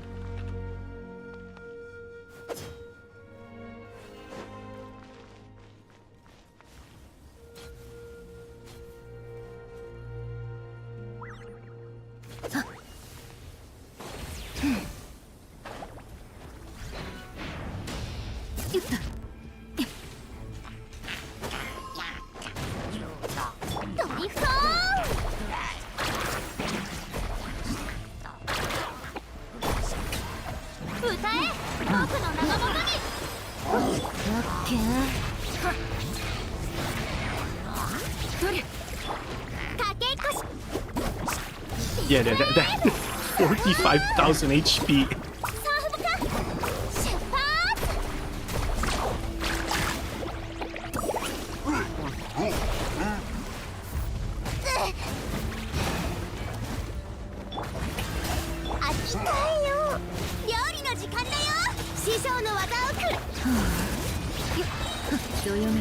Okay, let's get this healing down.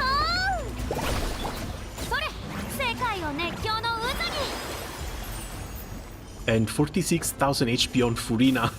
That's a lot. じゃあ行くよ。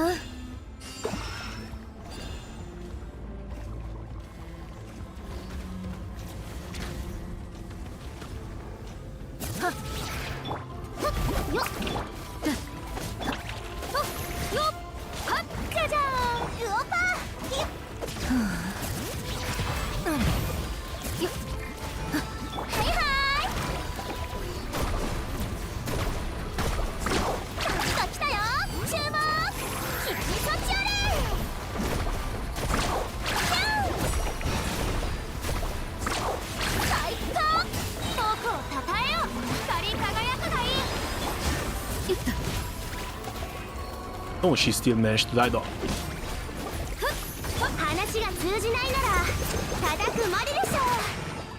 Somehow lost Mualani as well.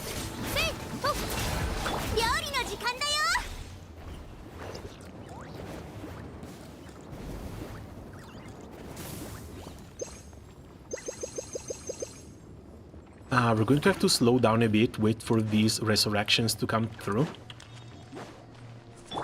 Okay.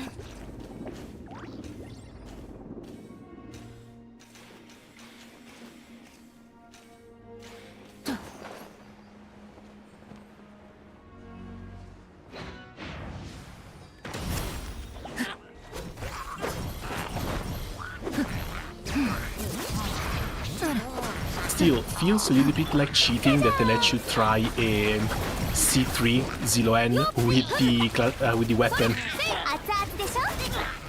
じゃあ行くよ。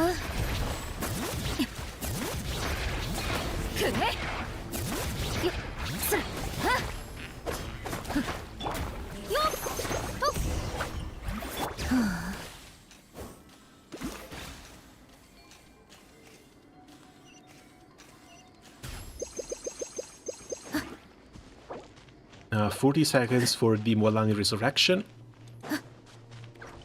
じゃあ行くよ。A whole goblet makes the numbers go burr. 1、2、OK、みんないるね。Yeah, that's probably one thing I would have wanted a bit more for her. Some way for her to deal damage while off field. Looks like she gets it from the C2, so the burst deals a couple of extra hits, which may crit and proc the Favonius sword, but at the same time, that's C2. うちも一生忘れられない光景をこれでもかってくらい見せられた感じ。これがナタシンが立ち向かわなきゃいけない運命なわけ。アビスの大規模な襲撃を経験したことなかったからさ。空が真っ黒になるっていうのを大げさに言ってるだけだと思ってたんだよね。マービカはこういう光景を過去に見てきたんだと思う。だからアビスの進行がどんな恐怖と絶望をもたらすか誰よりも知ってるんだ。それでもあいつは立ち向かうことを選んだ。生きるため、最後の希望を手にするためにうちらは故郷を捨てなきゃならなかった。もしかしたら明日の朝日は夢の中で拝むことになるかもしれない。けど希望がある限り諦めないよ、うちは。さあ、避難したみんなと合流しよう。 Got Ascalon, let's go. Oh, nice, congrats. What did it cost? How many pools?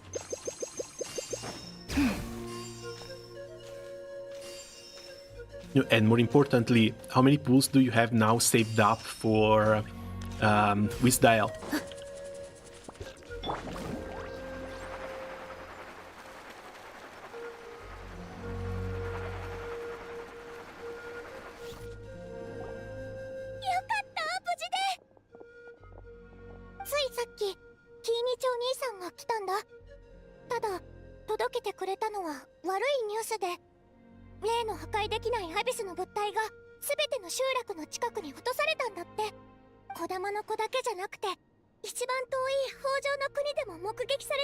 Uh, 60 and 120 left for Wisdale. Well, that's still quite a lot. I mean, at the end of the day, 60 pools is basically hitting 1 PT. So you just won that 50-50. And again, congrats.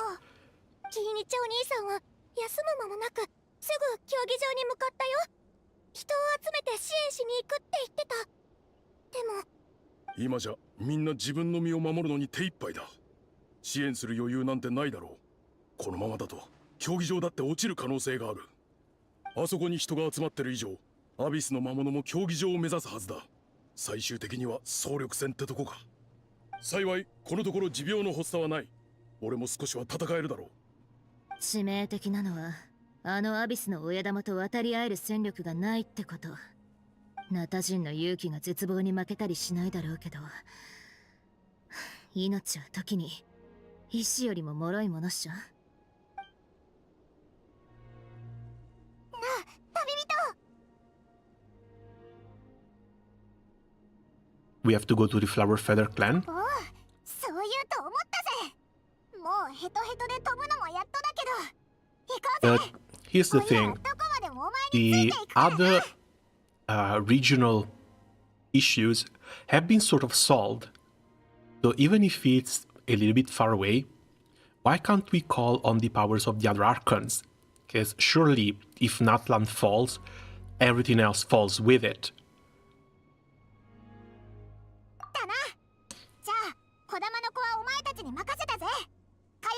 And at this point, I'm pretty sure there's something a bit more important to fight for than worried about celebrating Nahida's birthday. We don't need to be alone here. We don't need to be alone with just the Natlan people. We should have an entire world to take, to get help from.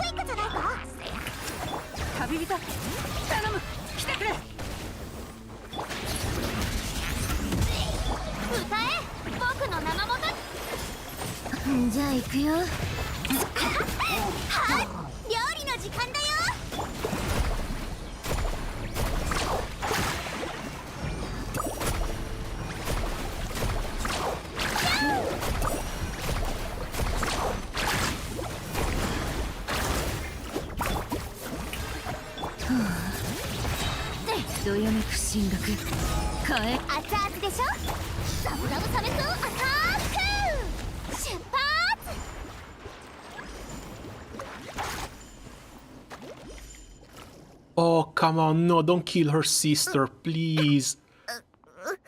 Jesus Christ, dude.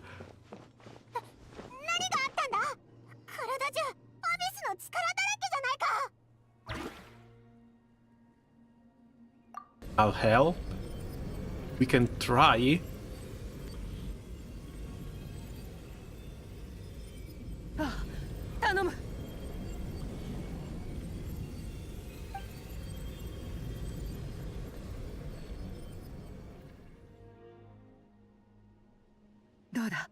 Quick. 少しは楽になったか。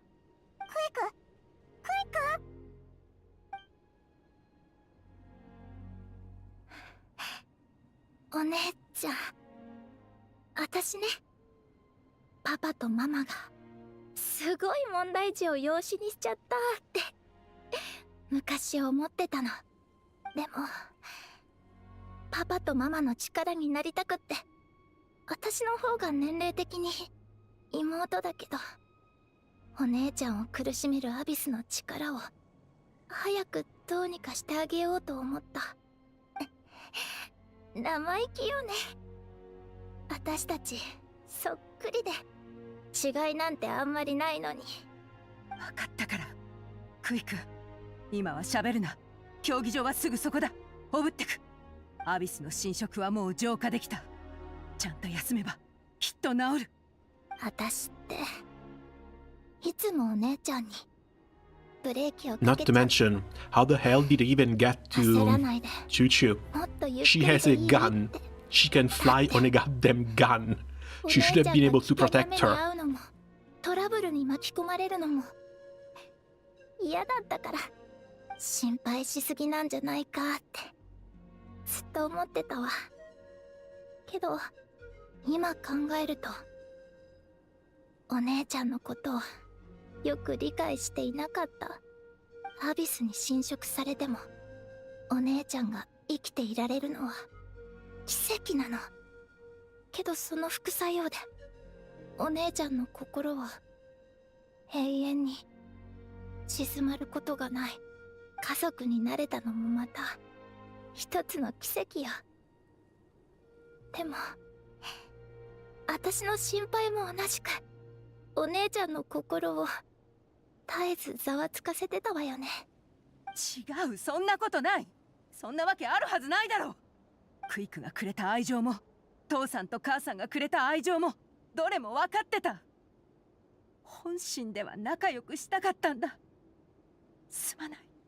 まだ時間が必要なんだ。いい方法を見つけてみせる。だからそんなこと言わないでくれ。謝る必要なんてないわ。だってお姉ちゃんは何にも悪くないもの。というより誰も悪くない。ただ偶然の巡り合わせで悪い結果が生まれただけ。私もう分かったの。だから今回は止めたりしないわ。お姉ちゃん、前へ走って、もっと速く、もっと高く、誰よりも強いククリュウみたいに。火翼の集いで最も勇ましい戦士になって、それこそが私の誇るお姉ちゃんの姿よ。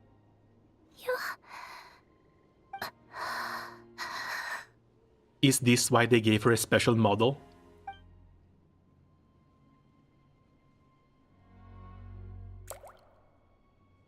Only to take her away from us? Is goddamn, there's no way there should be raining in a room this small.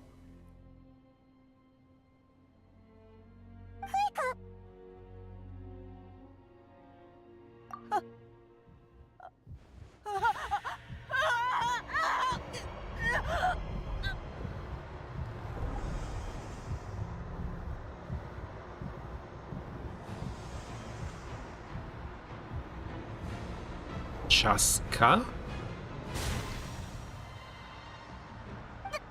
したんだ、ジャスタ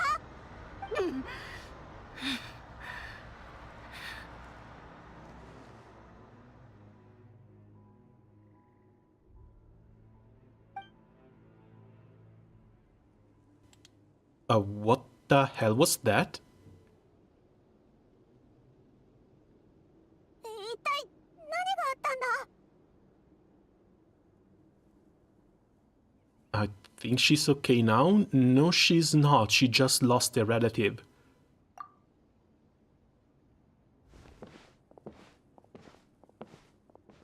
And that was either another mark of corruption or was her about to go berserk. さっきアビスの力っぽいのが出てきて一瞬で消えたよな。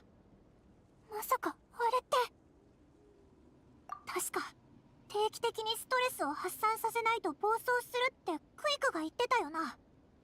でもあいつ自分でそれをコントロールしてたぞ。オイラたちがもっと早くついてればこんなことにはならなかったかも。手遅れになる前にアビスの侵食を浄化できてたら。 Yeah, but I don't know what we could have done in this what we could have done this time. あれなんだ。命は平等じゃない。彼女は幼い頃からあまたの不幸を背負い、歩みを進めるたびに苦しんできた。もしかすると苦しみを受け入れてしまった方がよほど楽な選択だったかもしれない。 So her heroic awakenings worse than actually getting 苦 visions? しみからなる雲の上には一体何があるのかと疑問を抱きながら、その答えは何よりも輝かしい太陽かもしれないし、ただの暗闇かもしれない。 Because we know a lot of other animal それを units 確かめるために had to have lost a loved one in order to get the vision それこそが itself. 命の意義なのだ。 But man, 我が生涯の苦難を墓碑に刻んだ。それを有していたことと、それを超越したことを記念するために。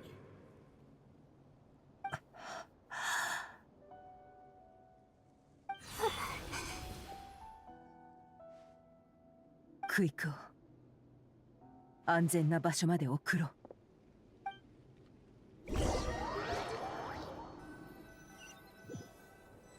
and that's the sixth one.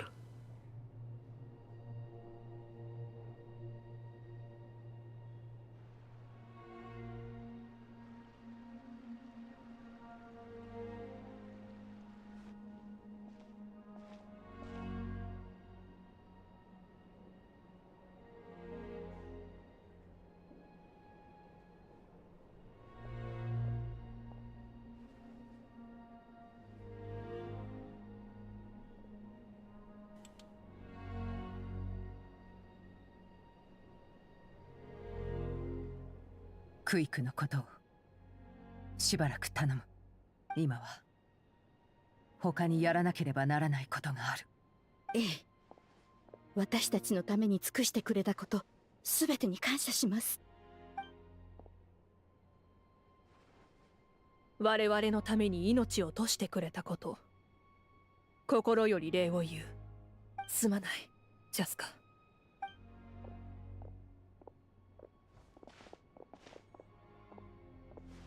いいえ、このような苦しみを味わっているのは私だけではありませんから。クイックは英雄になるのを望んでいた。そしてあの子は永遠に私の心の中の英雄となりました。クイックの期待に応え、犠牲を無駄にしないためにも急ぎましょう、エンジン様。ああ、この戦争を終わらせる。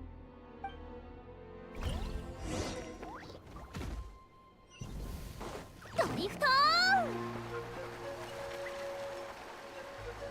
Wait, where's the center of the stadium supposed to be?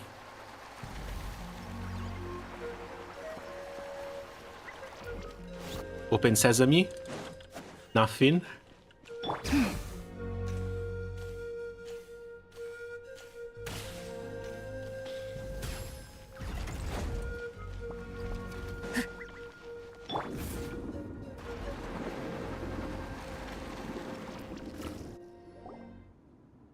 Yeah, finally all 6 heroes are awakened. みんな、準備はいいか? But this can't be the end. It's way too soon to be the end of the 勝利をこの Natlan 手に刻まん storyline. とする意志を私に見せてくれ。犠牲をなくし、苦痛を断つために。血が尽きる前に水石で歯を研ぎ、小さき明かりを残せ。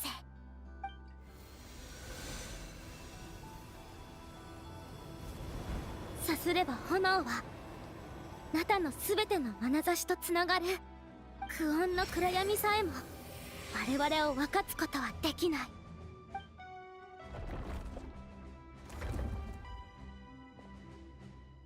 泥まみれの水石、こだまするテペタル。集い散り燃え尽きよみがえり死ぬ。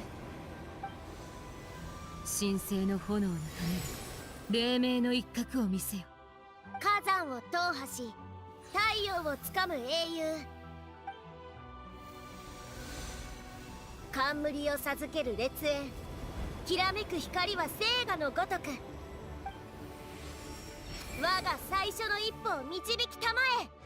全てを見通す者は己の死を予言できたことを喜び宴を開く。今こそ肉と骨と杯を掲げ、力を尽くした英雄の望みが叶ったことを祝して最後の歌を聴かせよう。王術の灯火は燃え盛り、宝魂の烈焰に至る。全ては Oh wait, between the 6 heroes there are 2 elements missing. No cryo, no pyro. Instead we have 2 我々の electro. 全ての所業を必ず炎が審問するだろう。我が生涯の苦難を墓碑に刻んだ。それを有していたことと、それを超越したことを記念するために。時空を超えし英雄たちよ、木は熟した。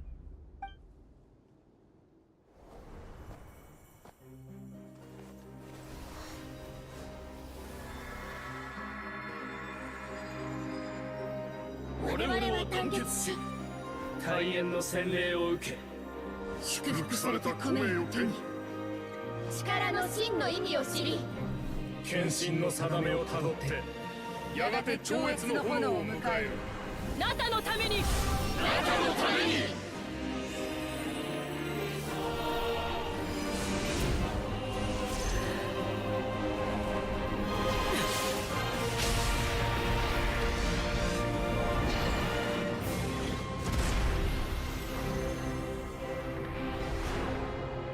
Alright.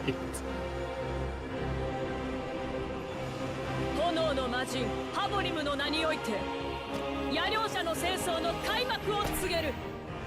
終戦まで反本の歌があらゆる命を守ることを誓おう。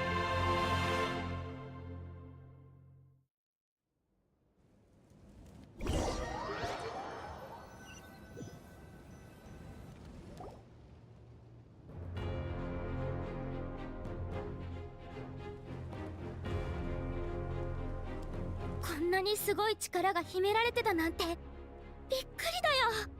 つまりこの後の戦いでは成果を通じて復活できるってことだな。ああ、もう二度と犠牲者は出ない。敵を一掃する時が来たってことか。奪われた土地も全部取り返さなきゃ。ナタのために身を Wait, but they still didn't do anything for our ancient name. 行くぞお前ら。おいらたちも行くぞ。パイモン、旅人。あの時駆けつけてくれたことを感謝する。おかげでクイックが最後の言葉を残すための時間を得られた。もし Oh, come on, 私 you が can't 暴 kick 走を us 抑え out. られてなかったら、今こうして反撃の機会を手に入れることもなかったろう。There's absolutely no way you're leaving us behind now, is there? 大丈夫か。しばらくこの胸の使いは取れないだろうな。だがそのことは一旦置いておくしかない。今はブーカの意志を果たすつもりだ。私が味わった葛藤と苦痛はどれも試練に過ぎない。試練はやがて私の力になる。そして私はクイックが思う最も誇らしい姿になるんだ。よし行こうぜ。あの真っ黒な奴らをボッコボコにしてやるんだ。人間の底力ってやつを思い知らせてやろう。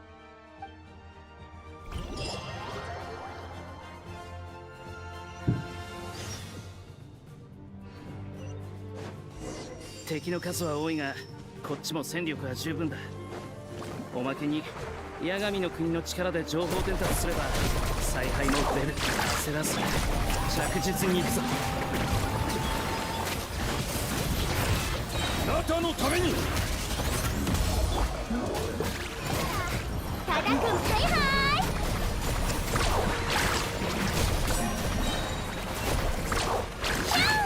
注文。君にそっちあれ。お披露目だ。光り輝くがいい。じゃあ行くよ。響け。格のね。加速するよ。最高。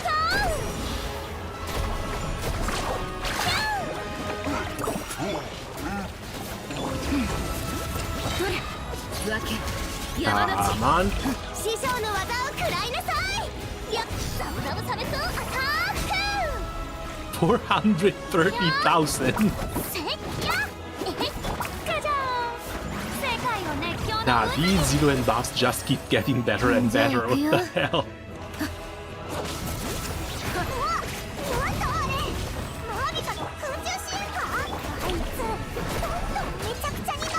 Wait, Novika's here?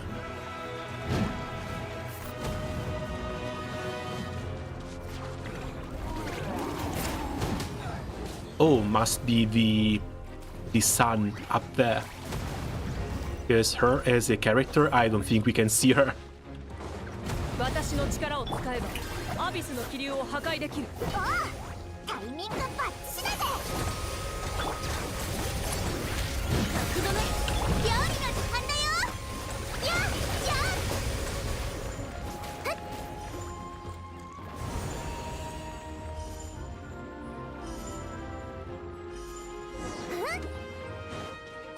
ウオパー、火をはいはい。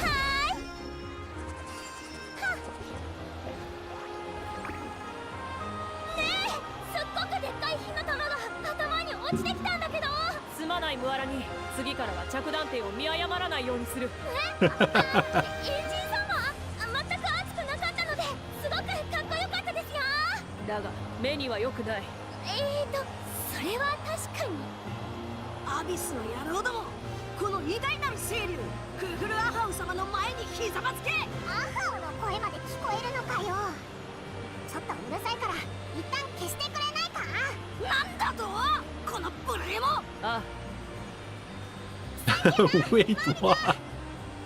Do they have comms somehow? How did they manage to mute him? 野郎ども、かかれ。クイックの形を取ってやるよ。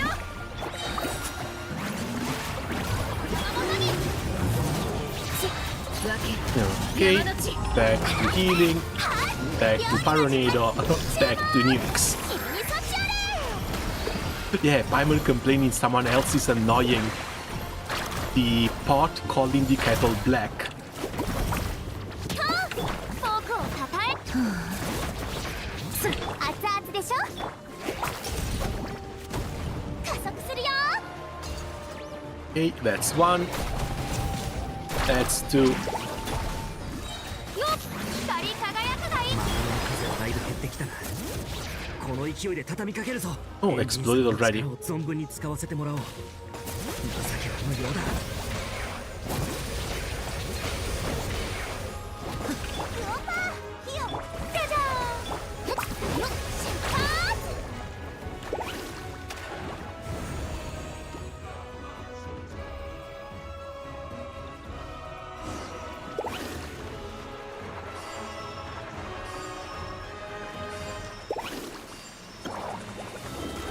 Oh, well, we didn't really need this, but still, I got in it on accident.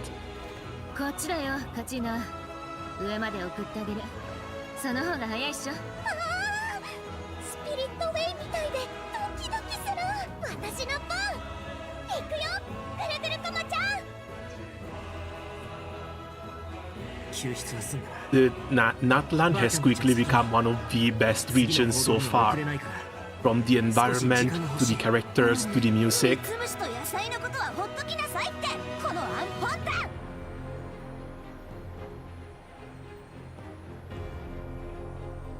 Tusitali being a little boomer trying to act as a zoomer.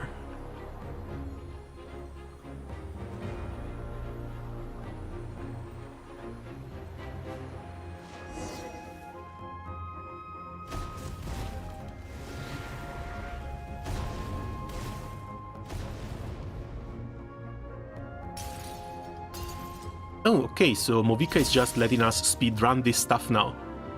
And nuking it from orbit.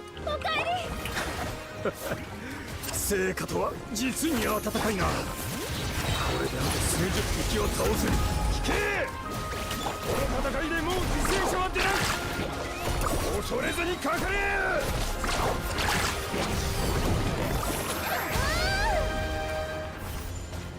And another one bites the dust.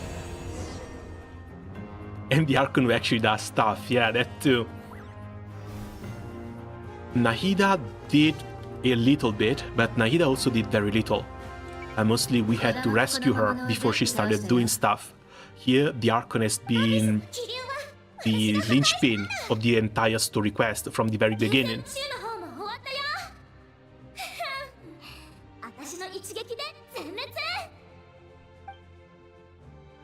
名園の主も危機を脱したところよ。火薬の集いを手伝いに行く？あそこの状況は特にひどいとか。僕も今向かっているところだ。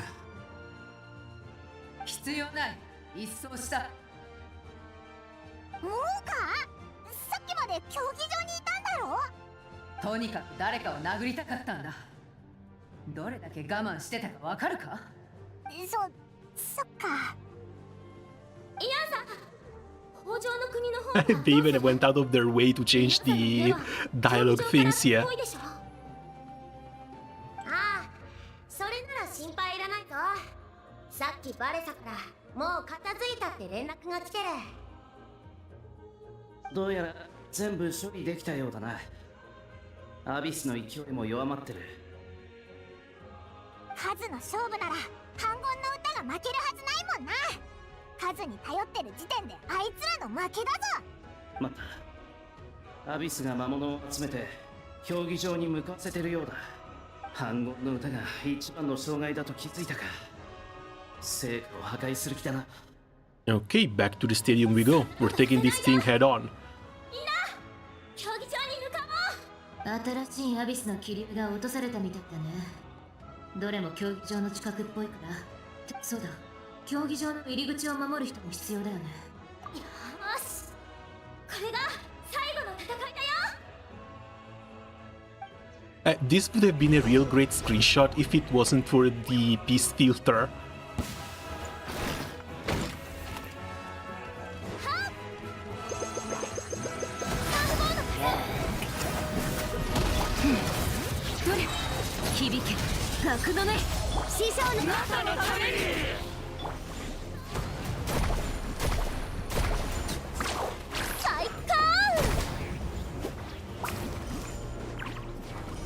Where are the enemies? Point me towards the enemies.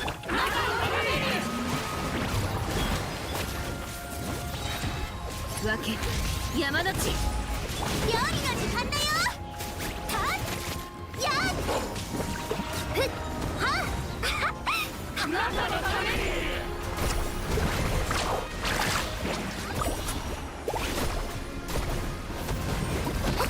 やっやっ遠くをたたえよ。光り輝くがいい。 Oh, finally some of the mages are also showing up. 響け格のね。 Well, not that these shields mean anything anymore.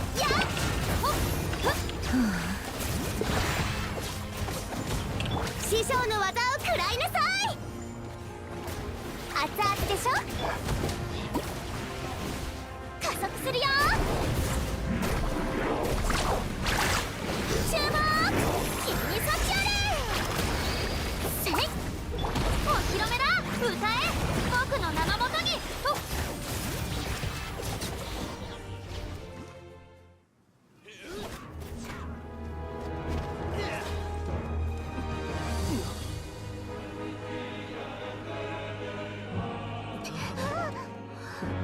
And now, it's time for the actual nuke to go off.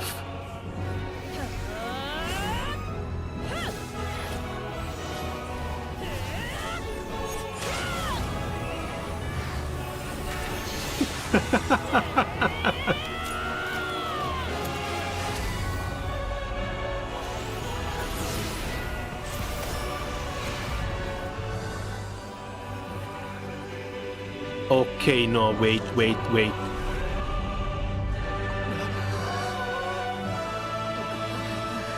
That was foreshadowing for later. This is fantastic. Movika with her hair lit up is absolutely amazing. But that one was foreshadowing for later.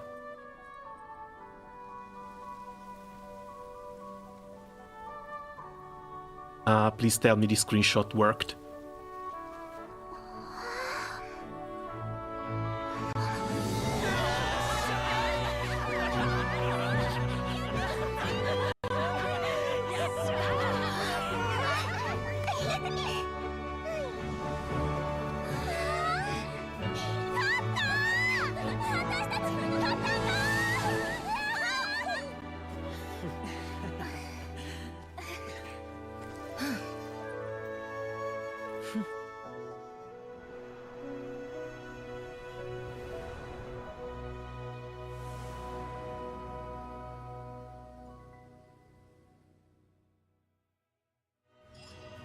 Ah, crap, I don't see it.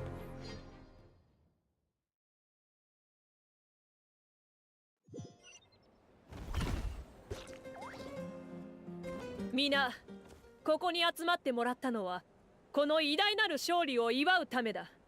こたびの勝利は我々の手によって得られたもので、一人一人に誇る資格がある。我々は再び大いなる災厄を乗り越え、愛する故郷を救ったのだ。おお。無論、戦争はまだ完全に終わっていない。アビスは消えておらず、その巣窟、八神の国よりも深き場所へと退いただけだ。だが、ナタの戦力を侮り、戦いを仕掛けた奴らは深い傷を負った。この先長い間、ナタに脅威をもたらすことはないだろう。少し準備を整えた後、私が最後の反撃を行うつもりだ。その巣窟に攻め入り、アビスを全滅させてみせよう。それってちょっと待ってください。エンジン様はお一人で行かれるつもりでした。あそこには強力なアビスの力が蔓延している。一般人であれば少し触れただけで即死だ。先陣を切ってナタに貢献したいという皆の気持ちは理解しているが、ここは任せてくれ。このエンジンが直々に勝利を収めることを誓おう。一番肝心なところで力になれないなんて。これからの戦いとこれまでの戦いに差はない。皆はすでに貴重な戦果を勝ち取ったのだ。今宵は存分に祝うとしよう。そうですね。命の心配がなくなった以上、もういつもの日常に戻れますよね。確かに悪いことじゃないな。魔物が溢れてる頃よりずっとマシだ。時が来たら再び皆を召集すると約束する。そしてこたびの戦いでナタのために犠牲となった戦士たちも忘れてはならない。アビスを消滅させた後、荘厳な葬儀を執り行う。古名に多くのものを記録することはできないが、いかなる英雄の物語もナタの人々の胸に刻まれるべきだ。黙祷を捧げよ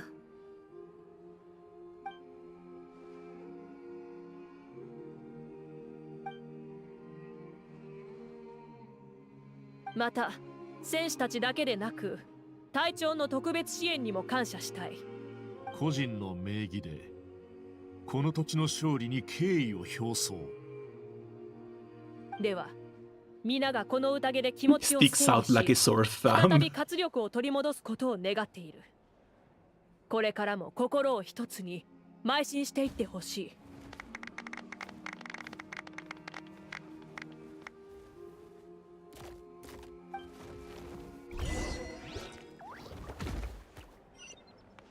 But still, hold on, there's something I need to check on.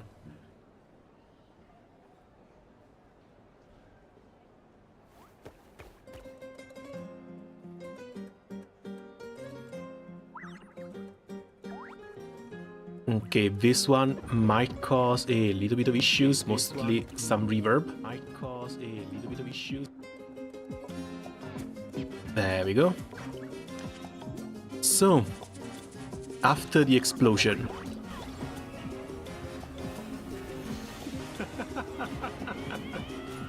shut up. This one.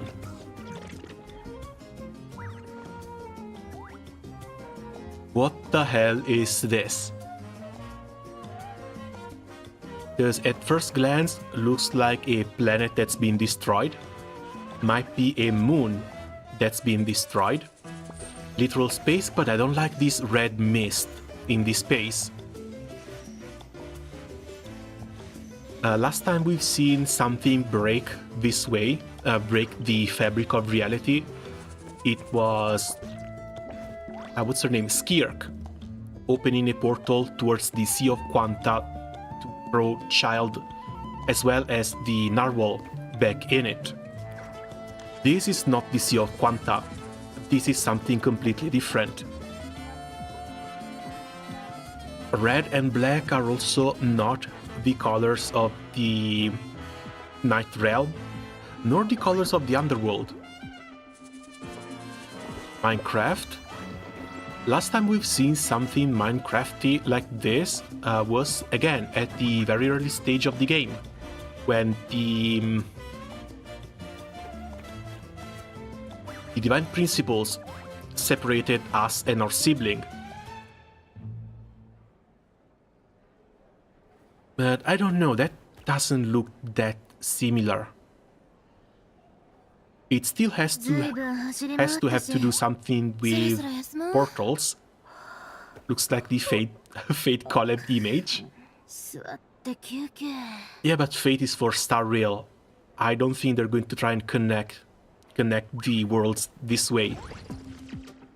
Like, if they try and connect the various universes, yes, we know they are already somehow connected. It's going to be through the imaginary tree that's holding everything together, or through the Sea of Quanta, because it's through the Sea of Quanta that people can travel from one side to the other. Sparkle coming through. Honkai Impact 3 is not going to be enough for Sparkle. Once she's done rewriting Himeko's death scene, she's going to come into Genshin and cause a little bit of havoc in this dimension. Honestly, it would even be the strangest thing to happen. But for now, we're left with this damn picture. An exploded planet in a black and red void.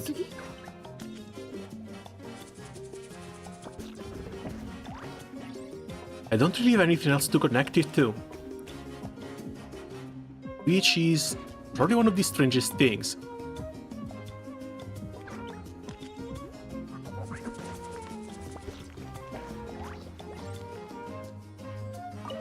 Hey, how are you three doing? 大活躍だったじゃん、ガチーナ。前よりずっと自信がついたって感じ。Sparkle and Furina going on a rampage. I want to see that. I want to see Sparkle and Hu Tao playing pranks on each other, trying to one-up each other. カチーナちゃんのパパとママが褒めてたよ。もう一人前だって。Who would win the foundation of reality and the multiverses versus Celia's soldier?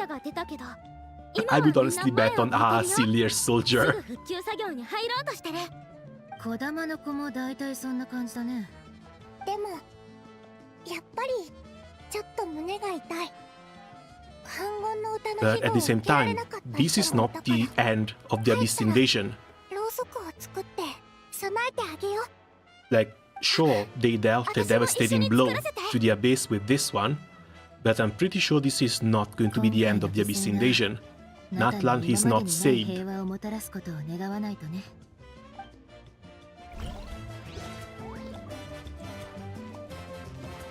Mavika, we're going to leave for the last one. ご苦労。戦での活躍は耳にした。まさに優秀な冒険者であり、戦士そのものだな。俺の記憶では、お前とあの王子様はよく似ている。特に、勝ちたいと言った時の姿はな。Well, yeah, we are twins, 王子様との再会を果たせることを願っている。そうだオロル、名園の主の状況はどうだ？ああ、腕の立つばあちゃんがずっと集落に残ってたし、きっと問題ないはずだ。けど各所の復旧作業は必要だろう。部族の若者として戻って手伝わないとな。ファディの支援はいるか？いや、大丈夫だ。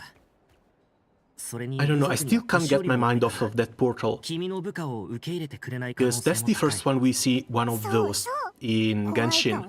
Or well, in the entire Hoyoverse. Because they're different in Honkai Impact 3rd. Both when it comes to the... No, Honkai Impact 3rd portal are mostly just about the Sea of Quanta. And they are almost always blue and black. Star Rail, did we see interdimensional portals in Star Rail?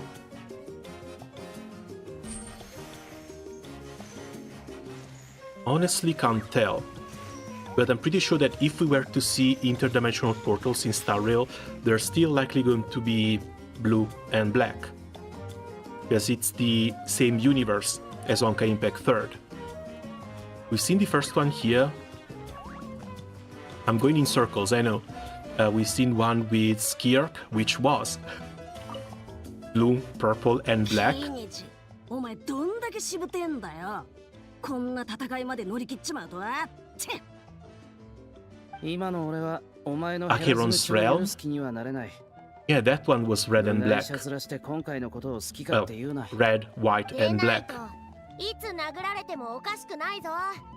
そうだぞ。本当に懲りないな。I don't know.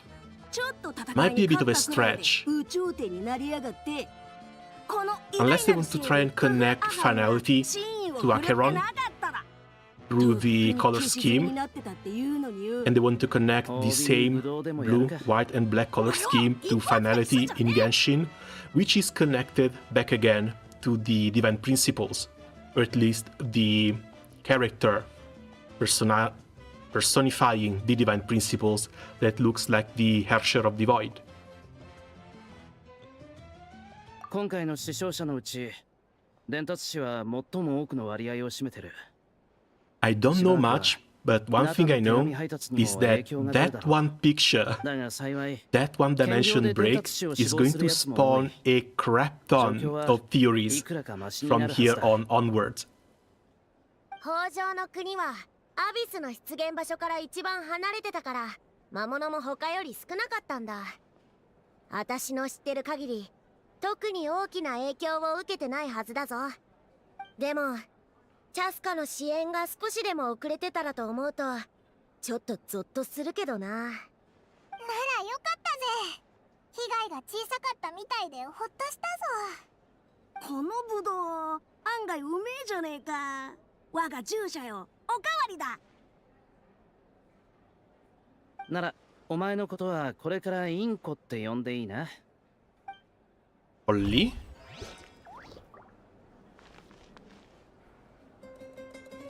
Okay, that was weird. What are the...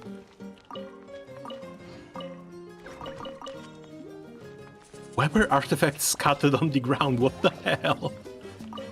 I'm pretty sure I didn't interact with anything on that side. Movika... There we go. ああ、君たちか。なんか元気ないな。疲れてるのか？そうかもしれないな。空を飛んだ時、ナタの全域を、そして勝利のため身を粉にする皆の姿を目にしたんだ。もっと早ければ、そうすれば彼らもクイクも。すまない。こういう時にする話ではなかった。今回もまたジュースでいいか？L サイズで頼むな。At least it's over now. That's something. ああ、500年前に立てた計画はほぼ完成に近づいた。あと一歩だ。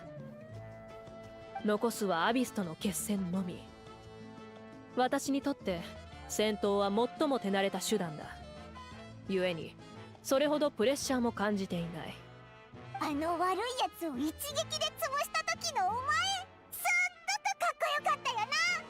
あの時みたいな力をいつでも出せるのか？あれはカムクラによって潜在能力を全て引き出した姿で、一時的なものに過ぎない。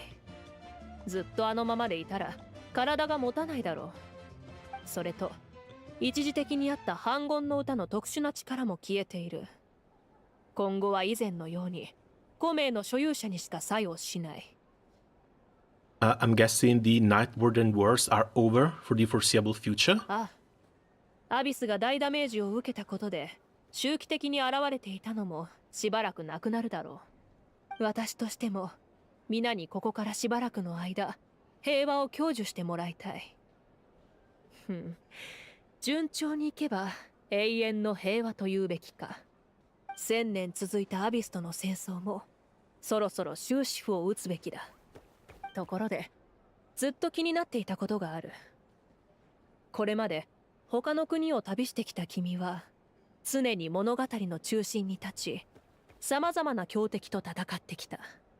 先の戦争も疲れを知らずにあちこちを駆け回っていた。旅人という立場でありながらいつも勇ましくあり続け、なぜ己の命すら顧みずに行動できるのだろうか。Now, a coast that's not my own is not something I would really say, especially since our brother is the Abyssal Prince. Maybe these invasions are not really his fault, but he's still kind of behind it, so at the very least, we are a tiny little bit guilty for what's going on right now. So I can look back on my journey with a clear conscience. I can't just turn a blind eye to injustice, because Paimon hates to see people suffer. 心に恥じないか。良いことを言う。旅人たるもの、後を濁すことなく悔いのない旅路を行くべきだ。とにかく私が伝えたいのは、君は優れた才と正義の心を持つということだ。君と最後まで手を携え、この災難を乗り越えられることを心から願っている。だがその優しさと正義感を And I would follow without uttering another single word. But sadly, Oyoverse decided that that step is going to have to be taken in January. これからの旅の方が大事かもしれないしな。今日はもう疲れているだろう。ひとまずゆっくり休んでくれ。明日になったらまた談義室に来てほしい。そこで最後の戦いについて話す。その時君の答えを聞かせてほしい。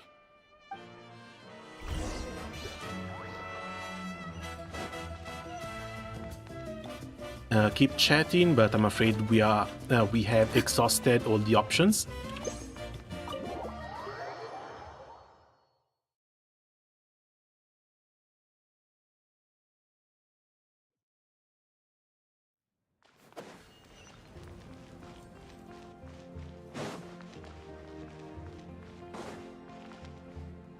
Wait.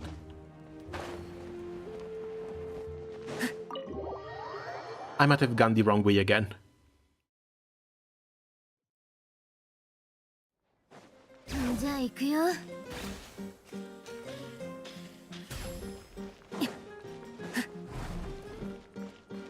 That's better.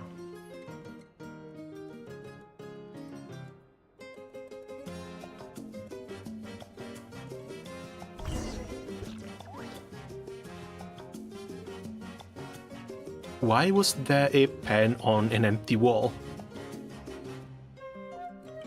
They make some really weird direction choices somehow.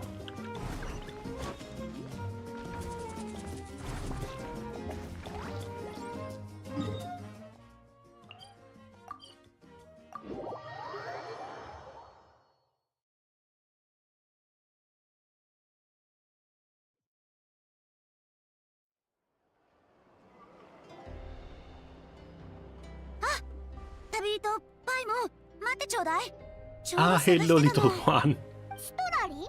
Also them, like, being a Movika fan is going to hurt enough having to wait for January to pull for her. But imagine being a Citlali fan. Because she's not coming out until the later part of February, at the earliest. Are you serious? So, Mavika has to die? 死の失勢の力を使った以上、ナタは代償として死を払わなければならない。そしてそれに釣り合うのはマービカ様の死だけなの。ナタの人々の奮闘がひょっとしたら死の失勢の意志を変えてくれるかもって期待もしたけど、大戦を経てナタの最大の脅威が解消されそうになった今も死は微動だにしていない。君の考えてることは分かってる。私だってマービカ様を救いたい。でも私一人だけじゃ足りないの。I mean, what can we do? Unless we can pull off a Furina 2.0? Divide Mavika into human part, divine part, and let the death god claim the divine part? But that would basically make Mavika into a standard mortal, which she already kind of is. このルールに最も抗える存在かもしれないから。そうそう、このことは絶対マービカ様には言わないでね。カムクラの力を使うことの代償を彼女も理解してるはずよ。けど私たちのやろうとしてることを悟られたら、かえってこっちの計画に影響が出てしまうかもしれないでしょ。おう、わかったぜ。さて、これで最後の休養も片付いた。せっかく競技場に来たんだし、久々に一杯いただこうかしら。Don't get too drunk like last time. 安心なさい。一杯って言ったら一杯よ。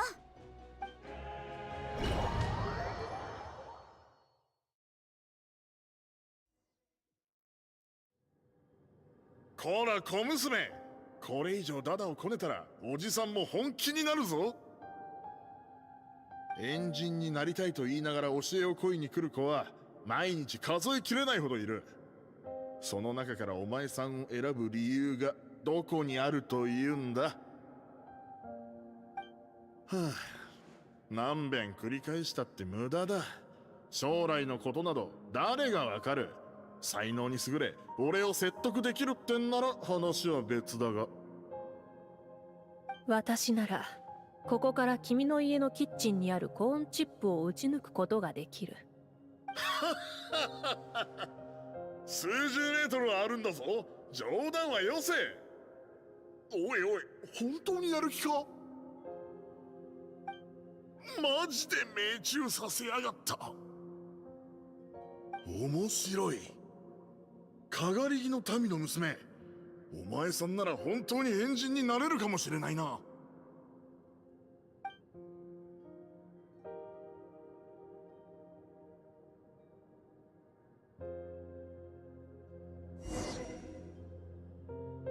Oh, no, not like this. They're going to make us walk through it ourselves. The bastards. Still, dude, next year cannot come soon enough. I don't care how many pulls it's going to take. She's coming home. Next year absolutely cannot come soon enough.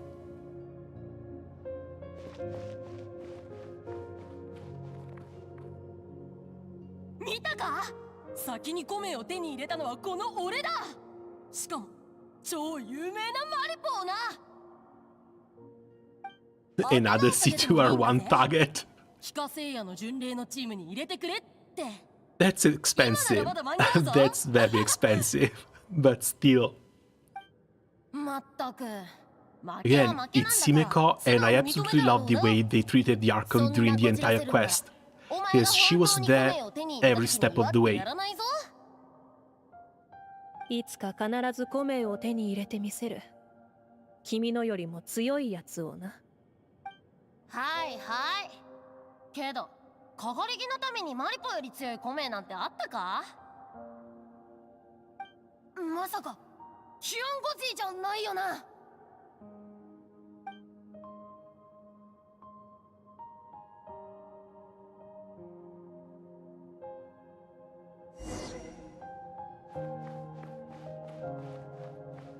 Looks like she doesn't have a sprint animation either, though. すっきり。やっとレスリングであんたに勝てた。あと数日であんたは正式にエンジンになるんだろ。次にこういう風にレスリングをしたくなったら多分エンジン様、レスリングのために一日お時間をいただいてもよろしいでしょうかってなるかもしんない。Can't wait for Razor, Zinja, and Colette to be on her panel. 成果に宿る知識を吸収するらしい。同時に性格も少し変わるんだとか。だからさ、 You know what's the worst thing they could do? Put Xiangling on her banner. 私に勝てなくなるのではないかと心配しているのか？そんなわけないだろう。If you don't manage to get the Pyro Archon, you can at least get the second best thing. 忘れるはずないよな。よし、試合再開だ。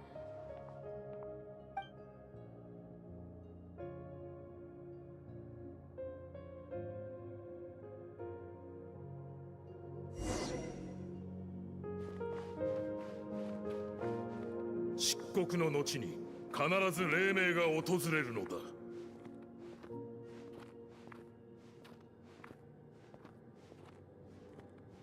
Yeah, how you lost these walks and talks. 我々は一人で戦ったりしない。Like, maybe they are not so common in Genshin, but I remember Honkai Impact 3rd has like 3, 4, if not even more, of these little sections.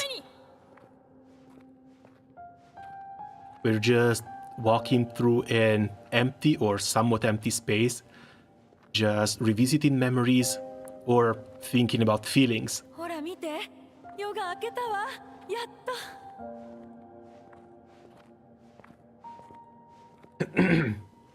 と。Oh, sorry. But yeah, nah, there is absolutely no way. I don't think anyone would be skipping her. It's like, at this point, how can you? Even if you want to cope and say you already have Xiangling as your pyro support, pyro applicator. 勝者は再び燃え盛る。私のなすべきことはすべて終わった。八神の国に刻まれたルールがアビスとの戦いで助けになってくれるはず。まだ足りぬな。人々に勇気をもたらすことはできるが、これでは真の災いに太刀打ちできん。ナタ人だけに砕けた世界の結果を背負わせるのなら、もっと誠意を見せてもらいたいのだが。私が見てきた人間の中で、君は誰よりも貪欲で一番交渉に長けてる。まさか私の力まで求めるとは。私が担うのは死。死から力を得るのなら相応の代償を払ってもらわないと。今の我は何よりも力を必要としている。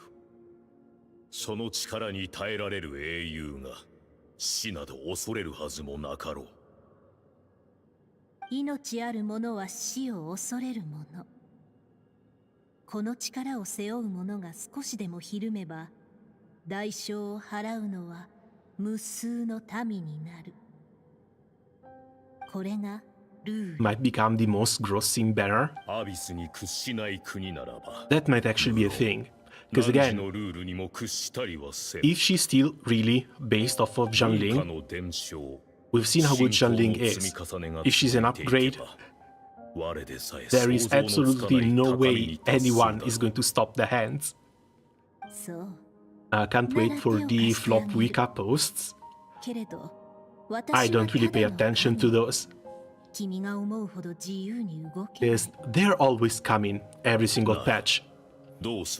And I can guarantee you, we will see people say, no, we should have gotten Sbalanque as a black man playable instead of this white bitch. I can almost guarantee you that. But that's still from Twitter-brained people. その寛大な心に感謝を。And Twitter brain people aren't really people now, let's face it.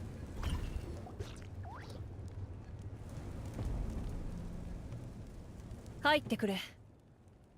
Please don't walk quietly into that アビ good スを根 night. 絶する作戦について相談したい。ところで、コメの方に進展はあったか？ I've received the gift from the Lord of the Night. まさか、ヤガミが君に手を差し伸べてくれるとは。Lopina will speak to read. これは私への助け舟と言ってもいいだろう。 Yeah, between the cope, 感謝しなければならないな。 she's not the real Archon. 今気づいたけど、コメってこの前の戦争で使う And もの just じゃなかった people のか？ trying to do math, but doing math wrong in order to make her look worse than she already was. ああ、アビスが救うヤガミの国のさらに奥。 I remember there was a time period in which people were claiming that needing a healer in your team was too much of a cost in order to be able to use Furina. ナタ人はこの先も脅威に怯えながら暮らし、また先日のような大戦が勃発するかもしれない。それがナタ人が当たり前のように背負ってきた運命。 But instead, all that did was give healers an actual purpose for existing. 一度も真の平和を手に入れたことなど Because normally you're not taking that much こ damage. たびの戦いでその運命を打ち破りたいのだ。成果を用いればこの身は守れる。そして私以外にあの地の汚染に抗えるのは君だけだ。コメが完成しなければ私一人で行こう。だがもし間に合えばやはり君に助太刀を願いたい。元に戻ったとは言い難い。ヤガミの国がアビスに侵食されている問題はまだ解決していないからな。だがカムクラの力を使ったことによりヤガミの国に溜まっていたアビスの力はだいぶ消え去った。それに君のコメは極めて特殊。ヤガミから特別な配慮がされるだろう。要するに反言の歌が元に戻っていなくとも君の身は問題なく守られるはずだ。 Good, then I will join you in battle. Sounds like I'm your only option anyway. Dude, what the hell is this answer? Also, we faced a lot of risks so far. I'm pretty sure even without the other resurrection active, we would go anyway. ちょっと待ってくれよ。オイラはどうなるんだ？ You'll need to stay behind. Oh, I don't think we can ask Paimon this. She's not going to take it well. 残るってお前と離れ離れになれって言ってるのか？アビスは狡猾だ。君たちが一緒に行動すれば真っ先に狙われるだろう。そうなればこちらが窮地に立たされる。あんま心配する必要ないと思ったら一気に心配になってきたぞ。オイラなしで大丈夫なのか？ I will be a complete mess, I'm sure. わかったぞ。もう少し考えさせてくれ。受け入れられるかわかんないけど頑張ってみるから。ああ、すまない。感謝する。最終決戦がいかに重要なものかナタ人ならば誰もが知っている。他に知りたいことがあれば遠慮なく聞いてくれ。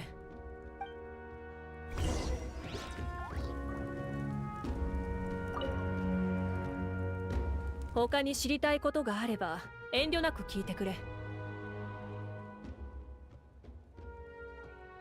Ooh, about the full sky and the strange 偽り fragments. の空か。過去にその言葉を聞いたことはあったが、それを証明する情報を手に入れたのは今回が初めてだ。空の後ろに隠されているかけらとは果たして何なのか。なぜそれが隠されているのか。調べねばならないことがまだまだ残っているようだな。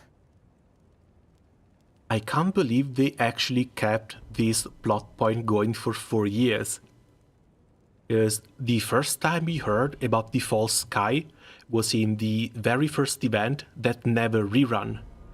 The event with Mona, Ishol, and Scaramouche.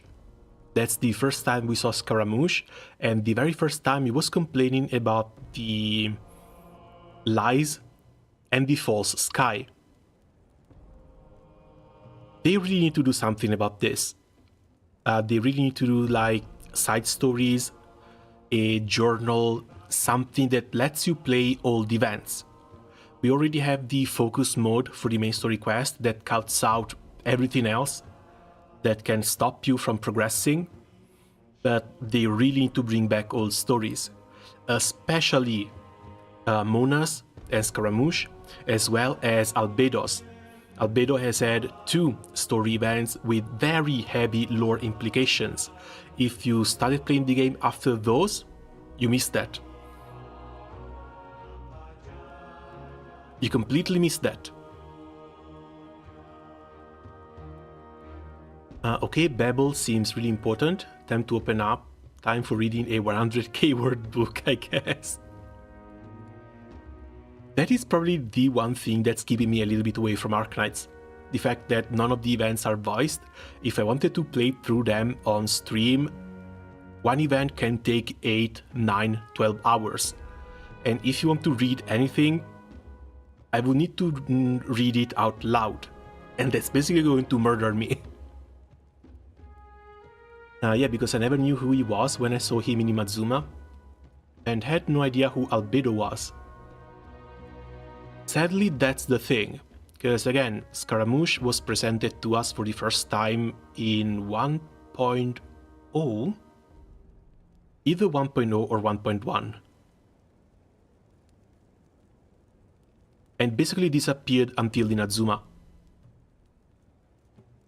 But still, this thing about the false sky, this is coming back straight from 1.1.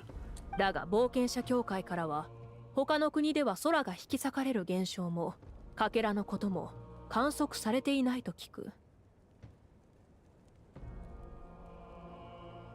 もしかするとその秘密を守ろうとするのは天理なのかもしれない。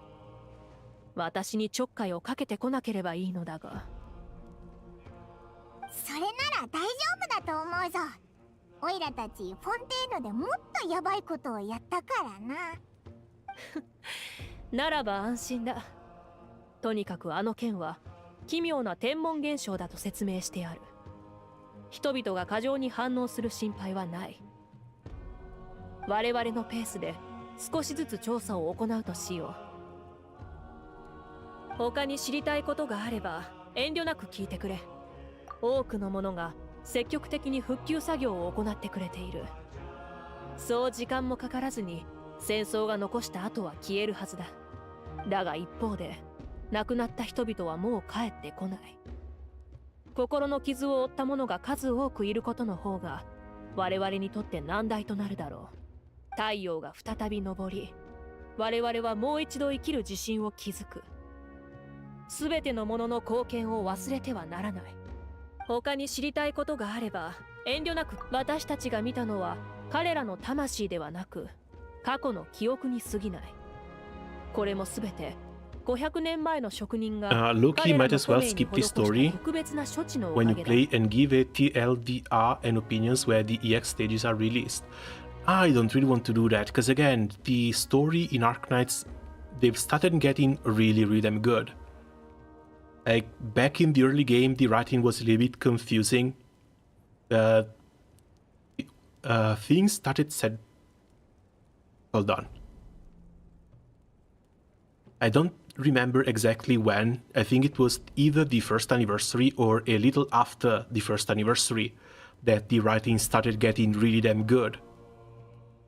Now basically everything makes sense. We have a general idea of what the world is composed of, where all of the regions are, what the local policies and politics of each regions are, which makes all the world building, again, makes sense.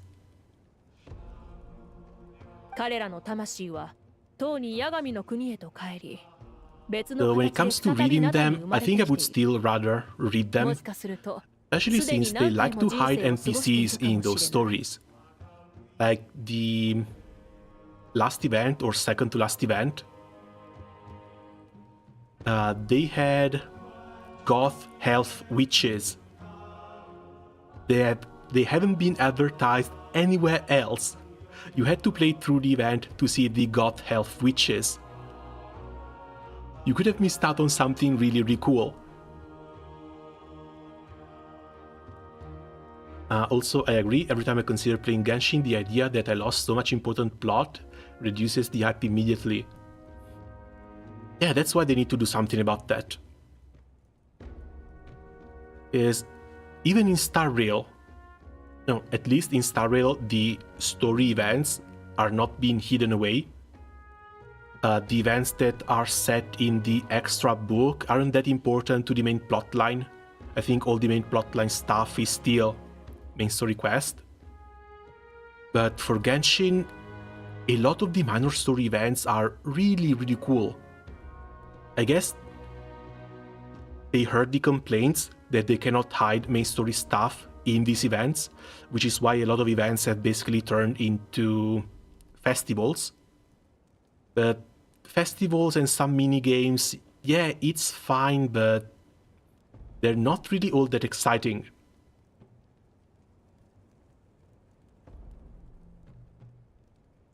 I really wish they could go back. Really, really do.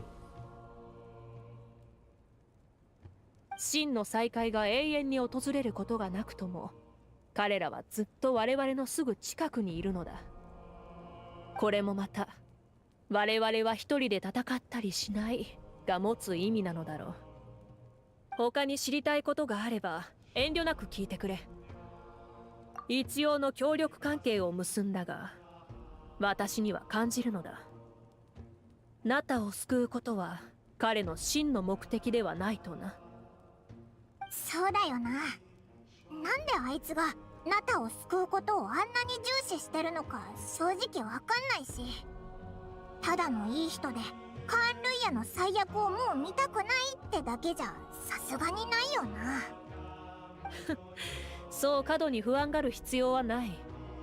一連の出来事を経てその身分を知った今、彼のことは尊敬し始めているんだ。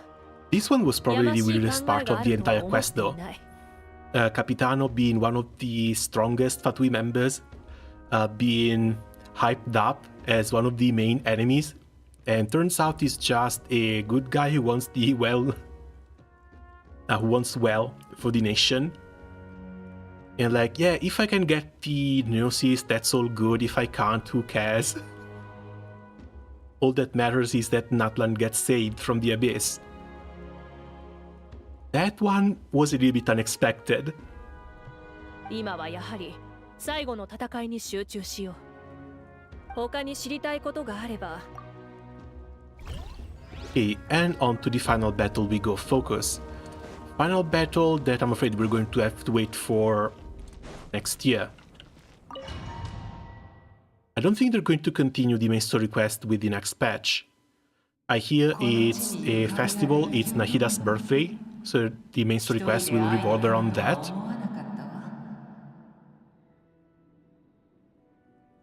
The Outlander with D types to this land returns, and this time he's alone. エンジンマービカがアビスを退ける時に振るった力は死の出生に由来するものだ。俺の知る限り死の出生は必ずそれに見合う代償を求める。彼女が持つルールだからな。What's the point of conquering if there's nothing to conquer? Oh, no, no, no, the Fatui aren't here to conquer.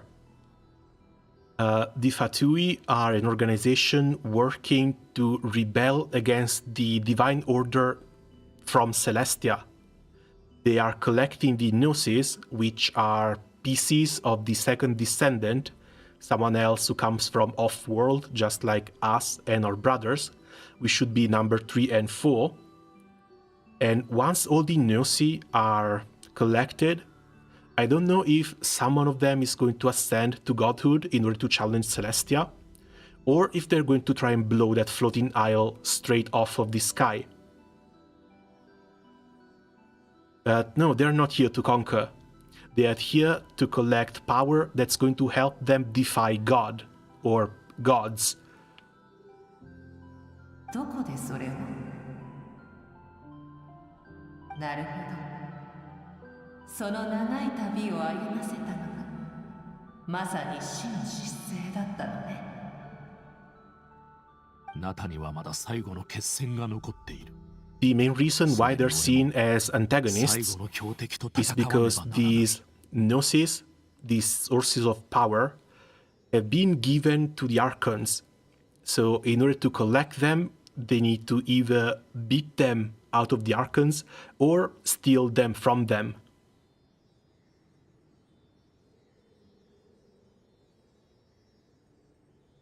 And I do have a final foe to face. 帰る場所のないあまたの魂のため、ナタの希望のため、お前の協力が必要だ。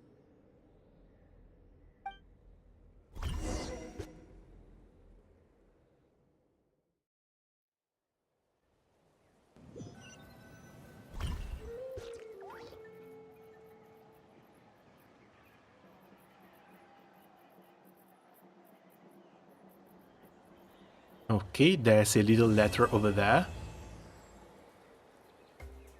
And of course, they're setting everything up for the final abyssal confrontation. This should have been...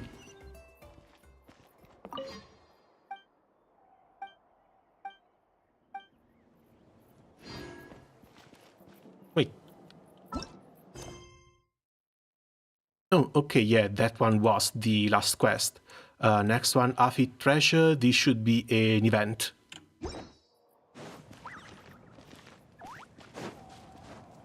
So what's weird with the Fatui is that the first one that was introduced to us, Archive, and Living Beings. The first time they've been introduced to us, they've been introduced via Signora and Scaramouche. Signora, where are you, Signora?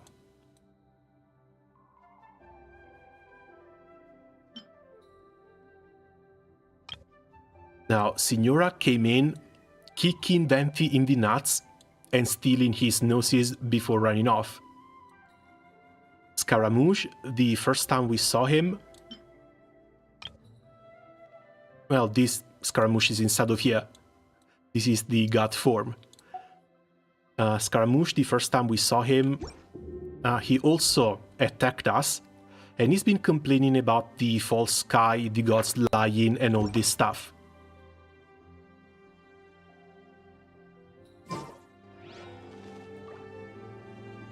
The third one was Child, who we met in...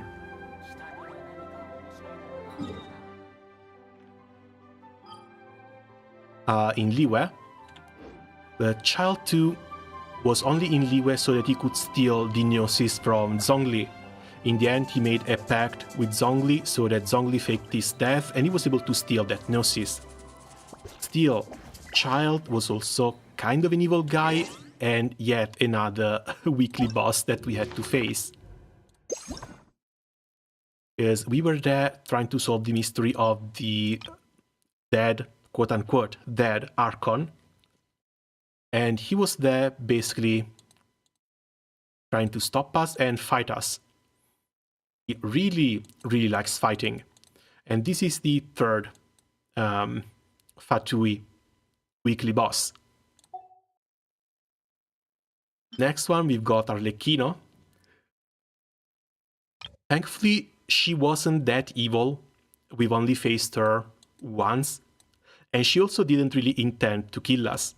But it's with Arlecchino that the Fatui finally started looking more like a sympathetic group who was trying to fight against the divine principles, rather than some shady organization trying to steal power off of the Archons.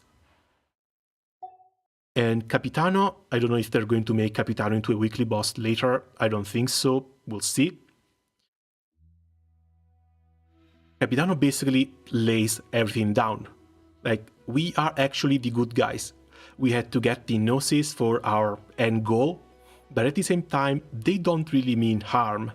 Or at least, they don't mean that much harm. So we're going to have to wait and see.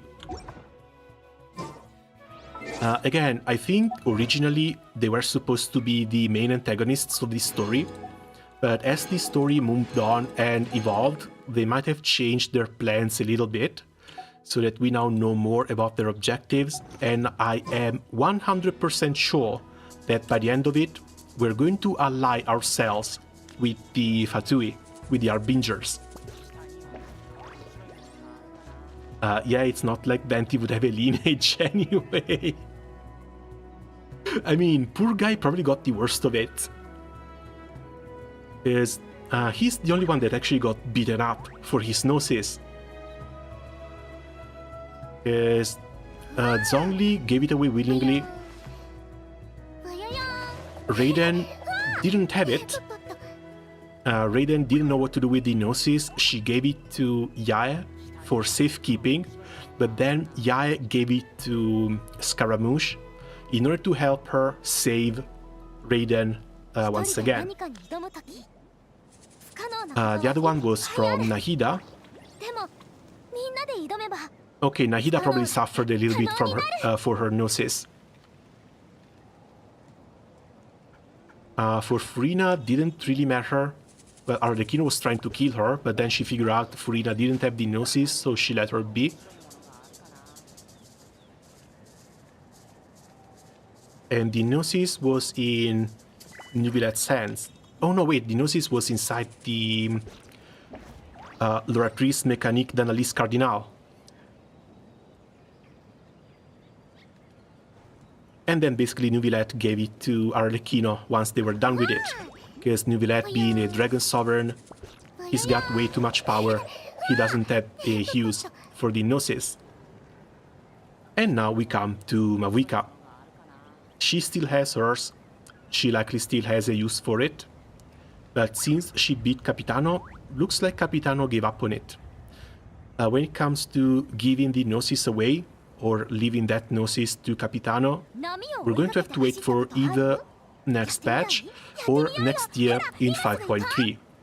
But the plot point that all of the Gnosis have to be collected so that the Tsarista can use them against the Divine Principles is still there. I'm sure they're going to continue following that line.